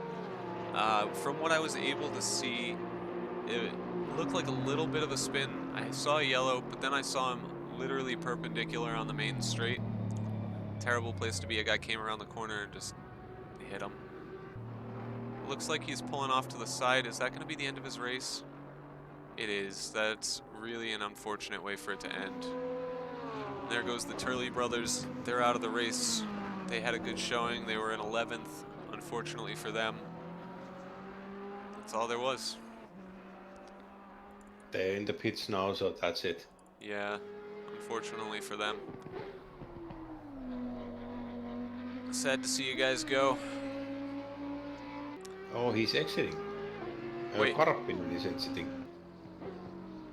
Who's not the Turley boy, right? Okay. No. Ooh, you worried Karppinen me. is going. Ooh, we see Forsberg. Forsberg's a second and a half Behind down. Kimmo. Yeah, we're gonna ride along with this beautiful specimen of a Porsche as it chases down the Koof car. I gotta get pains on watching it and calling it beautiful. There's a horrible Porsche and there's a beautiful Porsche. I may have drank a little too much water, so I'm gonna leave you on board with this. I will be right back.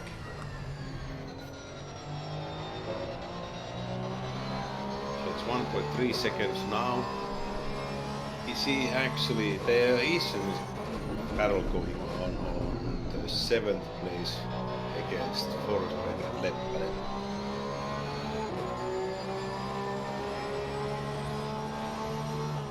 So Forsberg is watching Kimmo, and he sees him.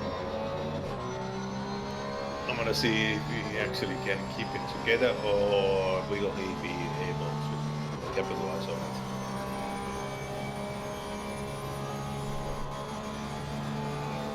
Kimmo is 11 seconds behind Manninen.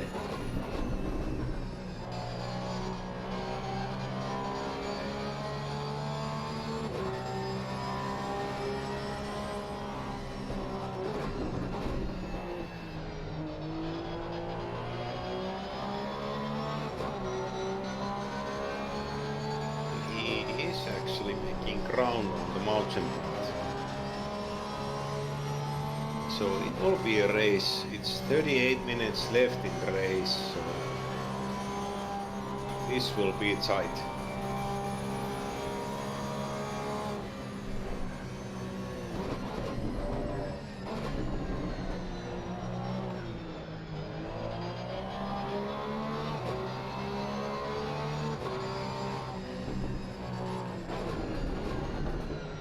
I'm gonna see if Kimmo does a better lap than Henry.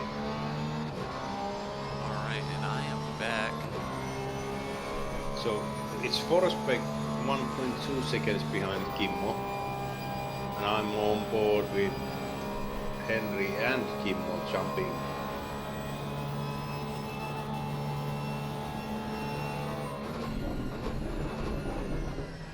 And I'm gonna go over the pit line with Kimmo and then Forsberg and see who is the quicker one.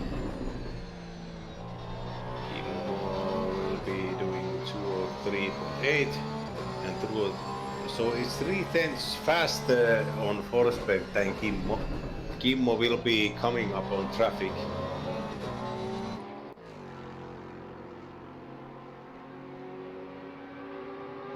And someone joins in front of Forsberg. Man, It's Bachmann. the lights are starting to get so bright that I nearly went to wipe my screen off.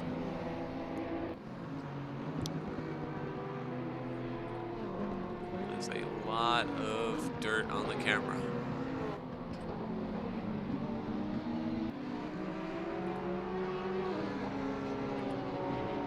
So this is basically one of the only races for position going on is 7 and 8. Team Golf and what's the team called of Forsberg and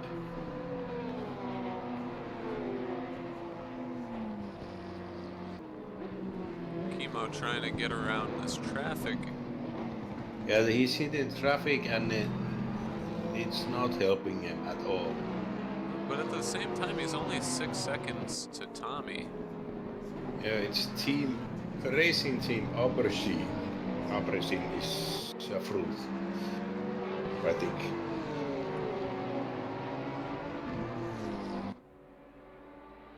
He's gonna go around. Is that a blue flag racing him right there? Yeah, Gugin is a blue flag. Oh, that is really unfortunate. It's always going to be difficult when you're just trying to get on by. And Manninen goes wide, so they will be gaining a place. Ooh, Manninen has troubles. it's gonna be off there. Manninen is pitting now. Meanwhile, Chemo still under attack from Forsberg. Forsberg's right up on the bumper now. And behind Forsberg, is that somebody for position? No, Manninen was for position. Manninen went in for pits because he went wide. Peltonen is next, but Peltonen is up on the mountain. So there's a huge gap. Peltonen and Manninen will be battling for position, but Kimmo and Forsberg are the closest one to each other. And they will be battling for the rest of the 34 minutes that is left.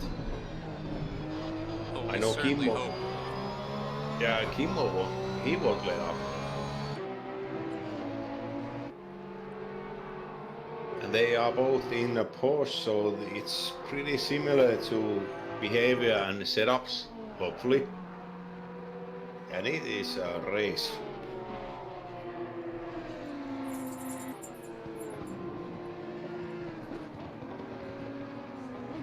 Forsberg definitely has a bit more pace than Chemo, it looks like. Which, little reversal now, because I think in the opposite hands of the team members, it was a little edge in the Koof team there. Mr. Berg was a slightly bit faster than Mr. Forsberg's partner himself.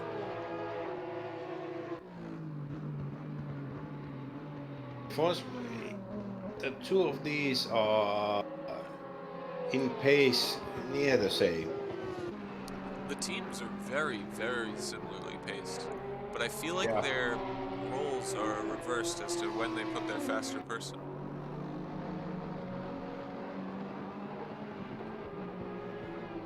Though, I wish I could check my timing against team members to see which team member had been putting down faster lap times.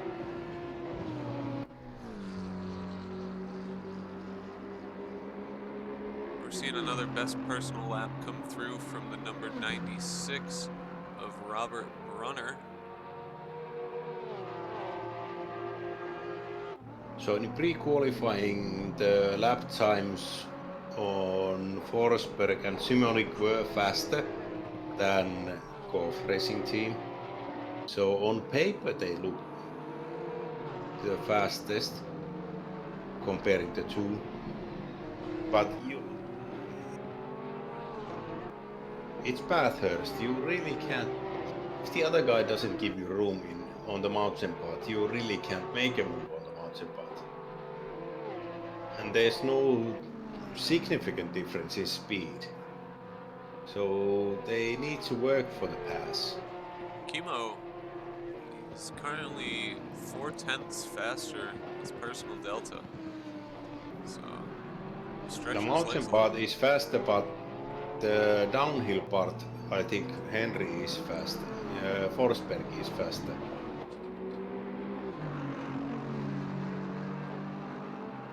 Yeah, what's strange is it's not necessarily Forsberg seeming to gain. It seems almost as if Kimo is losing. Well, I suppose it's a matter of perspective then, but Kimo is gaining on his delta and then losing equally hard in the downhill. So, Yeah. although as I say, at this lap he manages to hook it back up on the downhill, keeps his 4/10, and I think this might be his fastest. Yeah, and there he goes. He just put down his fastest lap. Yeah, there's a half a second difference. Over Yeah. half a second difference. But now you can still see, even with the And Manninen difference- spins it again. Manninen is in the Tommy? wall on the mountain path, and he walks back. Oh, that's going to be So the end of his that's race. the end of his race.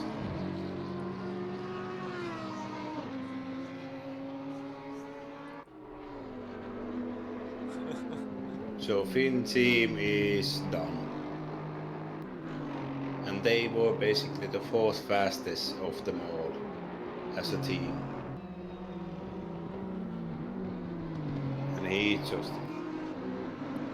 Oh, I suppose I should ask, when I was gone, did Charcot go to the pits? I didn't even see it, but he must have.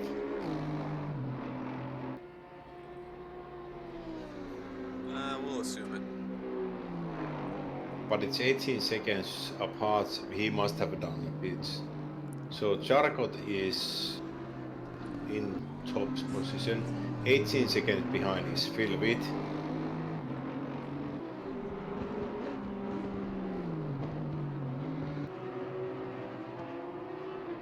So it's Mykke Motorsport second. Charcot is doing his solo run. Team Solo is winning the race. I gotta say, that's a lot of hard work, and also Ossi Takamäki, he's doing full solo, full 4 hours, and he's fourth right now. I don't know how far he is behind Ietsi, but Phil is at a good 21 seconds behind Charcot. Yeah, Charcot has put on a really great show. He wasn't always our leader, but He basically was following first 2 hours, then he took over. So there's something that Phil Witt and his team, Wolf Matuska, must have done wrong. Is it with strategy, fuel saving, tires? I am guessing the tire temperature and tire pressures, because the tire pressures, you can easily make them wrong. If you don't correct the tire pressures depending on the temperature you're gonna get on the next hour, you will lose time easily. A lot of time. That's what's great about ACC is, if you get your strategy wrong, it will cost you.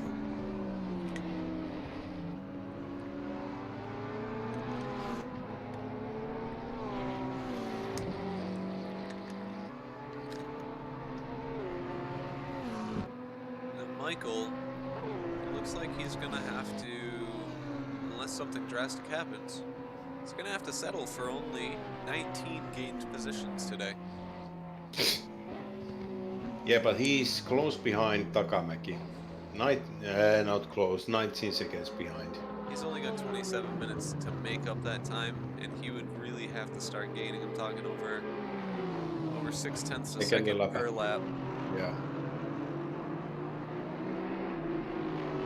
I want to see what he does per lap. Takamaki currently is 0.4 of a second slower than Michael, but he's only 1/10 of a second slower overall. So I'm sure if he notices he's getting caught up to, he can.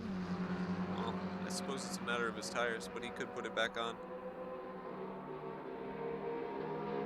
I don't see him doing 1 second faster laps than Takamäki. No, neither do I really. He's beaten him almost every lap, So but he it's did not by enough. 1:2:03.4, so that's not gonna cut it.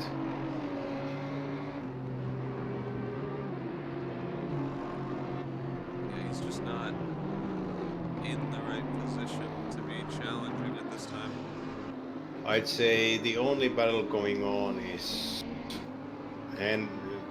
Kimmo and Jonas. So it's Leppänen and Forsberg. They are the two closest ones easily.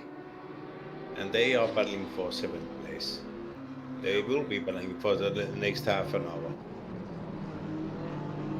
I've been looking around for something a little closer than that, but realistically, these boys are the closest that we're going to find at this stage in the race. And, oh, as I watch it, it looks like Kimmo ran a little wide, had a little bit of a slapper on the wall. That's going to give And Forsberg yeah, he's all of gonna the get a run momentum. on the straight. Is Kimmo gonna defend it or is he gonna give it up? Yeah, He's he going to needs to fall give right it in up. behind. He knew better than to try and push into that one. Yeah. He lost it as soon as he tapped that wall. Now he's just going to try and claw it back. And really, the pace difference between these two is so close that it pretty much comes down to, can you force the man in front of you into an error? Which we just saw. Kimmo just couldn't take that pressure, lap in, lap out. And now it's going to be his turn to do the same, breathing down the back of the neck. Yeah, he's gonna be showing back, flashing. Oh, it looks like he was making a dive. Oh! He ran Kimmo just wide went on wide. that, and that's going to be Oh. an unsafe rejoin in front of Charcot. Wow, that was nearly disastrous, and that's going to be pretty much the story for Forsberg. He's just going to walk away now. I don't think Kimmo will catch him unless Forsberg makes a mistake. I feel like that was more of a mental error from Kimmo. As soon as he got Yeah. past, as soon as he hit that wall, it probably I sent think that he little just ripple wanted to through go deep and maybe dive in and get a good straight run. Ah, Kimmo. Perkele. Vito Berkele. So, Yeah, that's the one. on the bright side, though, Kimmo's keeping pace right now with Charcot. So, if he is smart about this, he might be able to, the old-fashioned follow the emergency vehicle, essentially. Yeah, if he keeps pace, he keeps it clean. If he can keep close to Charcot, and Charcot comes across the back of Forsberg again, which is very likely, then you could see a little sneaky move. Although, it doesn't look like he's going to be able to keep the pace enough to be able to make an attack at the same time.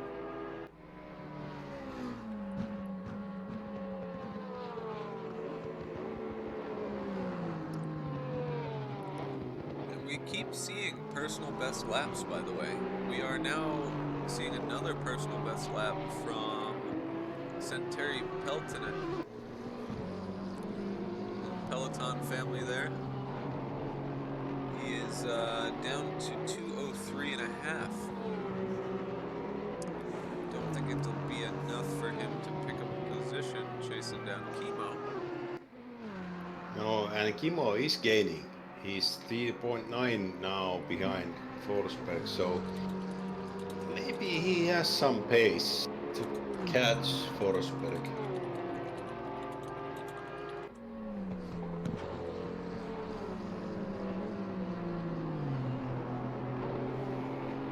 Phil had managed to bring it under 20 seconds, but now Charcot stretched it back out.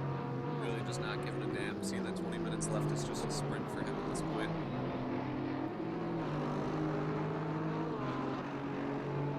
And Phil is battling the Audi, so he's got his work cut out. If Charcot does a mistake, it's an easy way to catch up. There is actually a good battle for 15th right now. So it's Manninen and Mosquito. Manninen is in pits. Jump back into the back of the pack here. We have Brunner and Mosquito, and then as I say it, there's a bit of a punt to pass. Runs wide. But doesn't lose time and gains the Oh position. my God! There is absolutely some questionable moves there.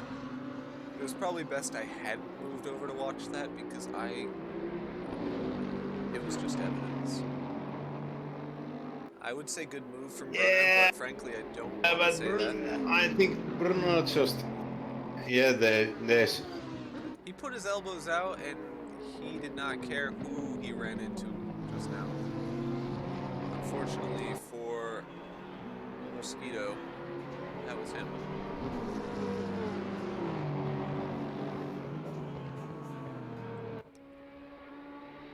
But they are banning it again. So Mosquito is... Oh, no. It doesn't make the move. Are they back at it again? They are. Yeah, they are back at it. Mosquito is coming in. Oh, he backs out. No. You had the corner. There was enough. Crazy battle between these two. You can tell that neither of them are a team owner. No, but Brunner, he had the corner. He just backed out. I don't know why. And they are going at it on the mountain. They are going back to back.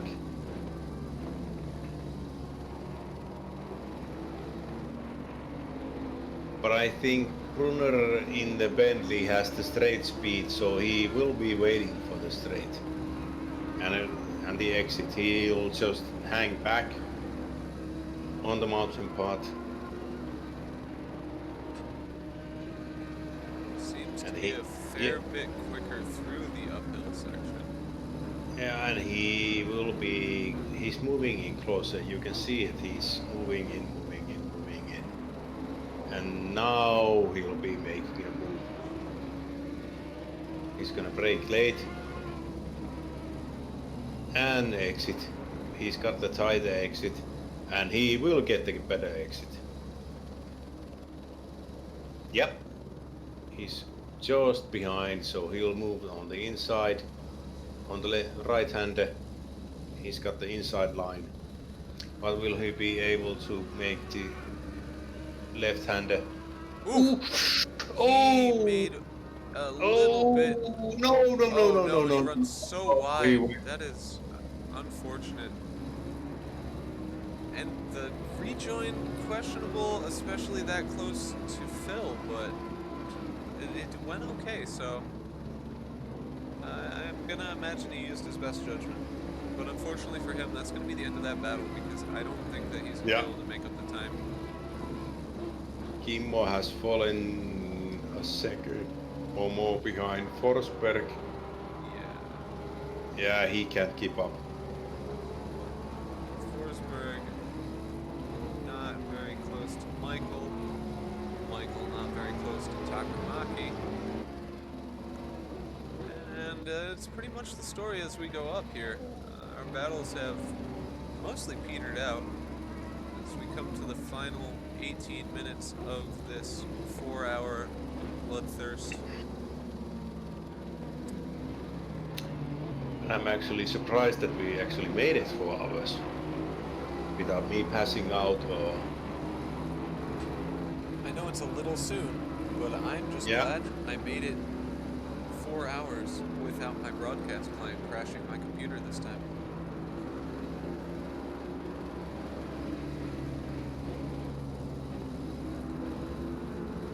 And if you're still watching, we got 32 people still watching. Whoever Hope that you was enjoyed this. is a hero. I thought you were going into the wall, but you were just the nicest person when it comes to blue flags. Kudos to you. It was a blue, it looked like Audi maybe? Would that be Kuzin?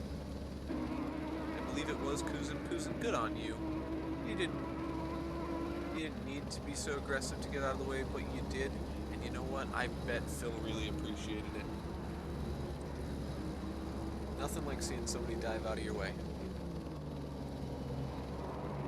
And also speaking, we've been doing this for, what is it, 4 hours and 44 minutes? Yeah, Hope we're you- reaching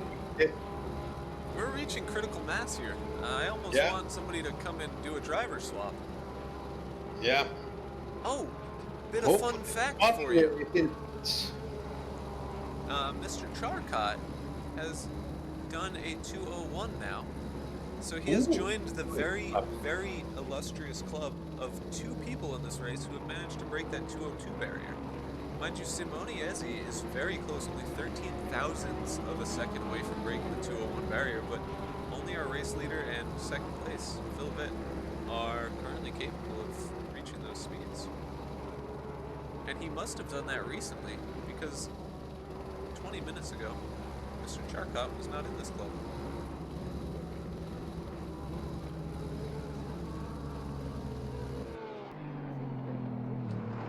I am actually surprised that Charcot and Takamäki, the ones that who are doing solo runs on this, are driving such clean laps and such good pace.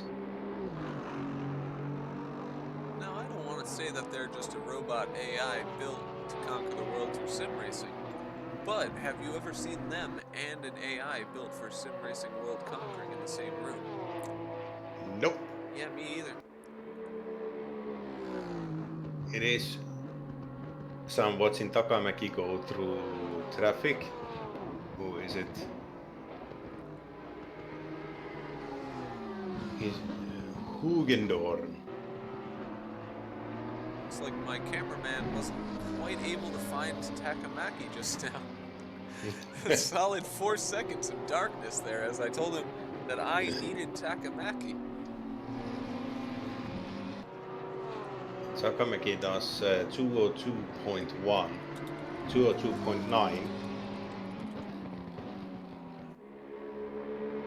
So that's not a bad lap. He is doing very decent laps. Yeah, the lap times are very consistent amongst these boys, even over the course of these 4 hours.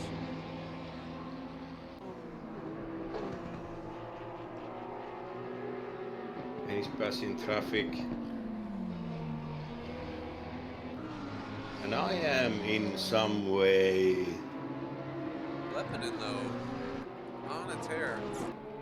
He's taken some He- time he- out of he- Forsberg he there. is it was 2.9 seconds 2 laps ago. Yeah, I'd say He is moving up, so the battle is going on for 6th place. It might be that Forsberg has done something to his tires, because the way you can drive is you destroy your tires and then you need to slow down, and he is behind him. I am on board Kimmo, and he is shining his light on the mirrors of Forsberg. This just in. The car 787 took a 4-stop strategy because they forgot to add fuel on the 3rd stop. And they happened to get very lucky with some damage, so it panned out as a viable strategy for them. Hmm? And now we're And seeing Kimmo Kimmo is making the move, getting a little wiggly, all up wiggly. in the bumpers. Is he going to go for the... Oh, I thought he would go for the inside there. He's going to go for the undercut onto the next turn. Is he going to try to go around the outside? Yeah, he's going for the outside. No, he's going to cut back in, get a better exit, and try to drag race him up the hill. It's the smarter choice here. He can follow him up. He's got 12 minutes to do it, so he needs to be smart. I know He's Kimmo can do it. already close enough. And Forsberg misses the apex. Why? And he gets an excellent, excellent exit there. He's going to be drag racing him already, and I think But Forsberg is keeping the inside. It looks like Forsberg has a little bit more straight line oomph than Kimmo. Kimmo had a better exit. That line is really going to compromise him up the mountain. Yeah, That's Forsberg, pretty much thrown it away. I don't know. Forsberg missed the apex in T1.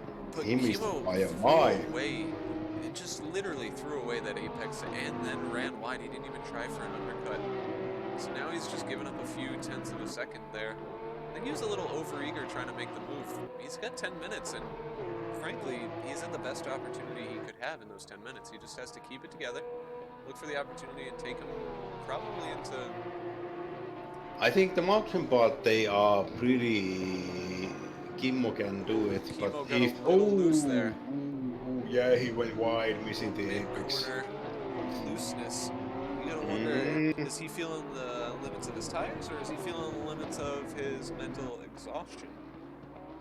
I think the 4 hours are weighing on it. Forsberg is he's no punter. He We're races reaching to win. 110 laps from the race leader just ticked by, so that is a lot of laps to be going around. I'm sure On there's Bathurst. a lot of mental fatigue going on in these drivers, but Kimmo has to keep it together in this last 10 minutes. He's so close. He's got such a good opportunity. I just don't want to see him bin it again and throw this one away. I think he has the speed. He certainly has the pace. I mean, we just saw him catch up an absolute mad distance. Although, here's going to be the one. I think Kimmo and Forsberg are about to be lapped by Takamaki, which is, I think this could end up being really beneficial. That is Takamaki coming up is behind. And he's definitely got more pace than both of these guys. So he's gonna be putting himself in there. And depending on where they decide to try and respect those blue flags, this could be the opportunity Kimmo needs. Or the opportunity that he needs, that other one respects the flags more than the other one. That's what I'm saying. Hopefully you need to be a bit cheeky on this. You have to both give way while at the same time trying to hope your opponent does it worse. But Takamaki isn't winning anything by passing these too fast. No, and so in fact, by he getting needs to involved in hold this, back. he's only going to make it a little worse for himself. Yeah. He has a And he is close pretty again. Kimmo is sizable gap. on his bumper. I don't think Takamaki has to worry too much about trying to get past this. He's got 18. No, he can just 20 coast along with seconds these to much. two if he wants to.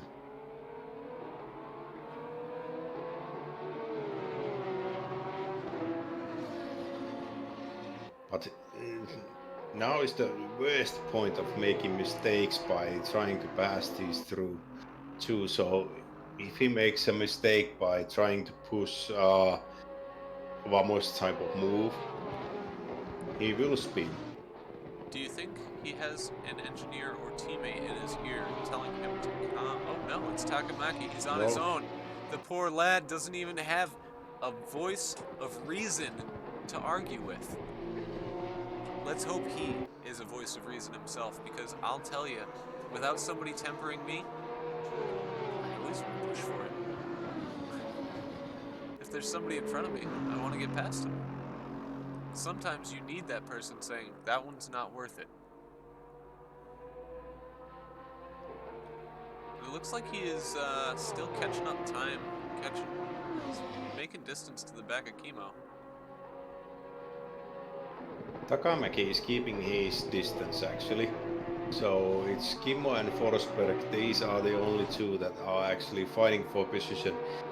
So this is the pure fun of endurance racing. After 4 hours, these guys are separated by a few tenths. Less That's than it. 1 second over the course of 4 hours of racing. It means all of their strategy, all of their switches, all of those pit stops, every bit of action on track. These guys have stayed pretty much the same. And they've been battling it out, these two teams, for a large majority of the races.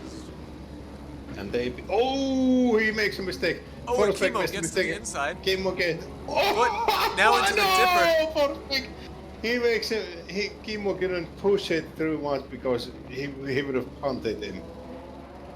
Oh, that's gonna be absolute fury in Kimmo's right foot right now. He has to temper all of his emotions, as I am certain he is seething. And he is riding his bumper. He is right on his bumper, and Forsberg is going on the Oh. inside. Was that a little touch? No, not Kimo such. looking for the Only outside. small little bumps. Takamaki, though, getting way too close to this battle for comfort. Is Takamaki actually thinking that he wants to make something happen here?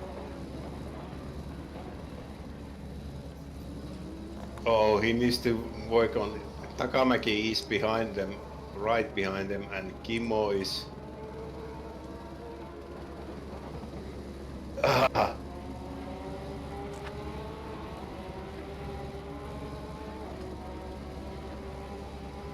Forsberg just eking out that advantage he needs. And like I said, it really does seem like he has a tiny bit more straight line speed than Lepinen.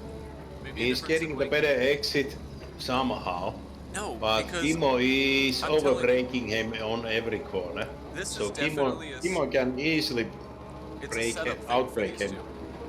But Because you can't outbreak somebody if you don't have the room to do it. even when Kimo gets a better exit towards the hill, it seems like Forsberg is able to pull away that slight bit.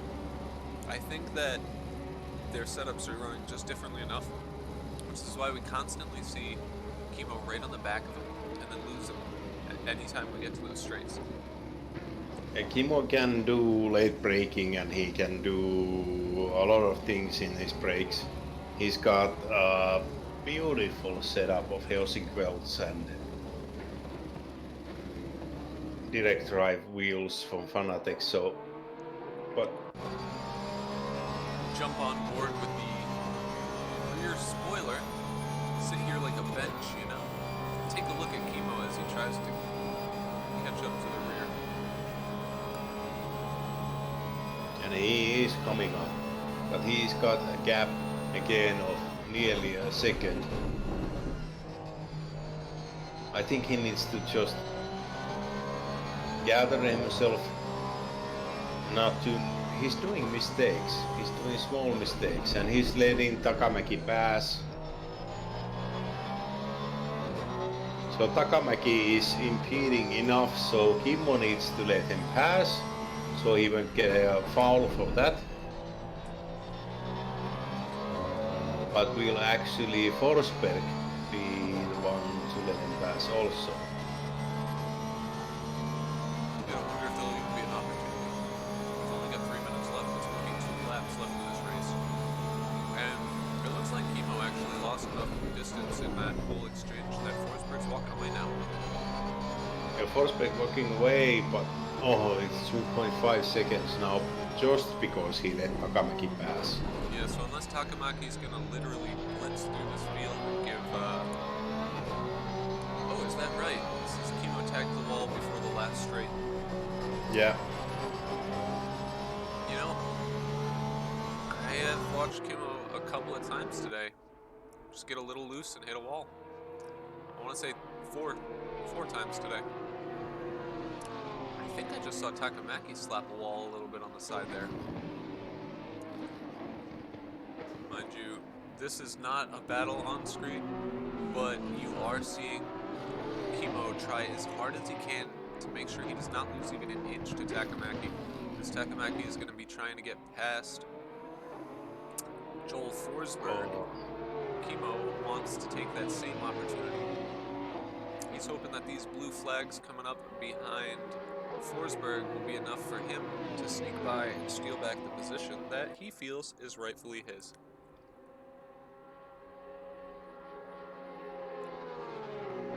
You notice how much slight extra Takamaki is using of the road there.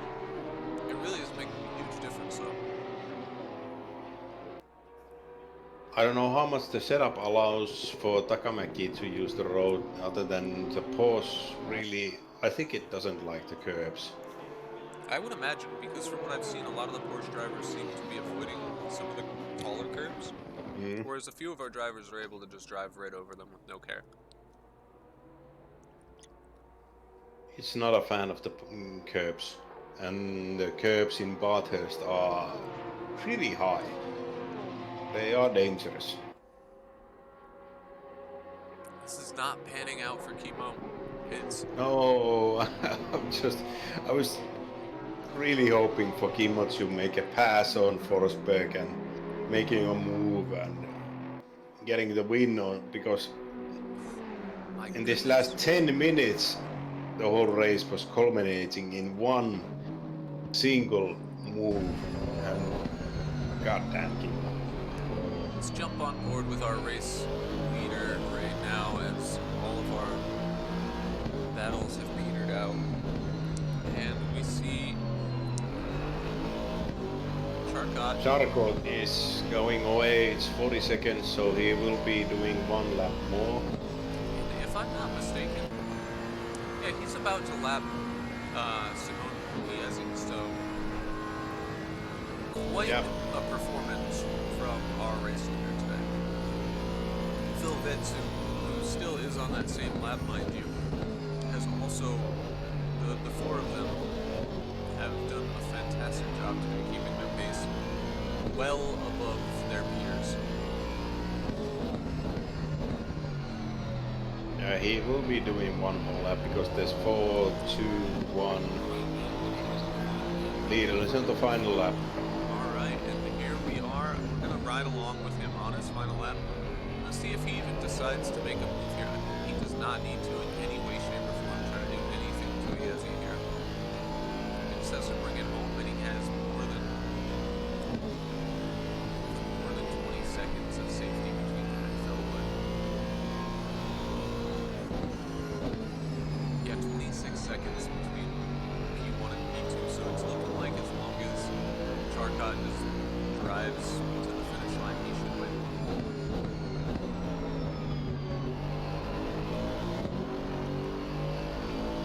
It is a dominating performance on Charcot's behalf. Look at the absolute conviction in this man driving right there. He is like a statue, no emotion.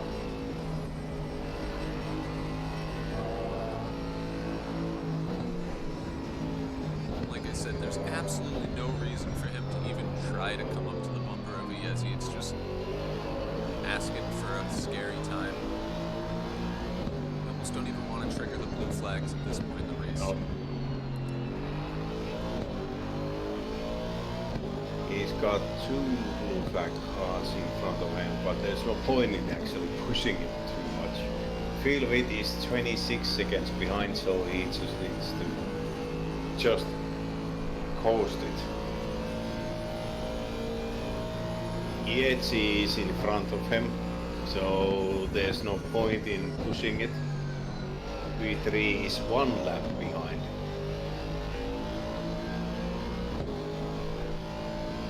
So I'd say that's a dominating performance. As I said before, ACRL has one of the fastest drivers in the world, and he has won it. Woo! There we go, Mr. Charcot coming across the line, victorious. He and his teammate, Jacob Charcot, they will be Yeah. very happy today with their result. I gotta say, excellent teamwork between the two of them. Their pace was absolutely perfect. But for real, 117 laps in 4 hours of Bathurst. that's a single That is- driver right there, and his performance did not deteriorate even the slightest towards the end. He was still lapping I within a gotta say, second. that's something a bit inhuman. Doing Hey. 4 hours in Bathurst alone. I'm not God gonna say damn. he's a robot, but I will ask again, have you ever seen him and a driving robot in the same room? No. Yeah. The man is a machine, and the machine today has won. So Now- Double L Phil will be coming in second. Followed by, let us see, Wolf Matuska, and then will be Ietzi, and so it's Team Rebel Racing. Rebel Racing is third with Simon Ietzi and Riccardo Puzzarini. And Takamäki as a solo driver, Tube Muppet, RVN Racing is Takamaki's coming still on the in mountain, third. mind you. That Just as a note, just as a slight, excellent note here, the absolute dominance of Charcot is that even people who were lapping as fast as Takamaki were at the very top of Mount List now. He's still one lap, over one lap Yeah, behind. absolutely insane. In 4 hours. But that's the good. Kudos to Goes to show you that. Charcot, Philvit, and Wolf Matuska, the three of you really never slowed down for even a second. Biesi and Pizzarini, excellent showing for you as well. A strong And third. Forsberg and Kimmo finished a good 0.4 seconds behind Forsberg, so Golf-tiimille perkele hyvä suoritus. Harmi kun ei toiminut. Yeah, Kimmo pushed, he tried, but he was not able to get there in the end. No. We're gonna see Takamaki fourth, Michael Kundasigliu, and Van de Kokelt. Your names are two of the hardest, and you chose to team up. I love you guys. Thank you. So, excellent job, 5th place, and coming from a start of 24th, mind you. Let's just remark on that for a second. That's 19 places over the course of this, but realistically, he made up 19 of those places in the first half of the race, pretty much. Yeah. They made up all of their lost ground early, and then it was just a matter of trying to chase down Charcot and Vit and Matuska, and really, without being on the front row at the start, they were shit out of luck. Those guys just walked away the whole race. So, Michael, Venda Kokelt, I don't know your first name, I think it was Niels. So, Michael and Niels, great run. You guys really had some crazy pace. If you had gone through qualifying, I'm sure your result would have probably been even higher. So, really good work. Horiuchi, I see you down there, 13th place, but you were a solo driver, so kudos to you. 4 hours, a little more than that actually, because we had a double qualifying plus practice. So to those of you out there who did 5-6 hours of driving today, go get a beer, get the hell out of your simulator, and put your feet up. That I'm is gonna an ask order. for Tube Muppet to maybe come online. Yeah, feel free to come and have an interview if you'd like. We will always have some interviews. In fact, I will take the first person from the top 10 who gets a hold of us. Who's it gonna be? Oh, look at that! We just... Guys, if you want to be famous, you just gotta buy followers, primes, and views on bigfollows.com. That's bigfollows.com. Thank you, Big Bang 504. You son of a bitch. I don't want to be famous, so please nobody buy any followers, primes, or views. I'm just trying to talk for 5 hours, okay? Yeah. We've been doing this for 5 hours and 7 minutes, and it's actually surprising that we can actually talk something. Yeah, after 5 hours, I am still willing to ask somebody questions. So if anybody would like a few minutes, you've got them.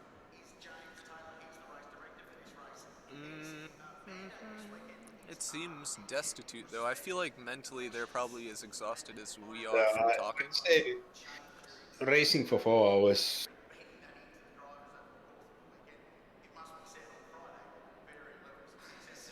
Hey, maybe we can get somebody who wasn't racing. A little, special guest. Joel call I can do, so who is... I don't know who it is, but we're gonna take him. Yep.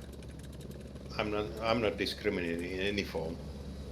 Because we are live and we got 23 people. Oh, that was Forsberg. Excellent. Yeah. Forsberg, get in Jump here. on one and we'll grab you.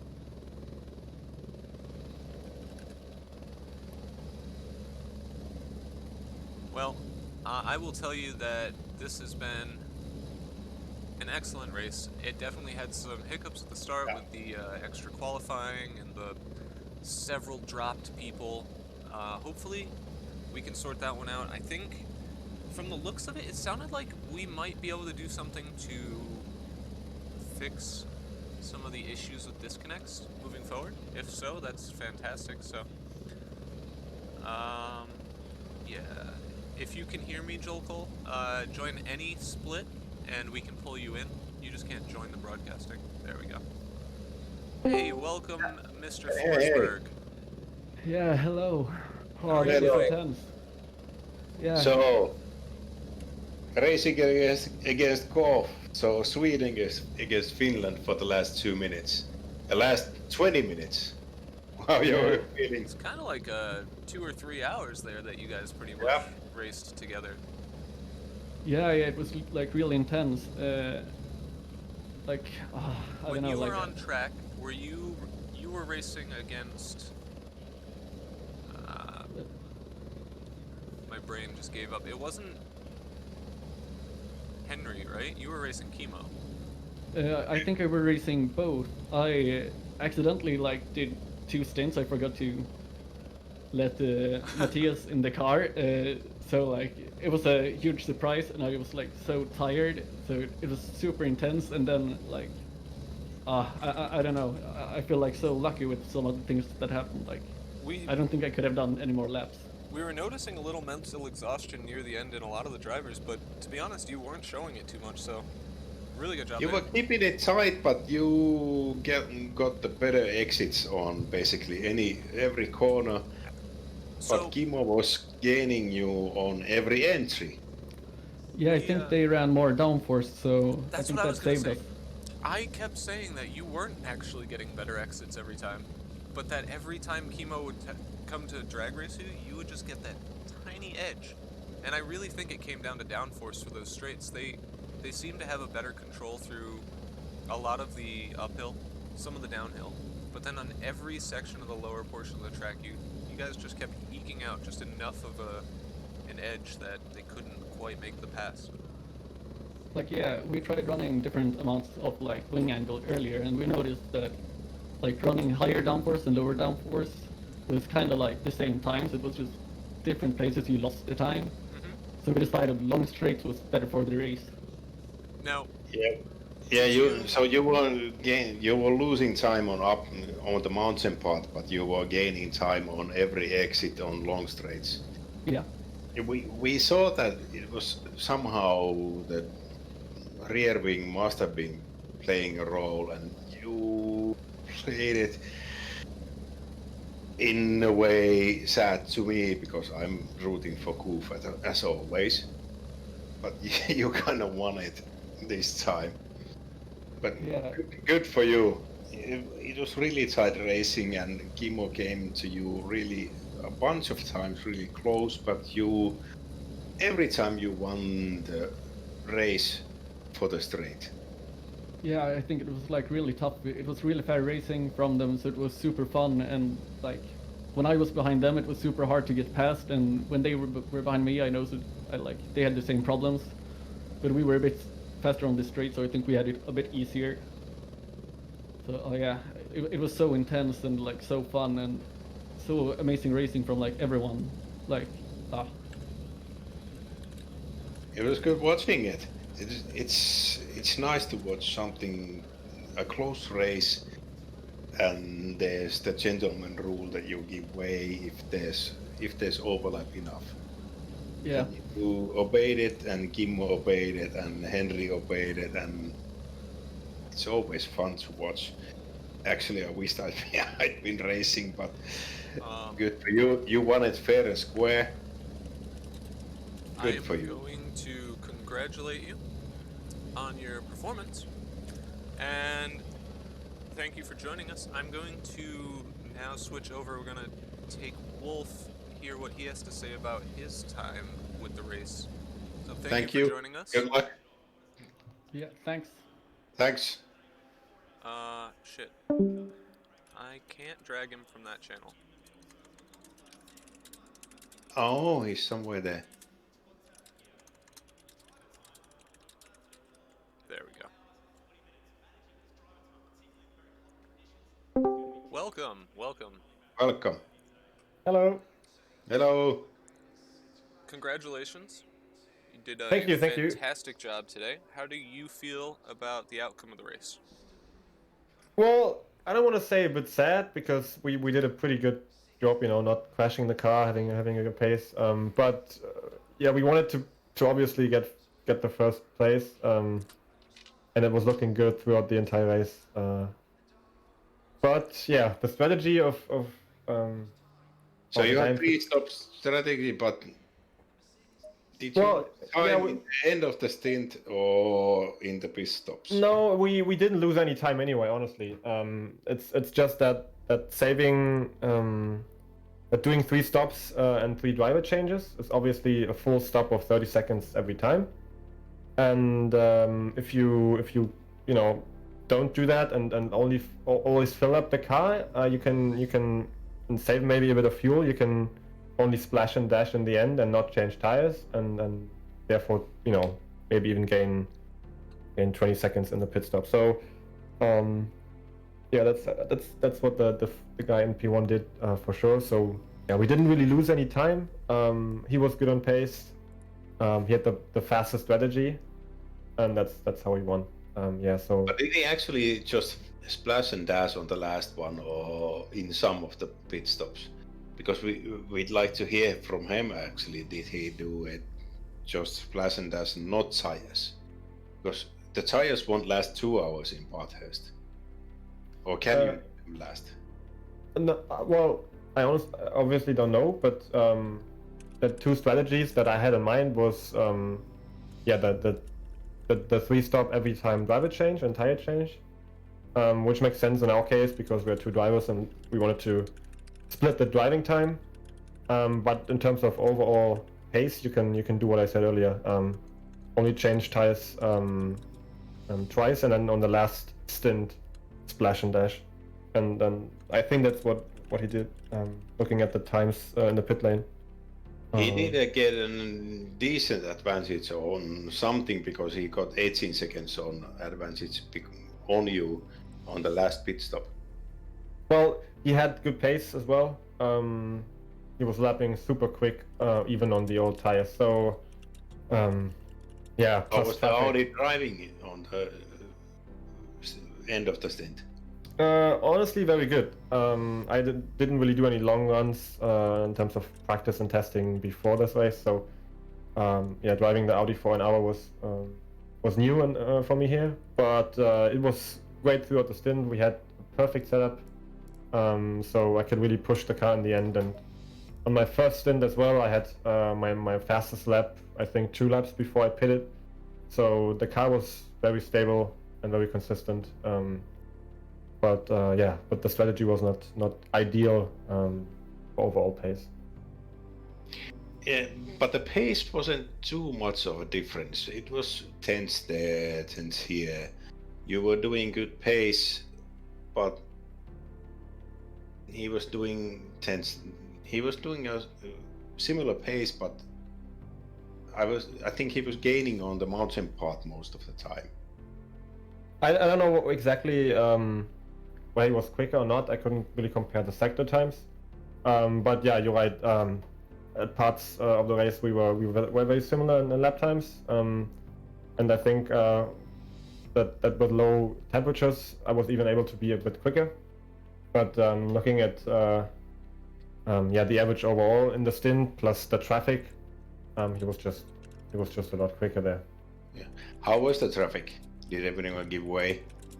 I had no. Endurance event, that is the key, getting past the traffic. Yeah, I had no issues whatsoever. No contact. Every now and then you get surprised by one move or by someone lifting or braking, but nothing major. I was having a lot of fun passing everyone. There were loads of guys who gave away very early. So yeah, hats off to all the guys who got the blue flag. There was some good behavior there. It was good. Honestly, I was really impressed with the blue flag behavior of, I'd say, like 90% of the race. There were a few questionable times, but honestly, you get locked racing in for position, see a blue flag, you're like, fuck it, I'll ignore it just for a little longer. I get it. But overall, I felt like they really did a good job of getting out of the way, especially on a track like Bathurst, where there's not that much room sometimes to get out of the way. There's no space in the mountain part, so At the very it's top, really there is, hard. though. At the top, there's that Yeah. beautiful spot where people kept finding right before it goes downhill. It was so nice. Yeah. But, But I thank you. yeah, thank you for joining us. I'm gonna have to call an end to interviews now, though. It's time for me to eat. Thank you for having me, and I see you guys Thank you. next time. Good Thank luck you for the next all. race. It was a good effort. Yeah, And you I'm made us really, enjoy. really glad you guys raced so hard. Makes it a lot easier for us to sit here and talk about it for so long. Good to hear. But, Thank you. I'm signing out. See you guys. Take See care. you. And to everybody out there watching, thank you all for watching. I hope you enjoyed it, and I hope we did a pretty good job today. It was a little longer than normal, but I feel like we managed pretty well to keep it going. So thank you, Posse, for not leaving me alone on this one, because I'll tell Thank you you. that I could not have done this one on my own. Thank you for everyone. Hopefully you enjoyed it. Hopefully we did something good Yeah, at some point. I felt like we had it flowing for a long time today, so thanks for coming. We'll see you. Well, I'll see you guys next weekend because I'm doing WEMSA, and then you know, if I'm you doing don't, also. oh, Posse, You'll you're be gonna, here. you'll be on the desk Yeah. too, so and we'll I have can team here drive as so well. might as well talk shit. So we'll see you at next weekend for WEMSA, and if you're not interested in some endurance Assetto Corsa racing, we'll see you back here in a couple of weeks. I don't know what our next race is, but I'm excited for it. So thank Yeah. you, and Thank you. have a great day. Thanks. Good night.